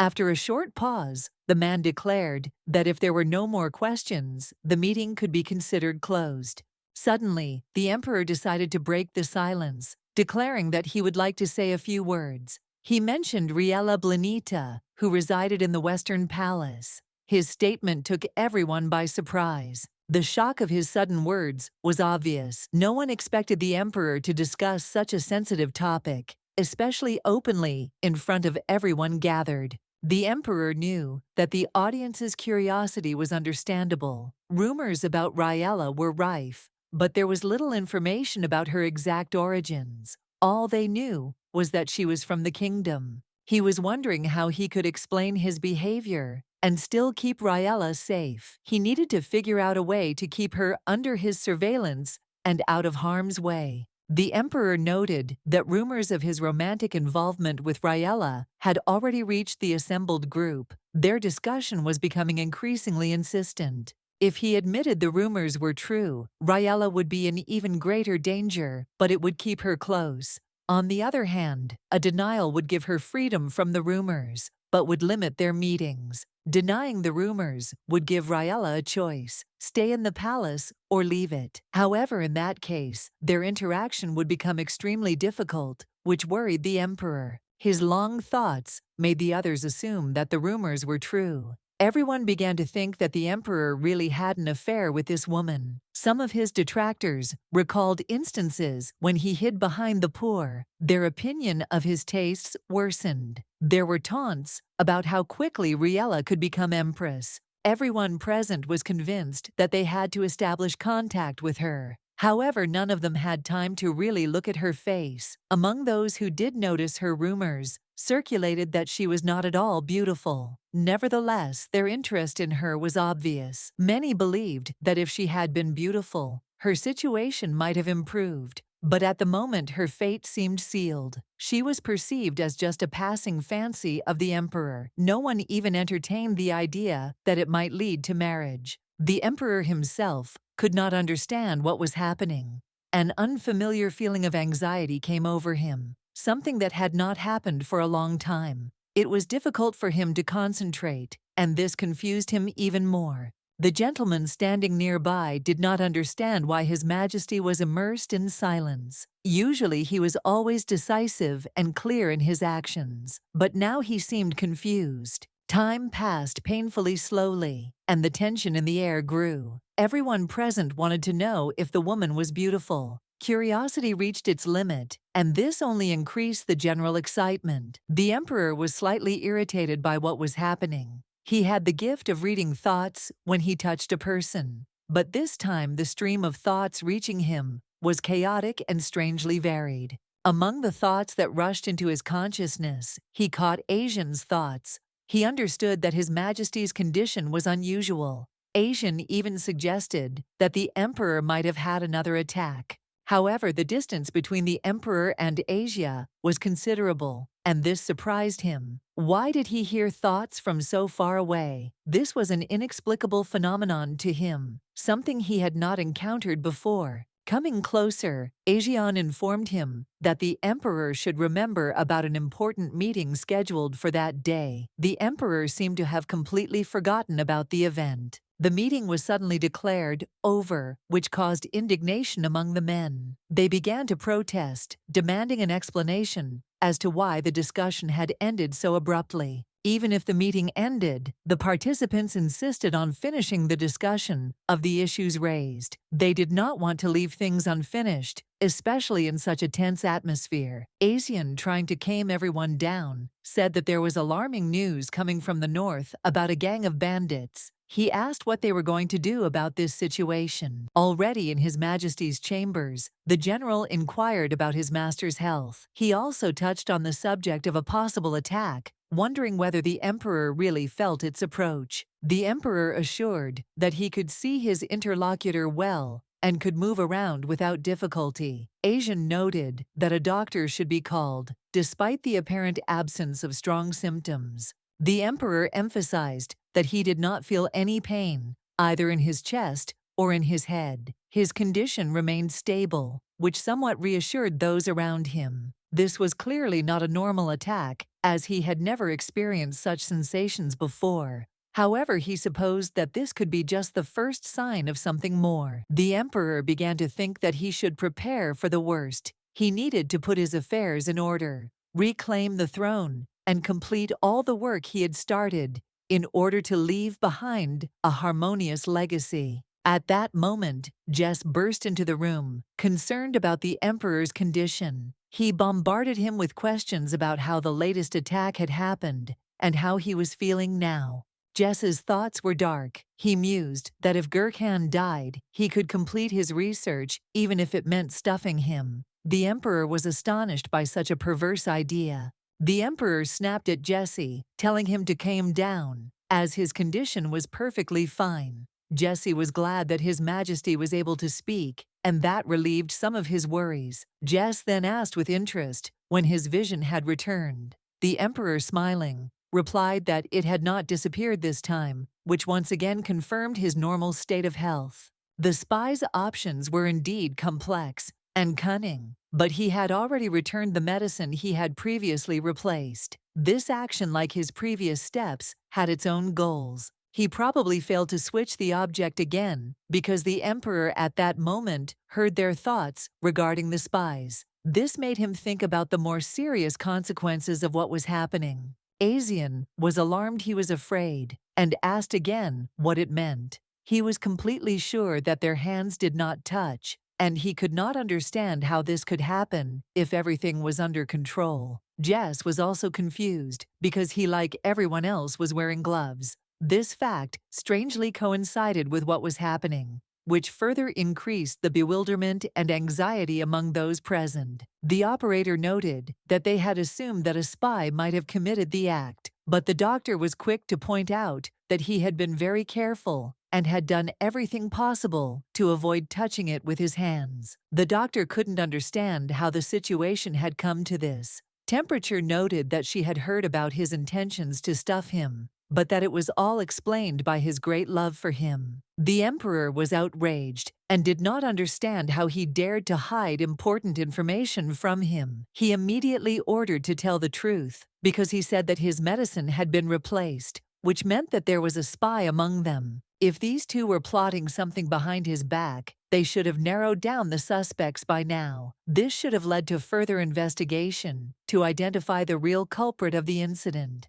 They came to the conclusion that Riela was the prime suspect. She seemed to them the most likely candidate for such an action, and everything pointed to her involvement in the incident. The emperor was in complete shock when he heard these suggestions. He did not immediately realize what was happening, and could not understand how it could happen that such a traitor was among his people. The maid asked them to look at the catalogs from the most famous clothing store. It was something that caught her eye, and she hoped that it would help to solve the current situation. Since the temperature had visited them this morning, they had become even more insistent. This created additional tension and a desire to find out what was really behind this action. Riela didn't even know where Lou was sent. She was surprised that her suspicions were not justified, although the dresses presented in the catalog were really very beautiful and attracted her attention. The mistress noticed this, and the maid asked her again if she really liked these dresses. This was an important point, as she could not believe that the mistress had chosen these particular things. She was surprised that the lady had chosen such fashionable and stylish things herself. and she noticed that the lady had really good taste. This added confidence to her decisions and assessments. Riela thought it would be cool to try something like that.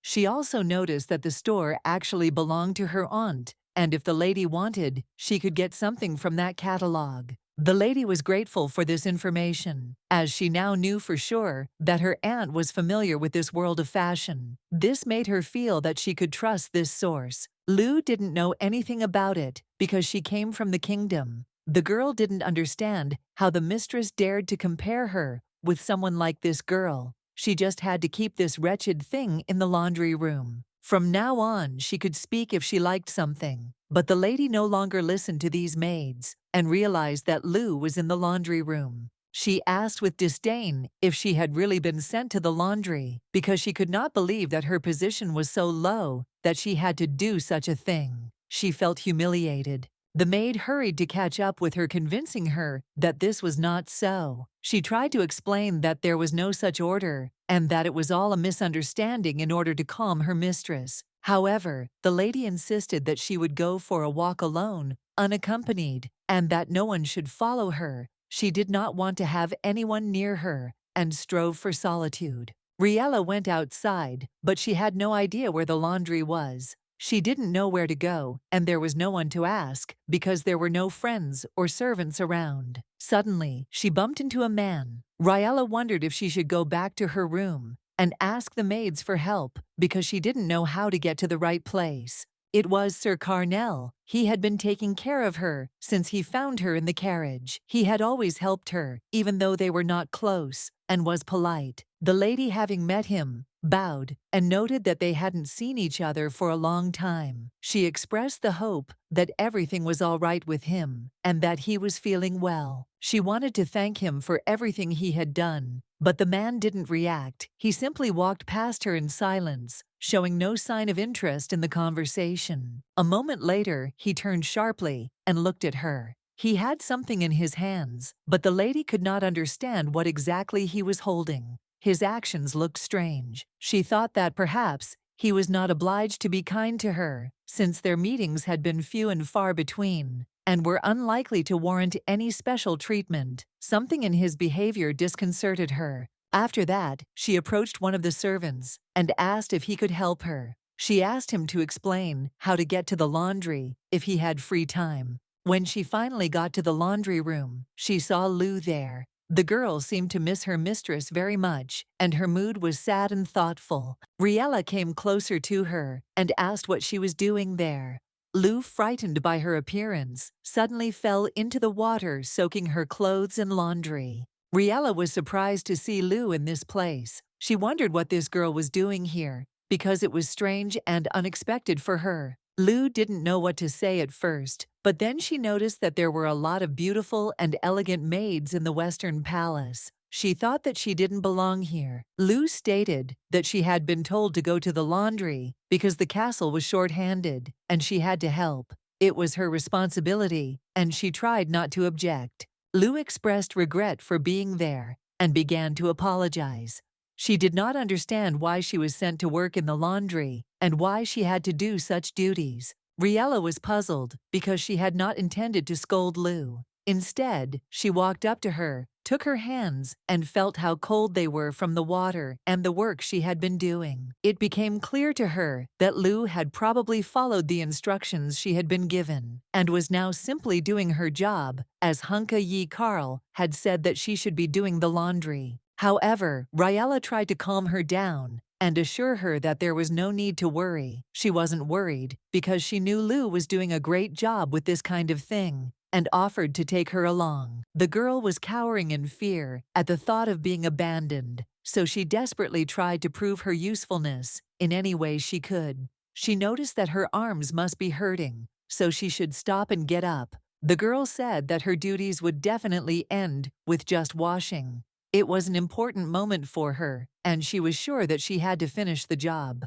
So her plan was to complete this action despite all the circumstances. The lady still felt powerless, as did Lu Riela, who found herself an outsider to everything around her. Her worldview was very different from what was familiar here, but she was ready to help. Riela had to be strong enough to support the girl in her quest for a better life. They decided to study everything carefully if possible, taking time from His Highness for a more in-depth analysis of the situation. Asian said that no facts have been confirmed, yet he still does not know whether this was a deliberate intervention in his treatment or just a mistake, not ruling out the possibility of an accidental substitution. The emperor, knowing how much Asian was worried about his health, felt at a loss. He felt pressured by incomplete data and the need to decide the matter based on small clues. This also meant that the likelihood that Riela was a spy became significantly higher. The internal doubts grew, and the need to understand the situation became more urgent. The medicines the emperor had been taking turned out to be counterfeit, and this information only became known after his return from the trip. This discovery was the key to understanding the whole situation. The medicines he took on the trip were genuine. The emperor personally packed these drugs and checked their quality. This gave confidence that at first glance the situation looked different. However, upon closer inspection, it turned out that the packaging had been replaced with a well-disguised fake, which was a very thoughtful and skillful move on the part of unknown people. It was impossible to believe that this could have been an accident. Such an intervention was carefully planned, and it was unlikely that it could have been carried out by someone within his entourage. They had all been checked. He personally checked all his servants, their memories, and mental state. He selected only those who were ready to sacrifice their lives for him, so a spy in his entourage was impossible. This meant that someone he met during his journey knew of his illness and might be close enough to switch his medications, a circumstance that caused concern for the emperor. Someone who could hide his intentions and act behind his back could be elusive. This thought began to worry the emperor. He looked for a way to recognize his hidden intentions. The emperor began to think that his beloved girl might have been involved in this. The thought of betrayal was hard for him, but it was a logical continuation of all the events. For now, the emperor and his entourage could not trust this woman. She remained under suspicion, and the emperor had to maintain a distance to avoid unnecessary risks. The emperor asked Asian again what he thought about this, but he did not immediately understand what was being discussed. The question was not simple, and Asian needed time to comprehend all the details. The emperor had already asked questions regarding Asian's agreement with the opinion of his personal doctor, Jess, trying to get more information and find the right answers to the questions that tormented him so much. The emperor had spent his entire life struggling to survive, and it pleased him that now in front of Miss Riela he could appear different. This was the moment when he finally made a choice for himself. This choice was his first selfish decision, where he gave preference to his own desires rather than strict standards, which brought him relief and a sense of control over the situation. Asian expressed his hope that Miss Riela was not a spy, and that was why he believed that they needed to carefully examine all the events. This was an important clarification that concerned the future. Suddenly, one of the knights ran up to the emperor and reported that the Western Palace was empty. This was unexpected, and the emperor could not immediately understand what it meant for the entire current situation. The servant said that Mrs. Riela had gone to the Western Palace alone. The emperor was shocked and immediately began asking where she had gone and what it all meant. The situation was beginning to take an unexpected turn. The knight said that she was probably in the laundry room now, and this was the place she seemed to be in. It all seemed strange, and the emperor decided to find out what was going on with the woman. Asian couldn't understand why Miss Riela had changed so much and become so anxious. He couldn't help but notice that something had clearly happened, and it was alarming him. He didn't know what exactly had caused her condition. As they got closer, they heard the maid insistently asking the lady to stop what she was about to do. She reminded her that it was her duty, and it had to be done no matter what.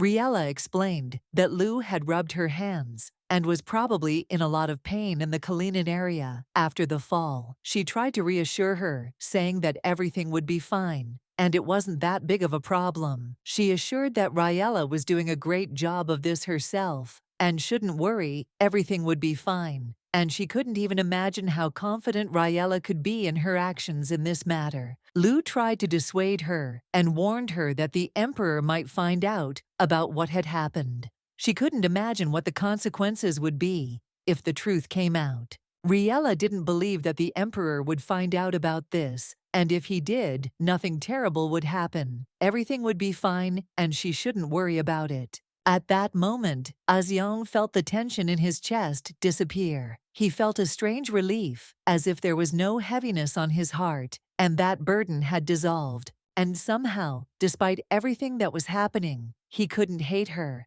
He couldn't help but believe that her presence somehow changed the way he felt.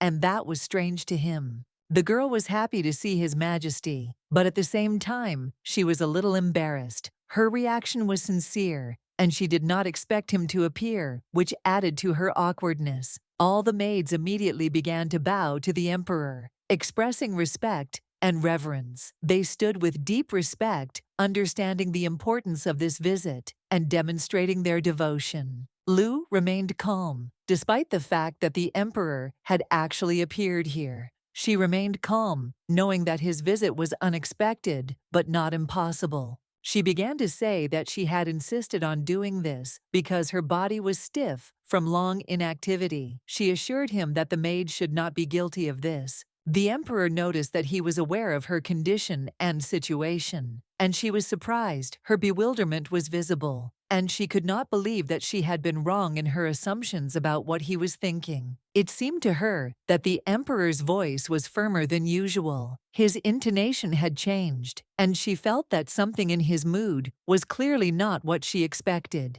The cold water and foam felt refreshing on her bare feet. The warmth of the sun was pleasant, and Lu was a little amused by the thought that someone who should be busy had come here specifically to see her. The emperor said that he was aware of the situation, so she should not continue. He made it clear that he was here for another reason, and she should not dwell on her mistakes. Asian suggested that everyone go inside and continue their work.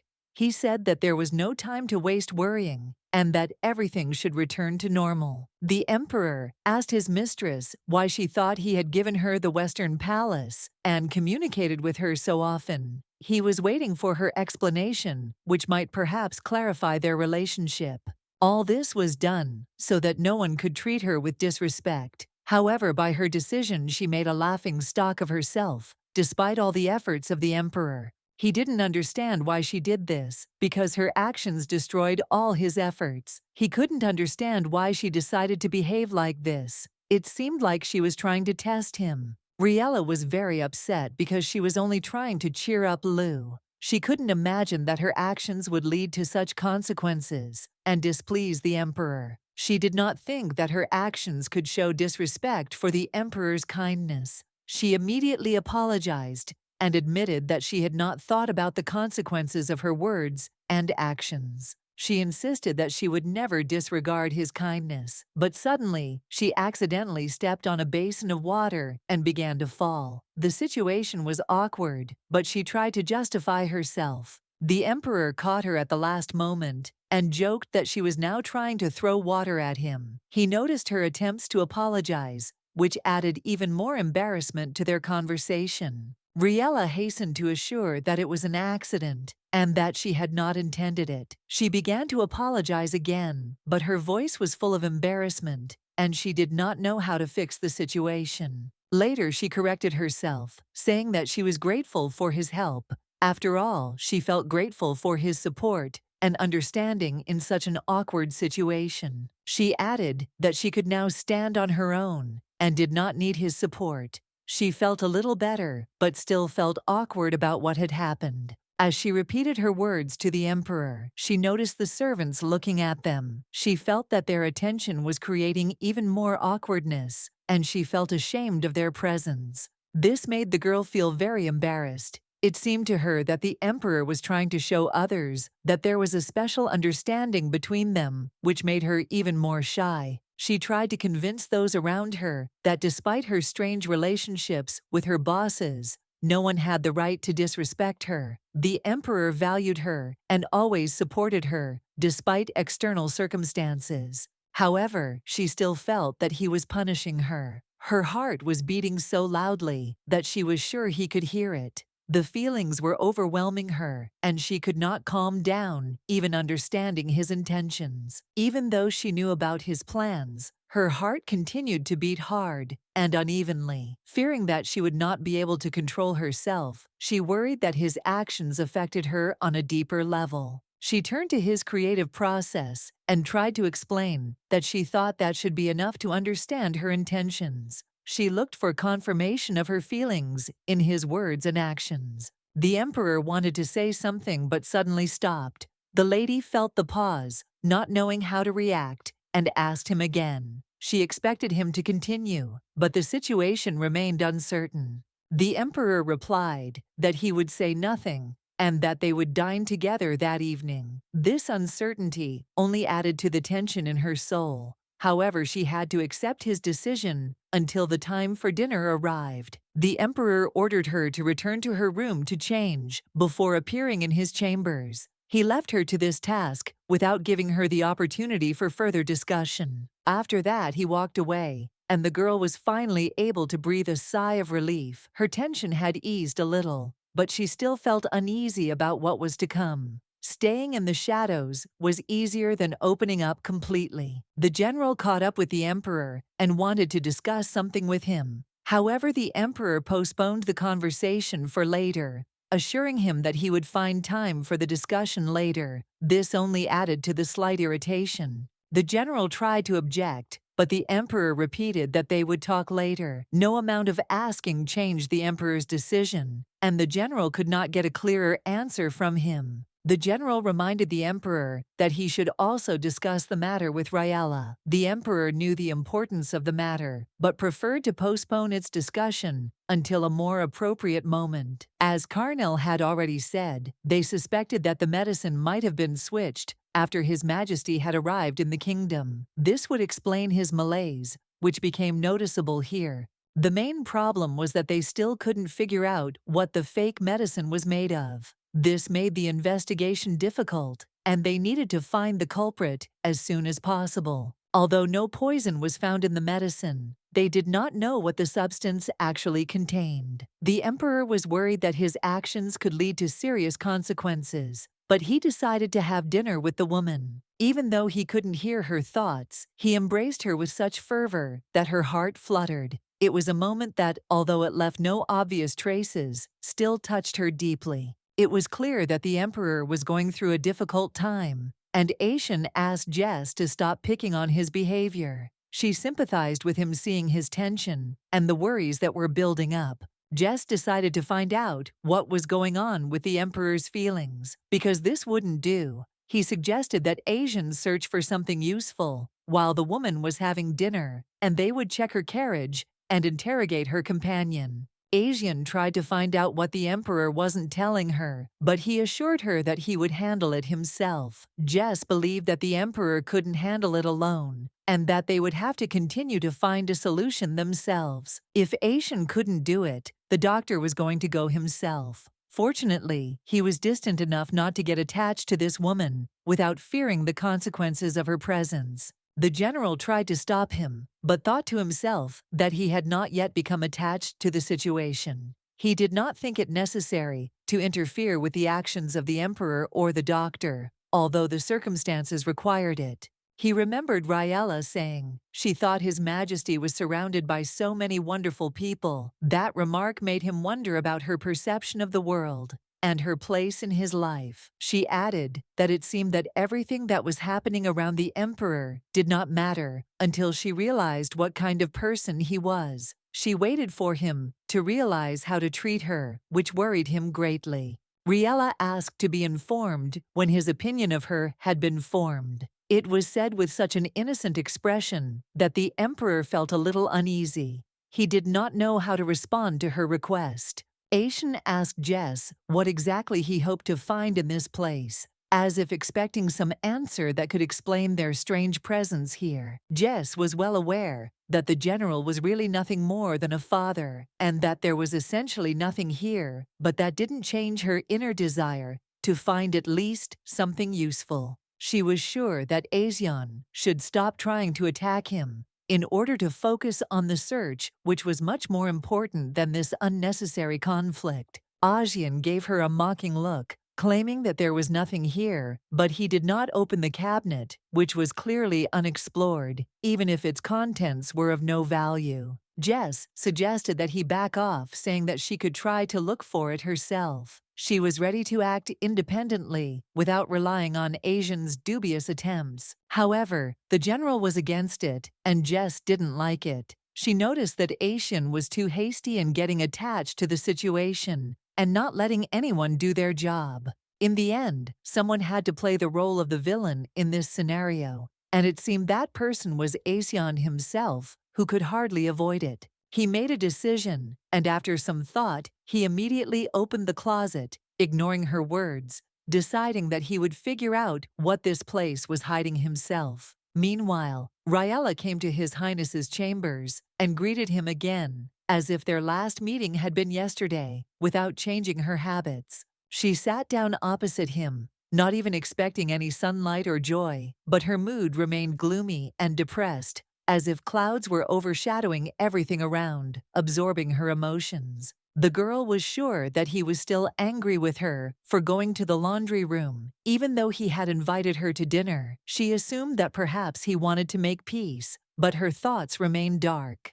The lady pointed out that perhaps she had chosen a dress that was too full, which could have caused him a negative reaction. But everyone around her insisted on this outfit, and she felt that she had no choice. She decided to change the outfit for a simpler dress, but despite this, it still seemed strange to her and not quite suitable, no matter how hard she tried to find something more suitable. She started talking about Lu, who was going through a difficult period of adaptation in the palace, and that she herself went there alone without telling him. But she did not make excuses. She just sincerely regretted what happened.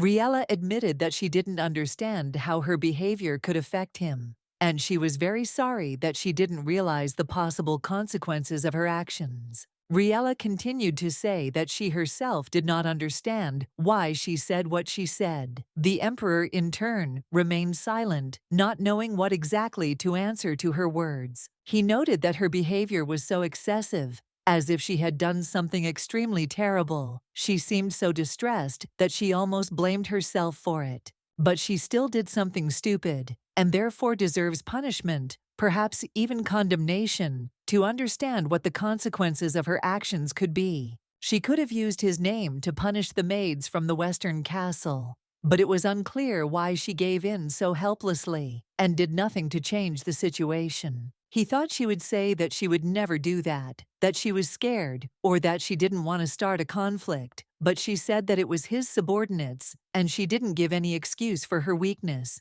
The emperor was surprised by her words, and asked again, not understanding what she meant. The lady noted that perhaps he did not choose these people himself, but they were here to serve him. She also added that they clearly did not come here for her sake, because all the carts belong to influential families that could be useful to him in the future, and they are ready to serve exclusively the emperor. She knew she couldn't be indifferent to them, or she would be vulnerable. The emperor, after listening to her, sighed, smiling slightly, understanding her point of view. He thought that perhaps Riela might indeed be a spy, hiding her true intentions, but he wasn't sure if he could trust her completely. He was surprised that a woman who had spent her entire life among mercenaries could speak so calmly about the duties of a ruler, as if it were her natural role and not something foreign. The emperor said that he had something for her. The girl was surprised,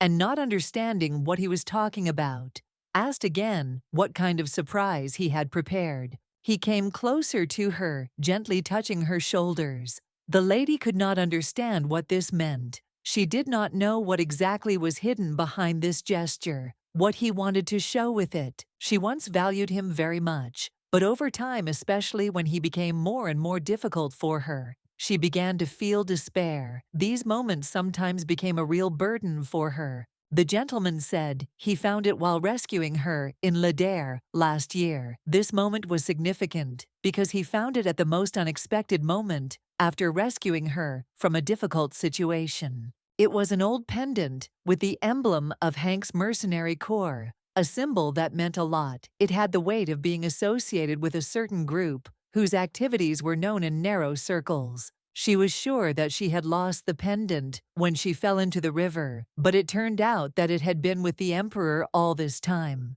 and she could not even imagine that it was found then. She realized that this meant the emperor had recognized her. He knew who she was that night. The emperor himself had admitted that he recognized her. That moment revealed a terrible truth to her. By now, he knew that the mercenary corps was after him. He knew their symbol, and perhaps meeting her was not an accident. He knew that she could have run into him on purpose. The girl immediately turned to His Highness, deciding that she needed to refute all his accusations. She began to say that this was not so, that all this was untrue and had no basis. She swore that she didn't know who he was and had no idea about the activities of their group.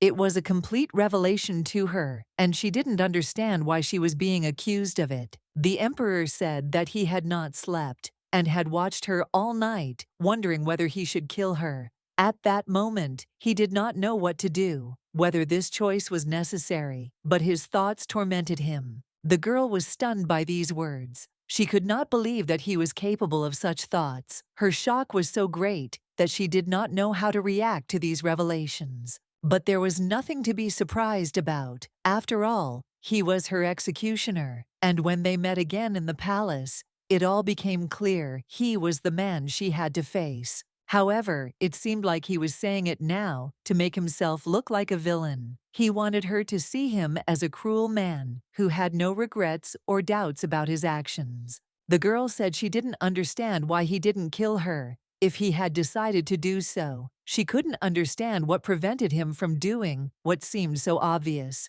Why didn't he kill her? Why did he pretend to be asleep when he noticed she was crying? Why did he let her escape if he had a chance to end this once and for all? There were other times when there was no reason to let her live.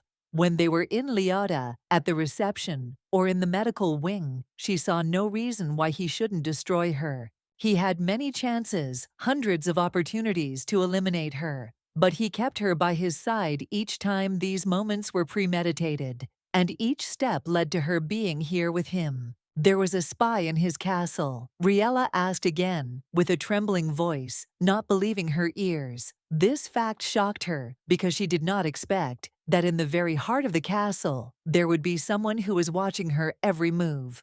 Her Hun doesn't know who, but it's someone very close to him. This spy is threatening his life. The mercenary's pendant, the choice made by the emperor last year, and now a spy. At that moment, he told her that he suspected her of spying, but did not know what to do next. She felt that the situation was serious, but was confused, not understanding what awaited her. Before she could even process what was happening, His Majesty entered the conversation again. Before she could grasp the gist of it, he continued his thoughts.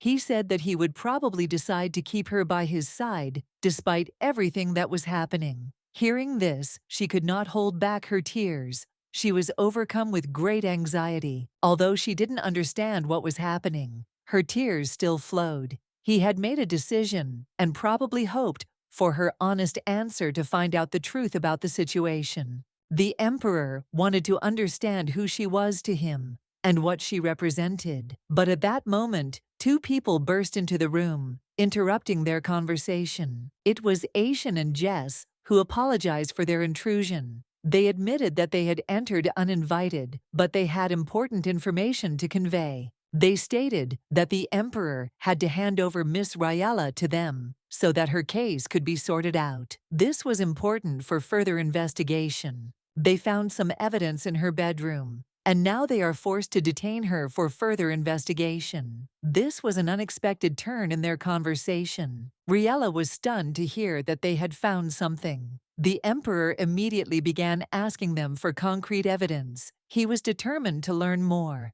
As soon as they began to speak, Mrs. Riela quickly objected, claiming that she was not a spy and had nothing to do with the accusations. Jess looked at her carefully and asked if she had managed to get rid of all the evidence that could support the charges. Riela, approaching them with despair, repeated again that she was not a spy, swearing that she had never committed any crimes. She insisted that no one had hired her to harm the emperor. This was completely unacceptable to her, and she felt that the accusations were unfair. She claimed that she could not harm the emperor since she would not have the power to do so. All the accusations were false and unfounded. The girl was in tears. She couldn't understand why she was accused of something she wasn't guilty of. It was so unfair that it hurt and was hard for her. She didn't understand why she was being put in a corner again, why she had to endure this cold attitude from those to whom she had given her heart. This feeling of rage and pain was unbearable. The emperor asked her an important question, but she could not answer it.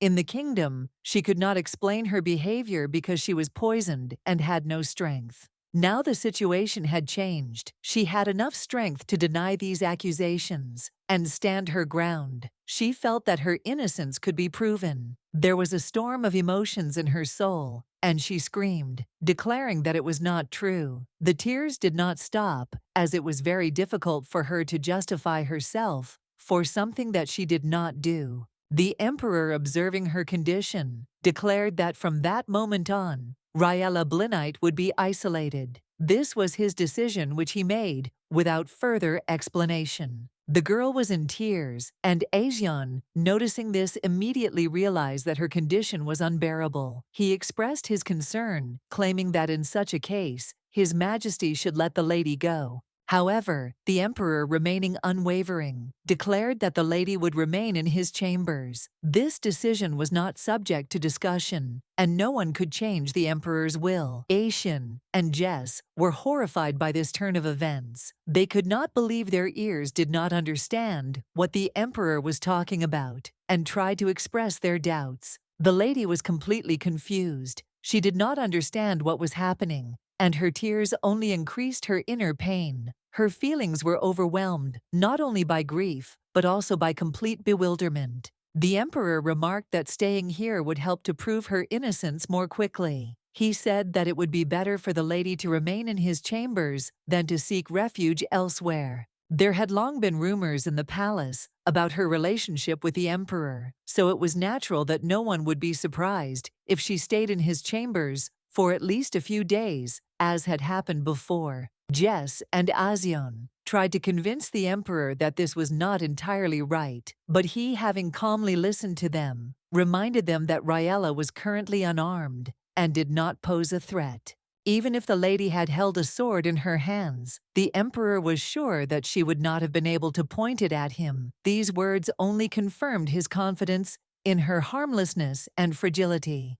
Riela, hearing this, smiled through her tears, because the emperor again called her fragile and defenseless. In response, he gave the order to place a guard at the door to protect her. The emperor, apparently knowing Asian's intentions, said that if he needed to interrogate the lady, he could do so in his presence. This was his order, and it had to be carried out. Asian, despite all his doubts, bowed to the emperor and promised that his order would be carried out. He knew that the emperor's words were law that could not be discussed. The emperor, hearing his mistress's answer, said that she should not worry. He was sure of her innocence, and this should have calmed her down, although his words sounded cold. The lady, despite everything that was happening, could not help but feel upset. She was locked in the room, and this forced detention became a difficult test for her, requiring patience. The emperor suggested that she relax a little. If she wanted, she could use his bath with fragrant foam to ease her condition a little. The lady smiled again, but the tears did not stop rolling down her cheeks. She replied that it was a terrible joke, which, despite its strangeness, only added to her bitterness. The emperor, without changing his calm tone, explained that all this was done to prove her innocence,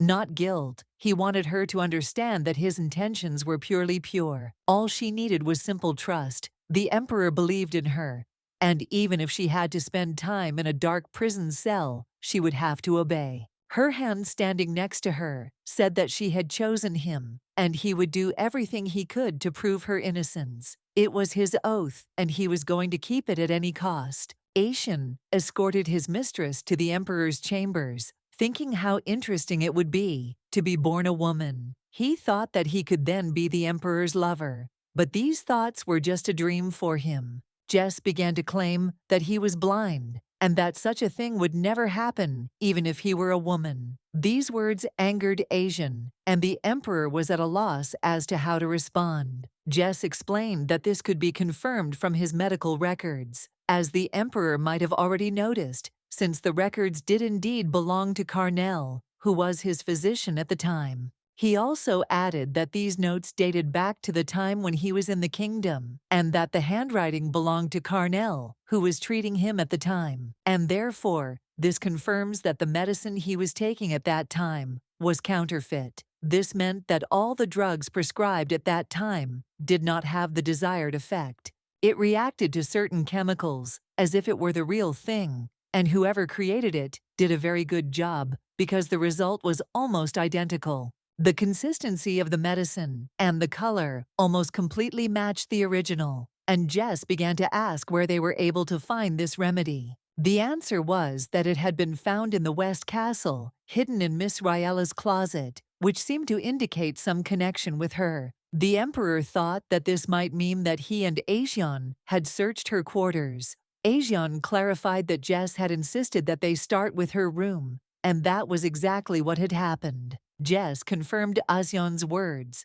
and said that he insisted on starting with this room. It was a smart move since they found proof, and it was a very good job. He added that if Riela were a spy, she would not have left such evidence in her closet. This meant that someone was trying to frame her, and it was clearly a calculated plot. Asian and Jess exchanged glances and agreed, believing that Jess's suspicions were well-founded and that their versions coincided. However, Jess suddenly stated that he was not sure about this. This caused no small surprise to Asian, who quickly shut him up to avoid further discussion. Apparently for this reason, Jess did not immediately express his proposals regarding Riela's punishment, although he intended to do so. It certainly wasn't because Jess saw Riela's reaction. She remained calm, and there was no deception in her eyes, which greatly influenced his decision. Jess was a little concerned about this fact, which did not escape his attention, but it played an important role in deciding what to do next.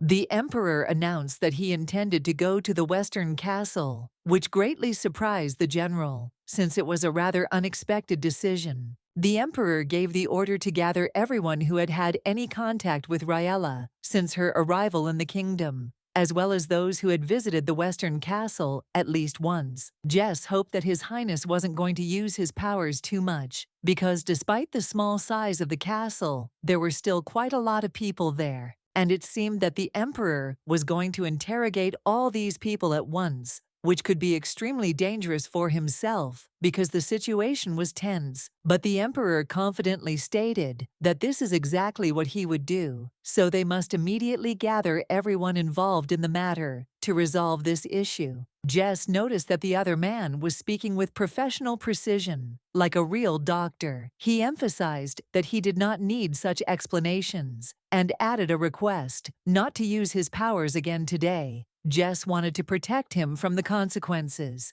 It had only been a few hours since the symptoms had subsided, and Jess was certain that using his powers again would be a serious risk to him. It could completely undermine his health. The emperor had ordered to prepare for anything. Jess stood there confused, not knowing what to do next. Thoughts were spinning in his head, but no solution could be found. After much thought, he knelt down before the master. Jess, with a pleading voice, asked for a little more time to find an alternative way to solve the problem. Jess had made a solemn promise that he would protect his life and live a long life. However, at this moment, his actions were putting his health and life at risk. The emperor calmly noted that one extra year, or even one day, would not change the situation. His words sounded like a cold sentence, Jess's will to live was not strong enough to convince the emperor. His will gave way in the face of indifference and a stern gaze.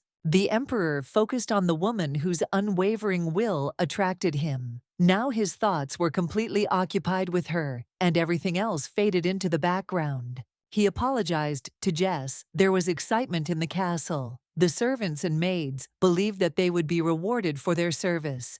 Everyone hoped for a special favor. Many thought it was like a dream. Very soon they would meet the emperor. Everyone expected that His Majesty would reward them for caring for Miss Riela, which would make their lives better. When the servants were awakened and called to the emperor, they could hardly believe that what was happening was real. Events were unfolding rapidly, and they hurried to greet His Highness. None of them had ever crossed paths with Riela, but they all felt incredibly lucky. The possibility of being noticed by the emperor filled them with hope and joy. Even the girls thought that if His Majesty remembered their names, their fate would change. Some already imagined themselves as empresses and even came up with names for their future children. One of the men was nervous, trying to look dignified. However, his hands were sweating profusely, and he himself could not understand how to proceed further at such an important moment. Everyone was amazed at how much the emperor cared about Riela. When he gave out gifts, he also heard everyone's thoughts, which only increased their respect for him. Many thought that Riela's influence on the emperor was great. If they had known about it in advance, they would have acted differently, avoiding situations that could harm their position. It would have been appropriate to send that girl to the laundry so that the others could go out for a walk in peace. However, there were doubts that no one would discuss her actions. The emperor suddenly caught the thoughts of the blue-haired woman. Her thoughts were filled with a depth that attracted his attention and made him think. Today, he had heard many stories from the servants about how Riela had ended up in the laundry. This situation left him puzzled and wanting to find out more. Some servants tried to approach Riela using clever tricks, but their motives did not seem to be spying. Most did not see her at all, as she spent 2 days in her chambers. The emperor has discovered that the only time the western castle was empty was when Riela went to the laundry. He has yet to find any witnesses who could tell him anything.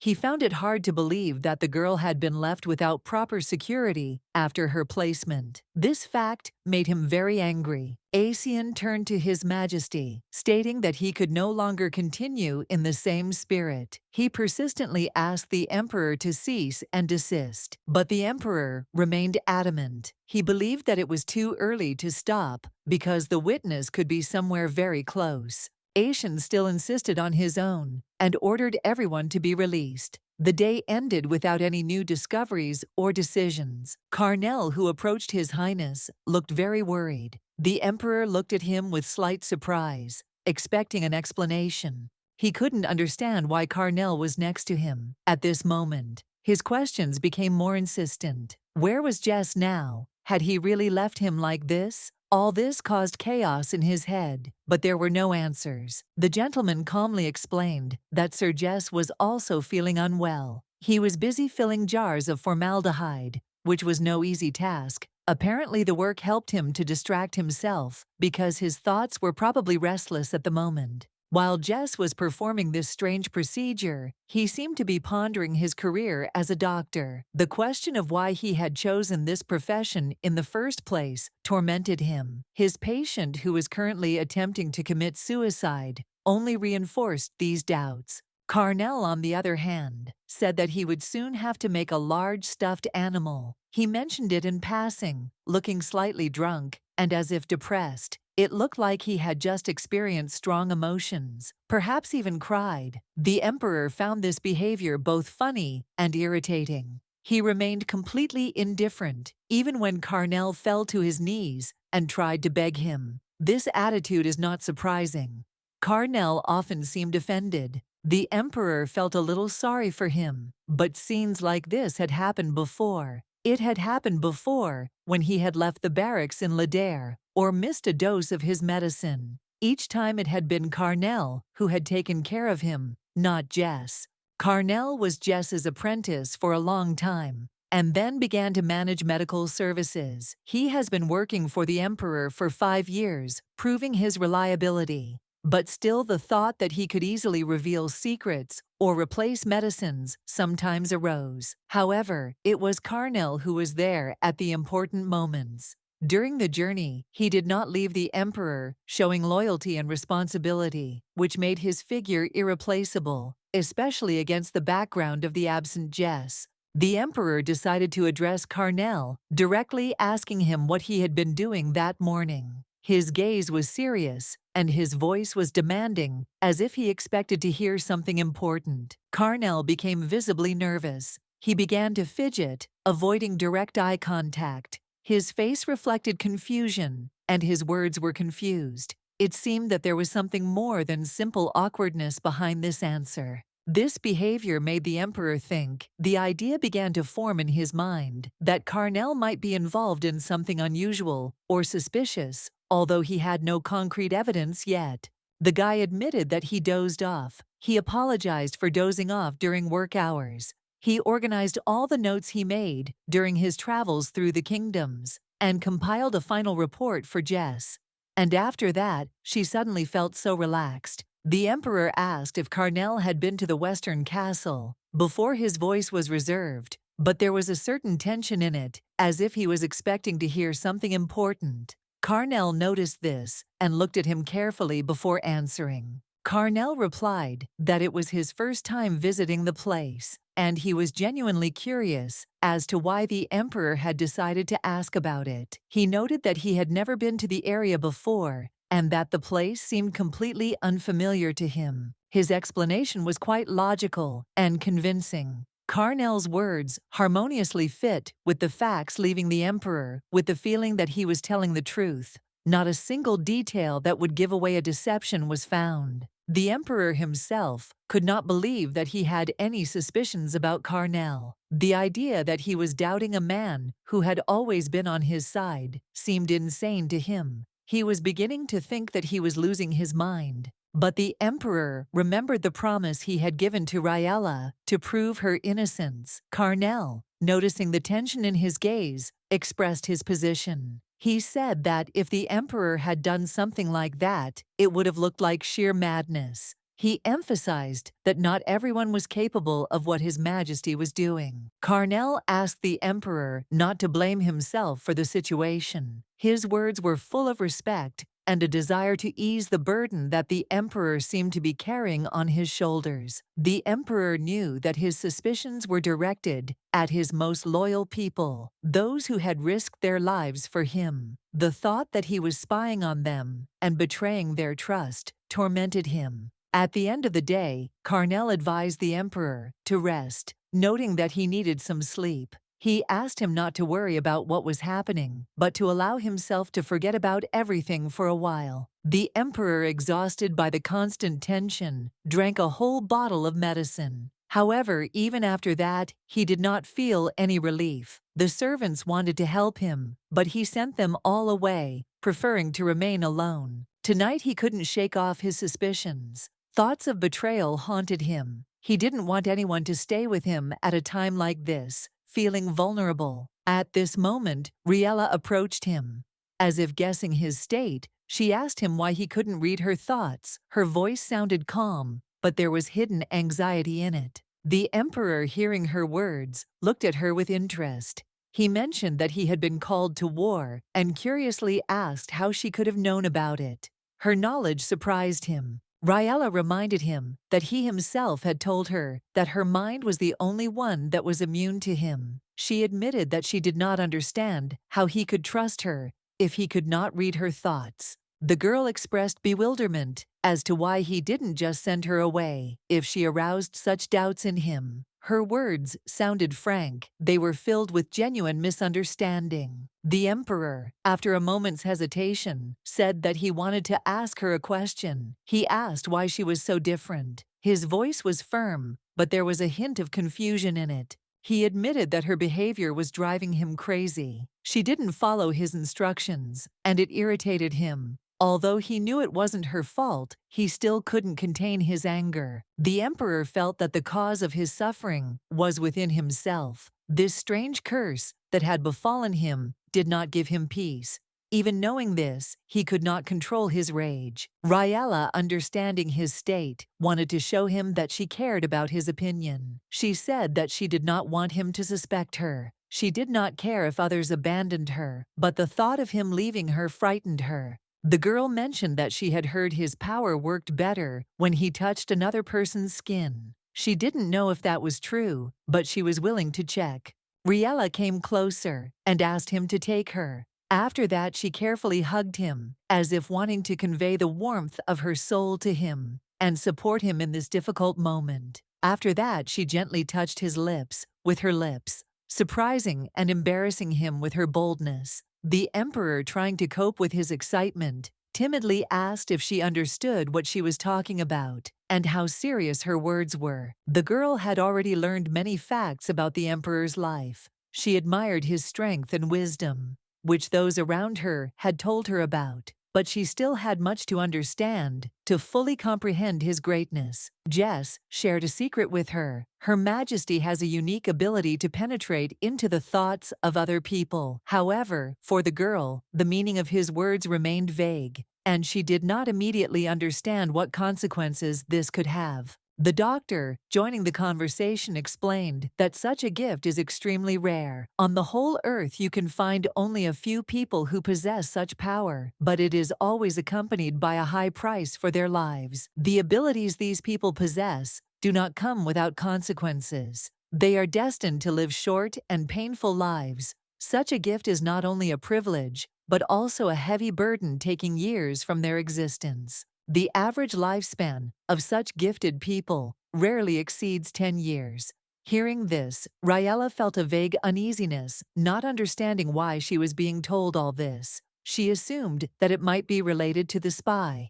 The girl thought that the man was probably drunk, as he clearly smelled of alcohol. He said that the emperor was still alive, only thanks to him. These words seemed strange and a little frightening to her. Because of this, he dedicated his entire life to analyzing every breath and drop of His Majesty's photo. The girl did not understand what he was saying. And the man says that all the other people who have these powers are dying because they didn't have a doctor like him. But even such a talented doctor is not able to keep the temperature alive forever, and there is no chance to overcome his stubbornness. He firmly decided that life no longer had any meaning, and came to the conclusion that death would be his salvation. He no longer cared about the consequences. The girl, shocked by his words, asked in fear if it was possible for the emperor to die by reading other people's thoughts. Jess confirmed her fears, telling her that he heard the emperor yell at Riela, and then heard her angry responses. However, he suddenly remembered that the emperor himself was unable to read his mistress's thoughts, which caused him confusion. Riela was the only one whose thoughts remained inaccessible to the emperor, which seemed unusual. Even though she realized that he was reading other people's thoughts, she still couldn't understand how it worked and why her mind remained a mystery. Even when Riela confronted the princess, the emperor showed a strange concern. He asked if she felt pain, as if he wanted to penetrate her inner world through these questions. He insistently asked her to open up, wanting to hear about her suffering, so that he could understand its nature. His questions sounded as if he was searching for answers in her words that could reveal her secrets to him. When the emperor unmistakably recognized Fabian, it became obvious that he did indeed have the ability to read others' minds. However, his inability to read Riela's mind made her special. Jess tried to find out from Riela what she was hiding. He did not understand why her secrets so worried the emperor and drove him into a state of despair beyond the bounds of reason. Riela herself could not explain why her mind was inaccessible to the emperor. This question worried her as much as it did those around her, but she did not find an answer. One day, the emperor confessed to her that he was very interested in her personality. He said that he wanted to know more about her, claiming that this information was vital for him. In desperation, he hugged her in the laundry room, hoping it would help him understand her thoughts. His gestures seemed like a hopeless attempt to penetrate her mind. Riela couldn't believe that she was the one who could upset the emperor. The thought seemed both terrifying and amazing to her. Riela assured the emperor that she was hiding nothing from him. Moreover, she was willing to show him everything he wanted to know if it would help him find peace. It was then that the girl realized the whole truth. She realized that she could no longer retreat and had to go to the end, despite her fear and doubts. The emperor doubted whether he was capable of doing this. Riela, in turn, believed that he simply did not want to take this step, fearing the consequences. The pain that filled his body suddenly gave way to a strange feeling of pleasure. It seemed as if his body was just waiting for the moment to be freed from the torment. He kissed her neck gently and told her soothingly to keep breathing. He knew that if she lost consciousness again, it would be a shock to both of them. Even if his desire for her was simply lust, he needed Riela now more than ever. Her presence had become irreplaceable to him. He began to undress her carefully, showing his confidence. Riela, in turn, agreed with him and promised to watch her breathing. The emperor admitted that he needed nothing and no one as much as he needed her. However, he warned her that this was her last chance to make a decision. He gave her 5 seconds to stop him if she wanted. The emperor waited for her words, but he knew she had little time left. When the countdown reached 2 seconds, he noticed that Riela had closed her eyes. The gesture made him think, but he did not stop. Realizing that she had lost consciousness again, he could not believe what was happening. The thought of it was painful for him, but inevitable. The emperor felt that her presence had become an unbearable torture for him. But even in this, he saw something special. Jess, very drunk, could not control his emotions. When the general came to help him, he sharply asked him to stop talking about his emperor. Asian, unhappy with the situation, considered whether to simply leave Jess behind. However, he knew that it was his duty to see him through to his destination, despite the absurdity of the situation. Earlier, the general found Jess in the basement and questioned him about his nightly activities. His behavior was suspicious, but Jess never gave any answers. Already carrying him on his shoulders, the general was still trying to figure out if Jess had finished his business. He could see that he clearly needed help, but he wondered how long it would last. Jess confirmed that he had heard correctly, but immediately began asking clarifying questions. He wanted to know if the emperor was really dead or if the situation was not as dire as he feared. His voice trembled, as if he was afraid to hear the worst. Asian thought for a moment and replied that he believed the emperor was still alive. This gave Jess reason to assume that the emperor was on the verge of death right now. Anxious thoughts about time running out began to form in his head. Asian, without hiding his concern, admitted that he believed that this could very well be true. After all, the spy who could be connected to the incident had still not been found. His words made Jess feel even more insecure. Jess, realizing the urgency of the situation, asked Azion to put him down. She added that they needed to move forward immediately, as there was no time to waste. Every moment of delay seemed unbearable. Asian asked how Jess was feeling and added another question. Where exactly they were going at that moment, her words sounded worried, but there was a desire to clarify the situation and better understand their plans. The general came to the conclusion that both his interlocutors were in extreme despair. It was obvious from their behavior that they were losing control of the situation and trying to seize any opportunity to improve the situation. Jess approached the guard at the entrance, asking in a firm voice where the emperor was. The guard said without further ado that the emperor was inside. The answer was short, but left many questions.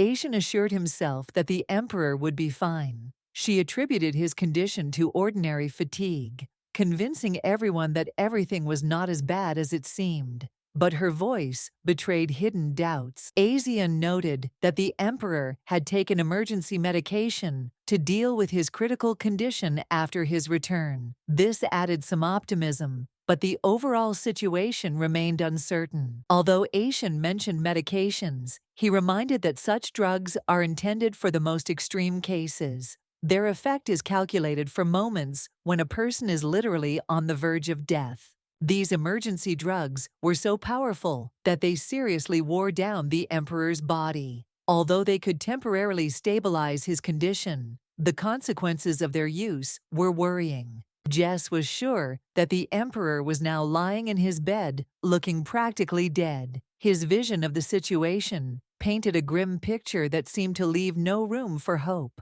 Jess began to blame himself for not being worthy of being the emperor's physician. He felt that he had failed him and thought that it would be better for him to leave everything behind. But at that moment, the emperor's voice himself was heard interrupting his thoughts. When Jess heard the voice, he noticed that it sounded surprisingly normal. It was so unexpected that he was overcome with confusion. He couldn't figure out what was going on. Jess looked up to see the emperor telling him to be quiet. The sight stunned him. He couldn't believe his eyes as he tried to comprehend what he was seeing. To his horror, Jess noticed that Riela was in the bed next to the emperor. This caused him to panic and start asking questions, wondering how this was possible. His confusion became almost palpable. The emperor once again demanded that they be silent. However, Jess could not understand why the emperor looked so good, despite everything that had happened to him. His confusion grew with each passing minute.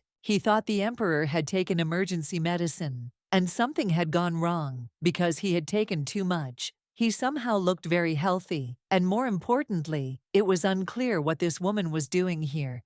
Riela was cold, and the emperor, noticing this, covered her. She felt a pleasant warmth from his care. She was glad that he paid attention to her at such a moment. As Riela slowly began to open her eyes, her sense of smell immediately caught a pleasant scent, and her gaze met the face of the emperor. His presence was felt nearby, and she felt some kind of protection. Her face was flushed with embarrassment. She was very shy. The emperor noticed her reaction, noting that she had just been moving, but now it seemed she had stopped breathing altogether. Riela had read that in such situations, people had difficulty breathing, and she knew that the emperor was mistaken in thinking that she was in a state where she had stopped breathing. It was simply her reaction to his presence. The emperor assumed she was dead, but Riela in turn thought that at that moment, it might have been better for her to just leave. However, her thoughts were complicated and foggy.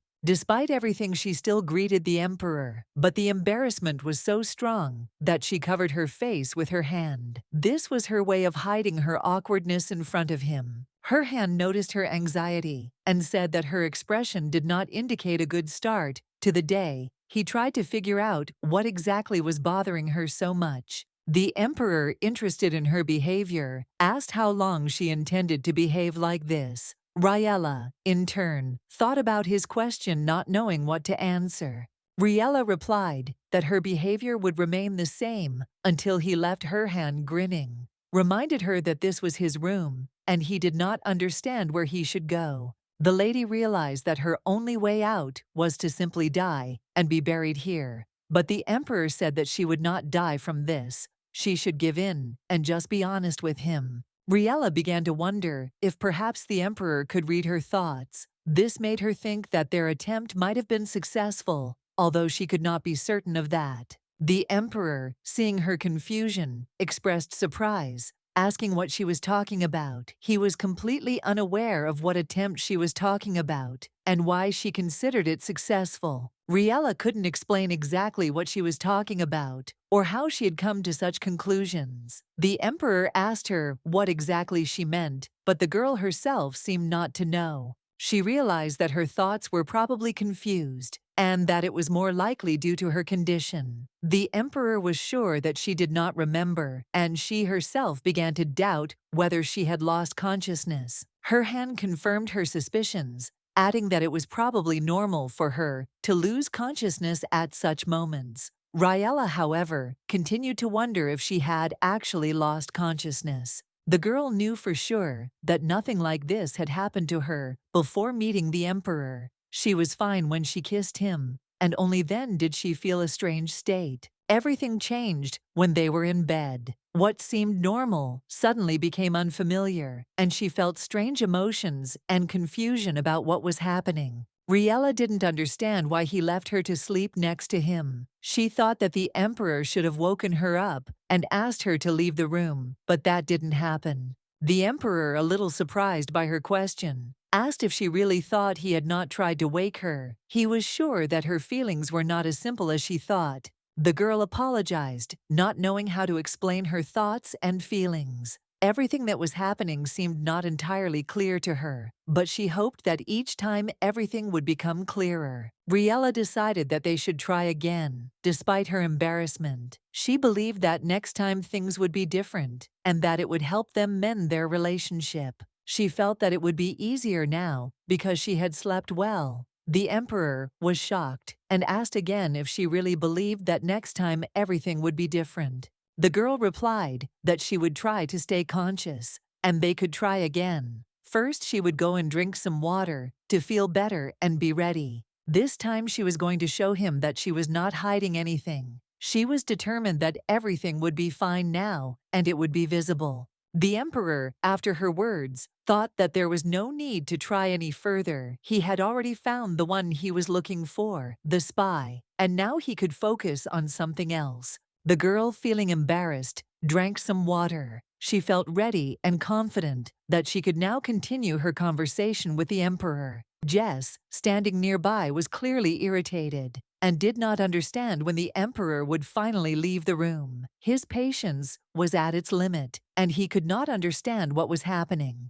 At this moment, the emperor finally left the room, and everyone immediately stood up to greet His Majesty. The atmosphere changed, and everyone felt the tension. The doctor, looking into the room, noticed that the girl was sitting absorbed in her thoughts. She looked embarrassed, as in the previous moments, but still remained on her feet. Jess, watching her, decided to ask how the morning went. The emperor replied that the girl looked very embarrassed, which in his opinion could mean something important. And he thinks that she is also disappointed that she could not prove her innocence. But the doctor asked me there how this woman feels. He wants to know how His Highness feels. The emperor said that as he looks, so he feels. Jess saw that he really looked better than before, but he did not understand how this could be, since he thought that the emperor would not be able to function for at least a few days, in which case it would seem that the fake medicine was having a beneficial effect on him, or that His Majesty was close to death. The doctor asked the emperor if he still heard voices. The emperor confirmed that yes, the voices continued to sound as before. The doctor was concerned about the patient's condition and hoped that it would not get worse. The emperor added that the voices had become quieter compared to the previous night, but they were still there, and it continued to bother him. It did not leave him alone, and he did not know how to deal with it. Yesterday, before calling all the staff, the emperor reported that he had developed a strange symptom. He began to hear the voices and thoughts of people who were far away, which surprised him greatly. Jess wondered if this symptom was the same as before. He wanted to understand what had changed and how serious it could be for the emperor and his condition in general. The emperor replied that this time it was worse, as he began to hear the thoughts of the people working in the Western Castle, including the librarian and the knight at the gate, which was quite unusual. Now he could hear every person who was not sleeping at that moment, which made his condition even worse. These voices did not leave him, and this began to greatly irritate the emperor. Jess was shocked to hear this. He couldn't believe that such a thing was possible. However, the emperor asked him not to worry, assuring him that there was no need to worry too much about this phenomenon. The emperor assured her that he was not in pain and that he should not worry. He added that he would explain everything as soon as Riela woke up, and then they could calmly talk and discuss everything. The emperor said that they could rest for a while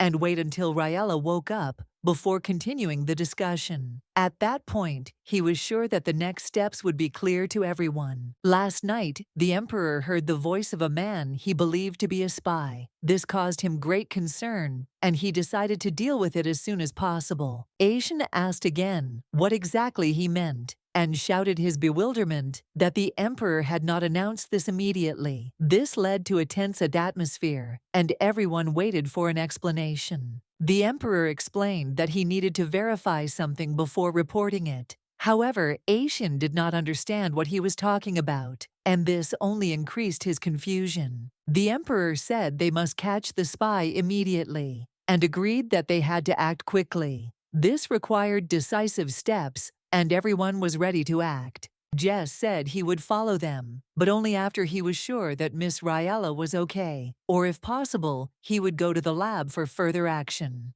However, the emperor insisted that Jess go with him. The doctor was surprised by this request and asked again, thinking that the emperor might have wanted him to check on Miss Riela first. Herhan replied that Jess had to be with him, and that was the decisive demand. The doctor did not understand the reasons, but agreed and continued to follow the emperor, hoping for an explanation. Jess told Asian that he swears by his 5-year research project that this was at least a general-level situation that explained his serious attitude and his intention to act decisively. This was the only explanation why the emperor and his entourage looked so serious. Everyone understood that the situation required special attention, and every action had great significance. Jess was surprised because he thought they were heading to a place where the spy might be, but instead, they came to a lab which was even more confusing. Jess was completely confused. He tried to catch up with the emperor, hoping to get at least some explanation about what was happening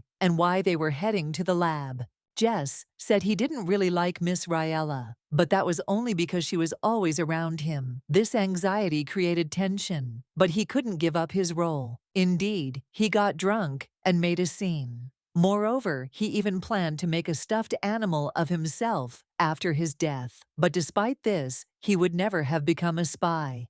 His intentions were completely different. The emperor asked him to stop making excuses, and Asian agreed. He was sure that the emperor would not suspect him, since he was clearly in despair after getting drunk the night before. The man did not understand why they were here now, and the emperor replied that it was because the spy was nearby, and his presence put everything at risk.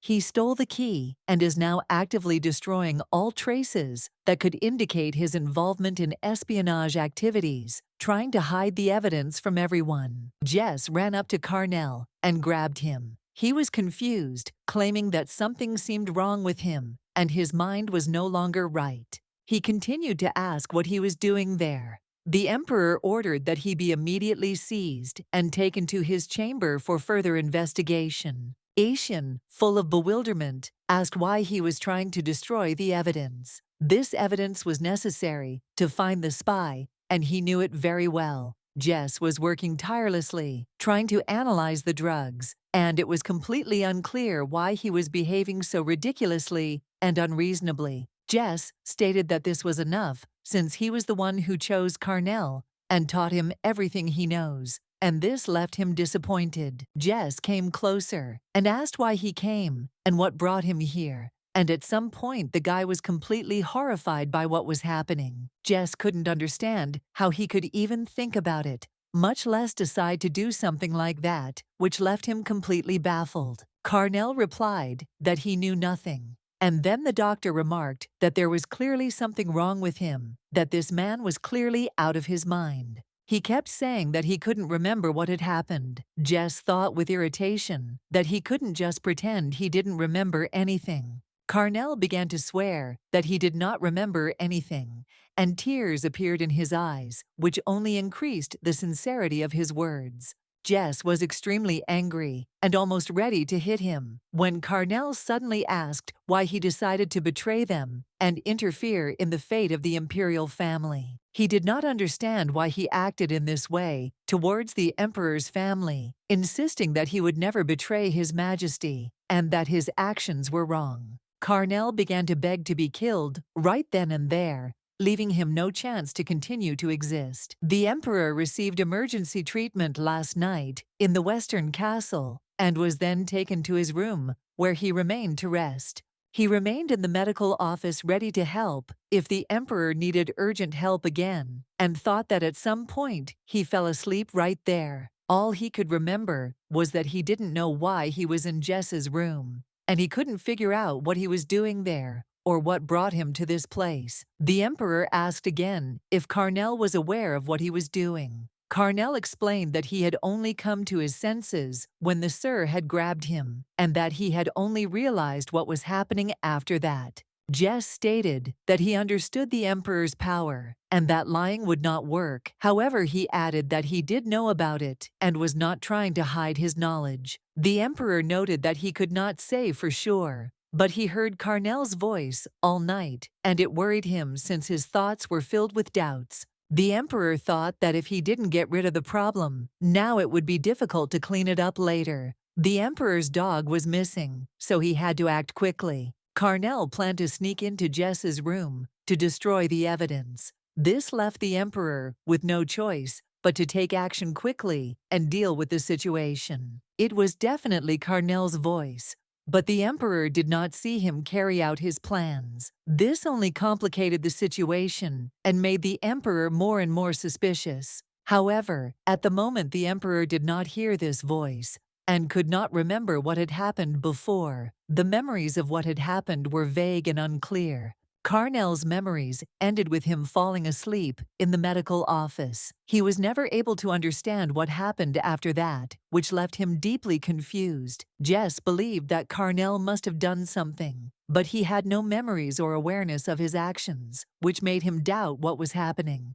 After a brief moment of reflection, Jess asked the Emperor to leave Carnell in his care, assuring him that he could prevent such a thing from happening again and find out the whole truth. Jess assured that he would do everything to ensure that Carnell could not do this again, and if necessary, he would even torture him to force him to confess and reveal all the secrets. The Emperor touched the doctor's hand and asked him not to miss the opportunity to investigate the situation, begging him to show determination in this matter. Jess admitted that he is afraid of going crazy if he does not fully understand the situation, and he is ready to do everything possible to achieve the truth and maintain his stability. The Emperor, after much thought, finally agreed, allowing Jess to begin his investigation. He gave the order to act, realizing that it was important for all their further steps. Asian asked to cancel all plans for the day, which was received with gratitude by the Emperor, as it allowed him to focus on more important matters.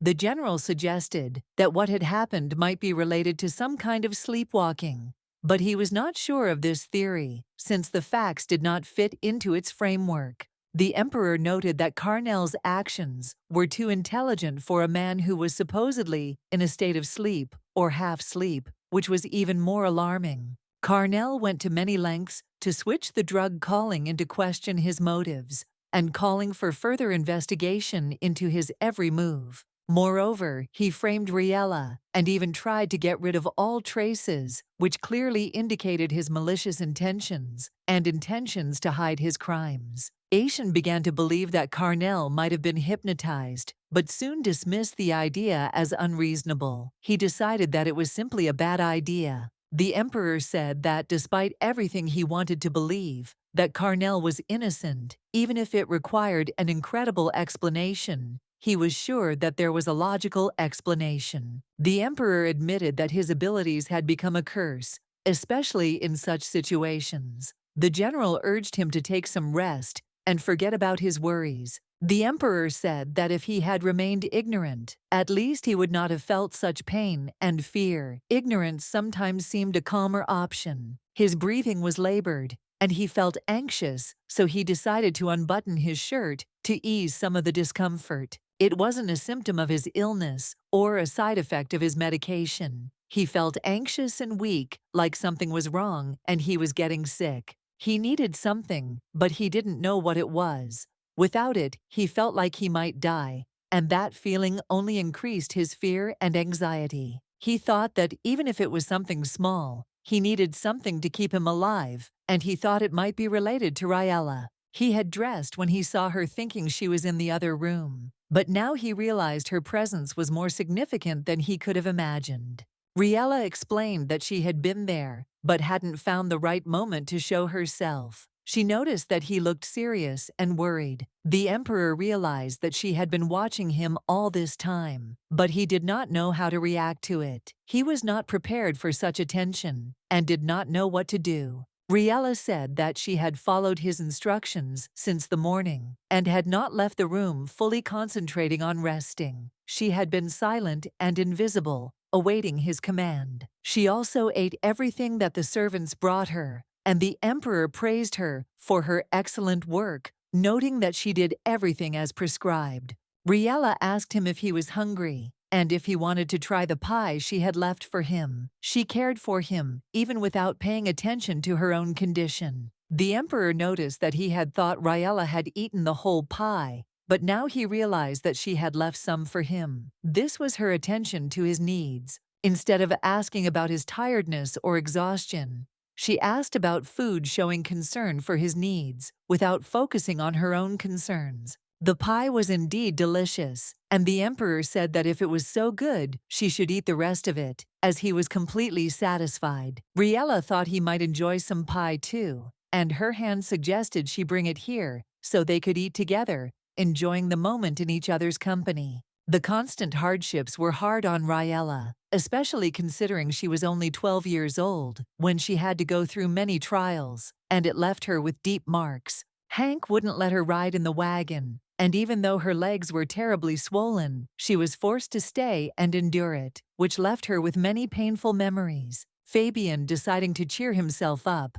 stole some candies. His behavior was really strange and unreasonable, and he intended to be offended by everyone for a long time. Moreover, he even thought about secretly running away, perhaps at night, hiding from everyone. Even though he had everything he could possibly want, she offered to share with him at least some of what she had. She was grateful for even one small piece of candy, despite her worries. She talked about how delicious the candies were, and the emperor began to think that perhaps this was what he needed at that moment. To be kind, even if in a somewhat awkward way. The girl said that she would never forget this gesture, and it was very nice and sweet. She felt that this moment remained in her memory as something warm and special. When Fabian promised that if she followed him patiently the next day, he would give her another candy, she found it funny and even interesting. She did not expect that such a small gesture could cause such a reaction. Although he was only 12 years old, like her, he was already trying to win her over with candy. She eventually got over it, thanks to his sweet treats, which calmed her down a bit. The emperor may have suggested that they sit and chat, because it meant she could take her mind off her former lover. She noticed that she had been talking about candy all this time, not about her past. She tried to say that she was worried about him, even though she tried to hide her feelings. She couldn't just forget about him, even if her thoughts were hidden from others. Fabian added that while she was enjoying the dessert, she was still thinking about her ex. He hoped that the sweet taste would help lift her spirits, just like candy had helped him. The emperor asked if she had always been so talkative. The girl felt slightly embarrassed because her frankness was quite unusual for her in such a situation. She admitted that she was just worried, and Fabian asked her about what exactly the girl said, that he said that he could hear the thoughts of everyone except her, which surprised her and made her think. She decided that it was worth trying to just talk about everything that came to her mind without hiding her thoughts. It was her way of being honest, even when it came to the most difficult things. She had to work hard to stay one step ahead of other people, not letting them notice her indecisiveness. She didn't want her thoughts to be too obvious or obvious. The emperor remarked that perhaps he kept her close, precisely because he could not read her thoughts. This was something new and curious to him, which made him think in a new way about her behavior. He knew that he would not know if she decided to betray him, because her thoughts remained hidden from him. This created a special feeling of safety and uncertainty for him. Then he asked if he could ask her for one favor for the future. The lady happily agreed, not imagining what exactly the emperor might expect from her in the future. He said that if she ever hated him or was hurt for any reason, he wanted her to leave quietly, without saying anything. She was to do things her way, regardless of his feelings. He promised that he would never know about it, so as not to hurt himself. This was his condition, and she agreed, realizing that the emperor would not want to experience unnecessary suffering. The girl was sure that she would never betray him, but unfortunately, she could not say it out loud. She felt that words about it could be perceived incorrectly and cause misunderstanding. She is convinced that the confidants who once betrayed him also swore allegiance to him, but this oath in fact only caused pain and wounded the emperor, which greatly upset her. She understood that no one can keep all their promises to the end. It does not mean that the person initially had evil intentions, but life sometimes presents them with a choice that is difficult to make. There are moments when a person simply has no other way, as happened with her memories. Sweet moments from the past that now caused her pain and suffering in the present. These memories still had a great impact on her. She said that she was fulfilling his request, so the emperor was grateful to her, but her heart was full of emotions and internal struggle. The girl was shocked when she learned that His Majesty had not slept all night because of her actions. She realized how much her presence and attention meant to him, and this touched her deeply. He may have shown signs of illness the night before, but his condition has stabilized. Now Miss has done a great job, and he thanks her for her help because her actions have had a decisive impact. Riela, concerned about his condition, asked if it was similar to the seizure he had experienced before, and if the symptoms were related to his previous illnesses. The answer was unclear. Azion noted that they still couldn't figure out exactly what was going on. Jess continued to study the disease as if it were a holy mystery. However, they were able to catch Carnell in the act. Riela asked again, asking if the debris had been at the crime scene. It seemed that the spy she was thinking of was Dr. Carnell, which added a new layer of danger to the situation. This meant that Carnell was not just some confidant. The emperor had once asked the girl to leave quietly without telling him of his possible contempt or resentment, but she wondered how he felt at that moment. She couldn't understand how he could go through all this without showing a single tear, without allowing himself to show weakness. His fortitude amazed her because she felt his pain through his words and actions. However, Carnell could not remember anything that happened at the crime scene. The emperor could not recall these memories either, which made everything even more confusing and disturbing. Carnell claimed to have spent the entire day in his office, relaxing and dozing. The lady found this odd, as his behavior did not match what she expected to see from him. Azion noted that this was indeed strange, especially considering that His Majesty could not see anything in his memories. But he quickly noted that this was not what Riela was talking about, as she had seen him in the Western Castle. He was stunned that she had seen him. Riela explained that she had gone to the laundry room to find Lou. Thinking back, she noted that Sir looked a little different than usual, which surprised her. Their eyes met, and she greeted him, but he ignored her and walked past. This left an unpleasant impression, and the girl felt that she might have done something wrong. She wondered if she might have offended him somehow. Ashen didn't know how to react to this because the whole situation was so complicated and unpredictable that it wasn't obvious what to do. It seems that Sir planted evidence in the lady's wardrobe, and Asian also leans towards this opinion, thinking that it is quite likely he thinks that Sir's actions may have been intentionally aimed at her. Asian suggested that if the lady did not object, he could ask her to go with him to see Carnell. He believed that this would help them understand the situation and perhaps find out more about the incident. The wavelength is stable, and he believes it is not a sleep disorder, as it remains within normal limits. Asian does not think it is due to any unusual body condition that could affect behavior. Jess wondered if it was some kind of drug. He wondered if it could be a mind control drug, which made him question the capabilities of such a substance. Jess thought there might be a way to cloud the mind without controlling it. However, he didn't know exactly what it might be and wondered if Asian was right in claiming it was some kind of hypnosis. Carnell claimed that he might have done something like that, but the doctor advised him not to admit it too quickly. He had not yet begun the interrogation, and it was necessary to investigate before jumping to conclusions. Jess was the one who got Carnell this job, and he is the one who is responsible for the unpleasant work that he got. He even replaced the doctor during his trip, having no other choice, and could not just give up.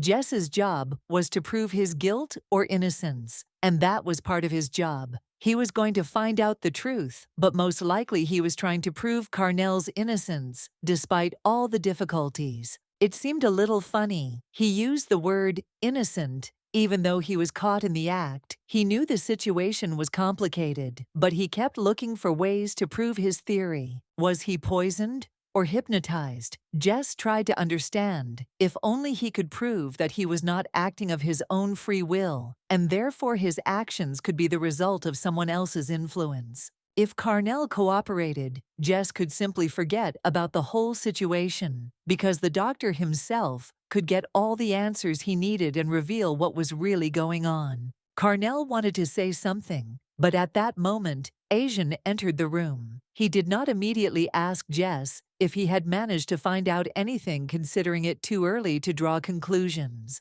Jess replied that he hadn't figured it out yet, but was going to investigate the possibility of using the drug. However, he couldn't figure out why this woman was there or what her role was in what was happening. Riela explained that she wanted to speak with Mayor Carnell alone, but Asian did not understand what she was talking about. He was skeptical and did not know what her words meant in the context of their investigation. The lady said she would tell him about it later, and the doctor agreed with her decision, continuing to deal with current affairs. He saw no reason for further questions and was ready to act. Riela knocked and told Sir Carnell it was her, and asked if she could come out. She felt she had something important to say, but was worried about how it would be received. She had a bad feeling, and her instincts rarely let her down. She apologized for disturbing him, but said they needed to talk, feeling that it was an important matter that could not be ignored.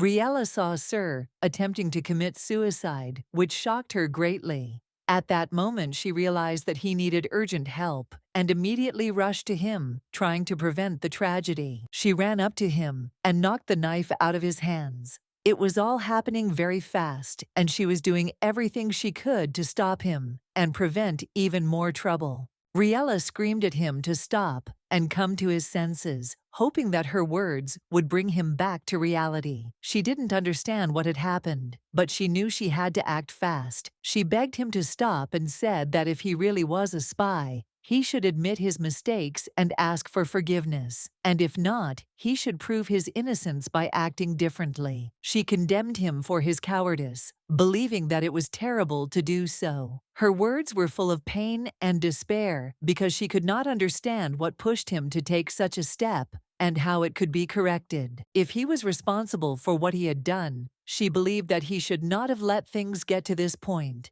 In her eyes, his actions were indefensible, and she did not understand how he could have acted in such a way. She felt that it was all pointless when he grabbed her hand, but her desperation left no room for doubt, and she began to call for help, realizing that this was the only way out. Asian ran up and pushed the lady away as she fell to the floor. Jess, frightened, began asking what was going on, not understanding why Asian would do this to the woman, despite her actions. Asian placed Carnell on his lap and began asking if the lady was okay. He ignored her injuries, believing that Carnell was more important in this situation and needed his attention. Riela replied that she was fine, but that Sir was getting worse. Carnell opened his eyes and looked around, not understanding what was happening, surprised that he had found himself in such a situation. Carnell was surprised to see them all there and asked if he had done something bad again. He honestly didn't understand how all this had happened and what could have led to this situation. Carnell wondered with horror in his eyes if he had really made a mistake, again, not understanding what exactly had happened and not knowing how he had ended up in this situation. Asian was furious, but the girl approached Carnell and, gently taking his hand, said that he would definitely remember what happened and that this would help him regain control of himself. She continued to hold his hand, believing that this would help him regain his memory and bring back the feelings lost at that moment, because the connection between them was sincere and strong. She asked him to try to remember what had happened up to that point, hoping that these memories would help him understand what had happened and why he had ended up in that state. His eyes filled with tears as he admitted that he did remember everything, including the events that had happened before. He himself could not understand how this was possible, but he was sure of it. Jess didn't know how to react to what had happened. The guy began to acknowledge his actions, including those that led to such a difficult situation, and this only increased his feeling of confusion. He began to sob, realizing that it was really him who was behind this. He could no longer hide his guilt, and tears were a natural reaction to what was happening. He tried to harm His Majesty, but the Emperor, hearing that Carnell had regained his memories, felt that the situation was becoming even more complicated than they could have imagined. Riela was extremely surprised when she saw His Majesty. The Lord informed her that it was this moment that made him hurry here to understand what was happening. However, he still didn't quite understand what was really going on. And Riela explained that Sir Carnell had said that he felt much better now that he had remembered his role in the matter. Carnell, feeling ashamed, began to ask for forgiveness. He felt that he was truly guilty, but he also could not understand why his mind was clouded when he let go of Riela's hand. The boy claimed that he deserved to die, but would continue to do whatever was asked of him until he sorted out his memories. He threatened the lives of others and admitted his betrayal of Asian and Jess. He continued that he now relied only on Riela to stay conscious and was prepared to take any action, even harming himself, if it would help him regain control. But he said he understood what had happened and asked to be shown his memories so he could understand what had happened and what was really behind this nightmare. It was true. He was responsible for everything that was happening. The Emperor saw it with his own eyes and was shocked that Carnell was at the center of this whole conspiracy. He created the flash cure, stole classified documents, and was behind many other crimes, covering his tracks while remaining secretive and manipulating events. However, Carnell was not the only one who acted in this way. He was not the one who planned all these events, but he was caught up in the process. Asian, deciding to figure it out, turned to the Emperor and asked what was going on. Jess also couldn't understand what was going on and felt even more confused. Carnell's body moved, but every step he took was accompanied by a faint voice giving him commands. This voice was heard when he was half asleep or falling asleep, and he did not know how to deal with it. This could mean that he was indeed under someone's control. This voice in Carnell's head could be the reason for his actions, including when he tried to harm himself. Someone was behind these actions, covering their tracks.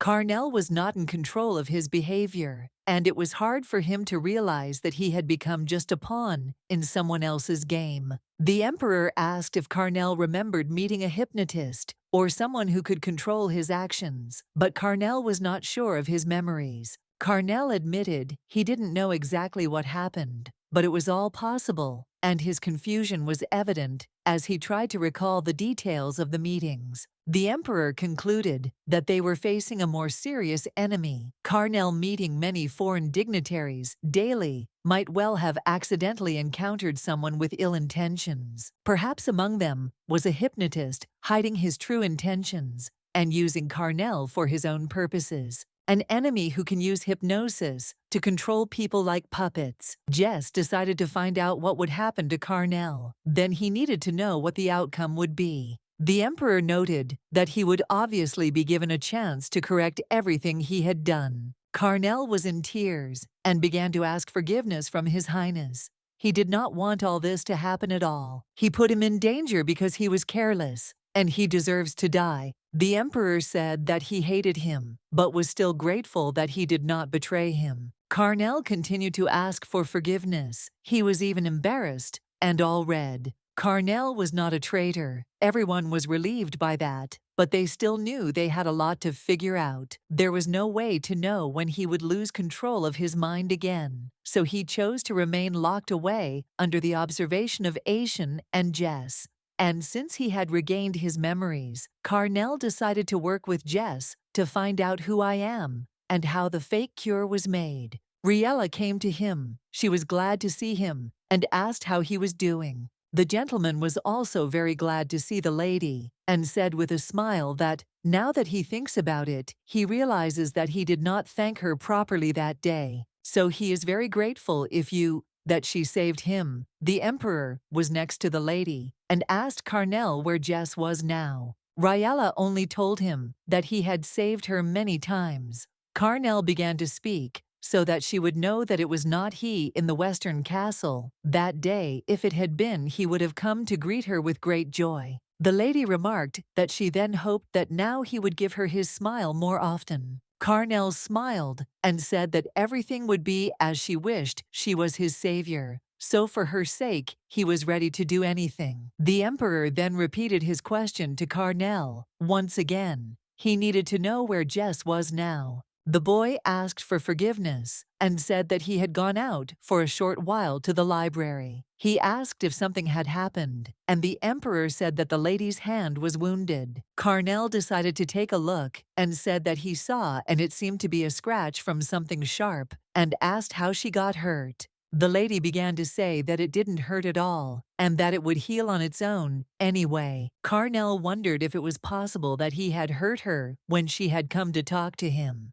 An apology would not be enough. The least he could do was treat the wound. He asked her to sit down and raise her hand, but then his gaze met the emperor's. But then he said he didn't think he could help her with that, so he decided to take some time off to investigate. Riela noted that the wound only required treatment and bandages, so there was no need to worry so much. The guy started saying that he just remembered that he forgot something. He apologized, but he had to go. Riela didn't understand at all what was happening and why he announced it so suddenly. The emperor also asked what had happened to him. Riela turned to His Majesty and asked him what he was doing. The emperor asked her what she thought and asked her to sit next to him. Now Riela understood perfectly well why he started to run away. After all, he was the emperor. This made her laugh very much. She thought that Sir was under someone's control again. But it was not someone far away, His Majesty.